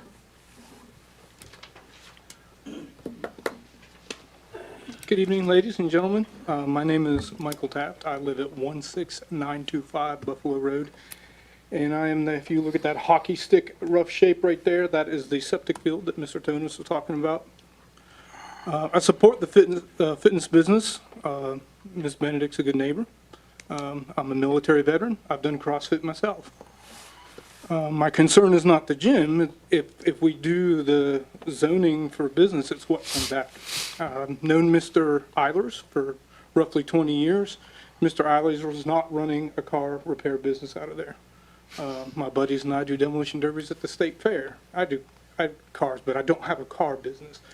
Mr. Eilers passed away a couple years ago, so the property was sold. He restored cars. He had hot rods, like Mr. Tonis said. But you would never know that he was really back there, except for very rare times when you see him out. You wouldn't know he was there.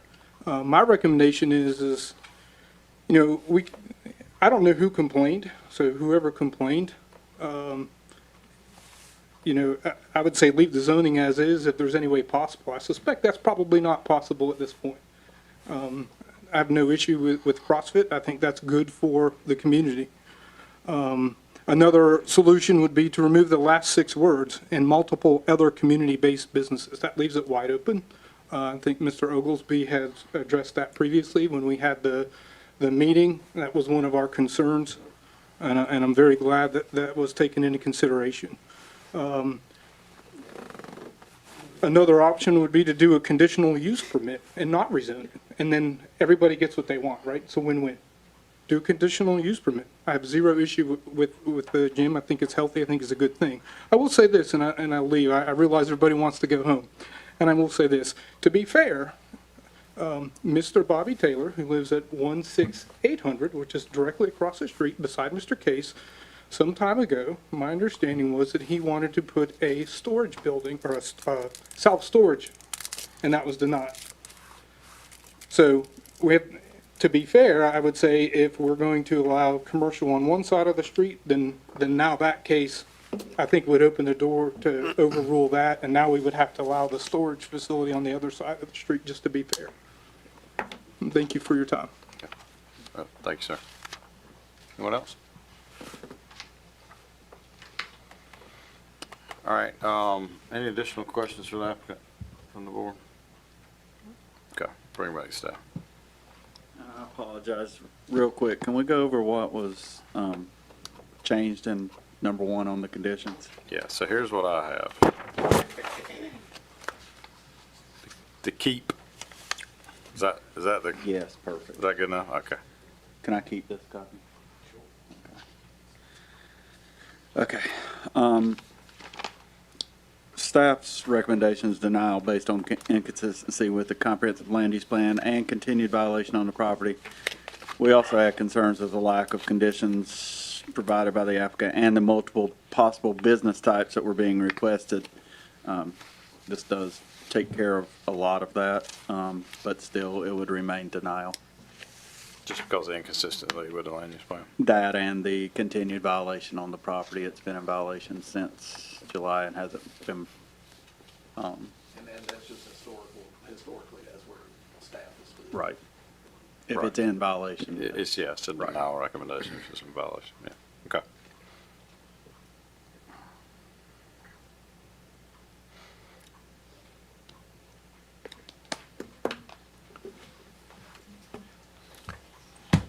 I would just say that we've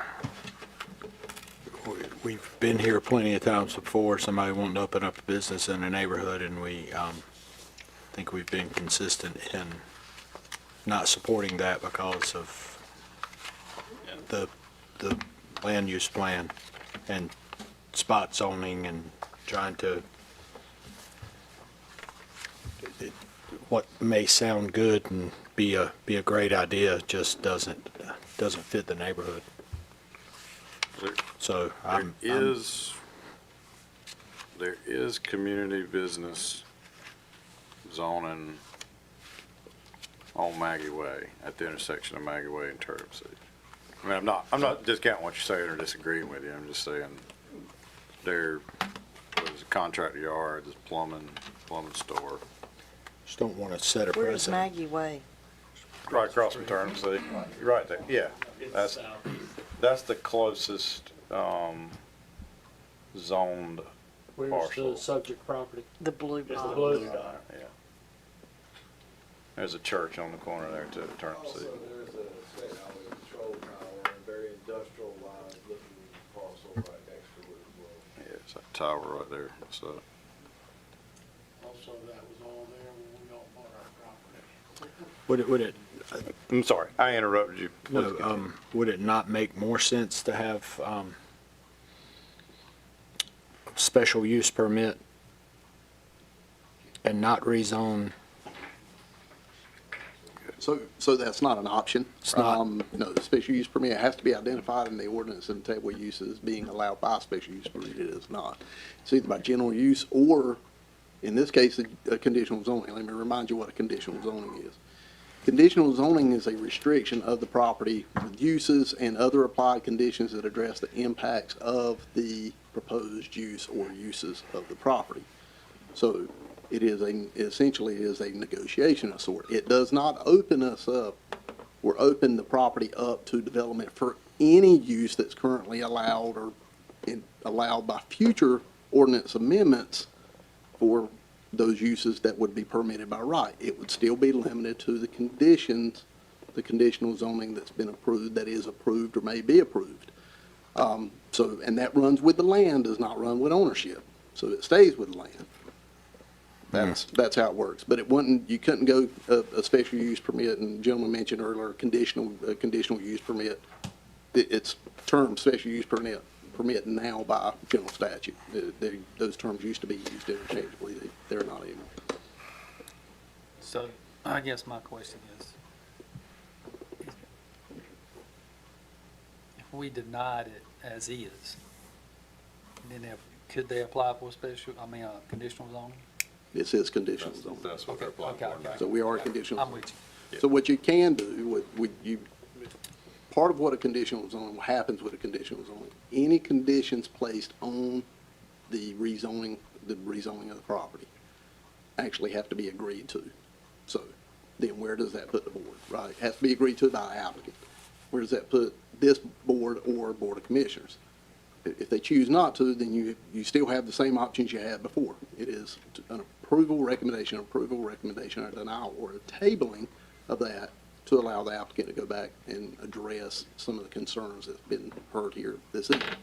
You could certainly do any of those three. We've seen that occur already tonight as far as tabling. Could be a negotiation as well. That negotiation can happen here. It can happen before the Board of Commissioners, and even at both stages of the review process.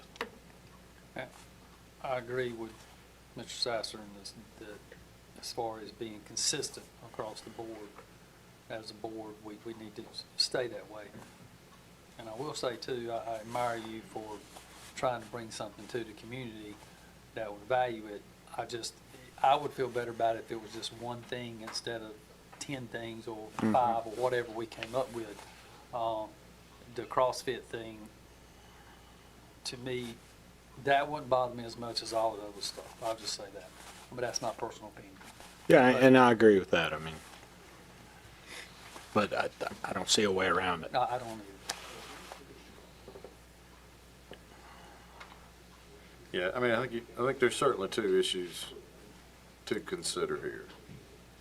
There's the uses and the conditions relative to this. And then there is, well, there might be 3. Then there is consistency with the comprehensive land use plan. And the third is, zoning for a non-agricultural residential use. And does this bring future zonings along With it. Yeah. Well, we just looked at the map and said this one's close and this one's close, so. Yeah, I mean, That's what it does. Yeah.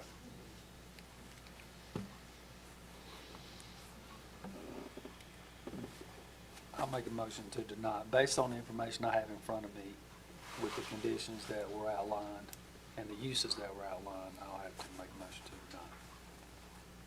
Second. Motion to deny by Mr. Little, second by Mr. Sasser. Those in favor say aye. Aye. Opposed? All right, that'll go forward to the Board of County Commissioners as a recommendation for denial. Anything else for us this evening, Mr. Morrow? Written decisions are. Oh, yeah, written decisions. All right, I have got. Should be 5, I believe. Oh, David Lee, There are. Jordan Ridge. All right, we'll start with, back a tract.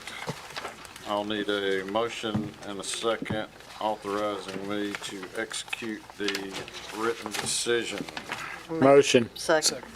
Motion by Mr. Saxler, second by Ms. Howard. All those in favor say aye. Aye. All right, contract. Which one, Cobb? Contract Phase 3. Make a motion. Second. Motion by Mr. Little, second by Mr. Sasser. Those in favor say aye. Aye. David Lee tract. Motion. Second. Motion by Ms. Howard, second by Mr. Sasser. Those in favor say aye. Aye. Jordan Ridge Phase 2. Make a motion. Second. Motion by Mr. Little, second by Mr. Sasser. All those in favor say aye. Aye. Wilshire Farms. Motion. Second. Motion by Mr. Sasser, second by Mr. Lovering. I think that's the first time I said that tonight. All those in favor say aye. I just woke up. All right, anything else for us, Mr. Morrow? No, sir. We are adjourned, thank you. The last thing.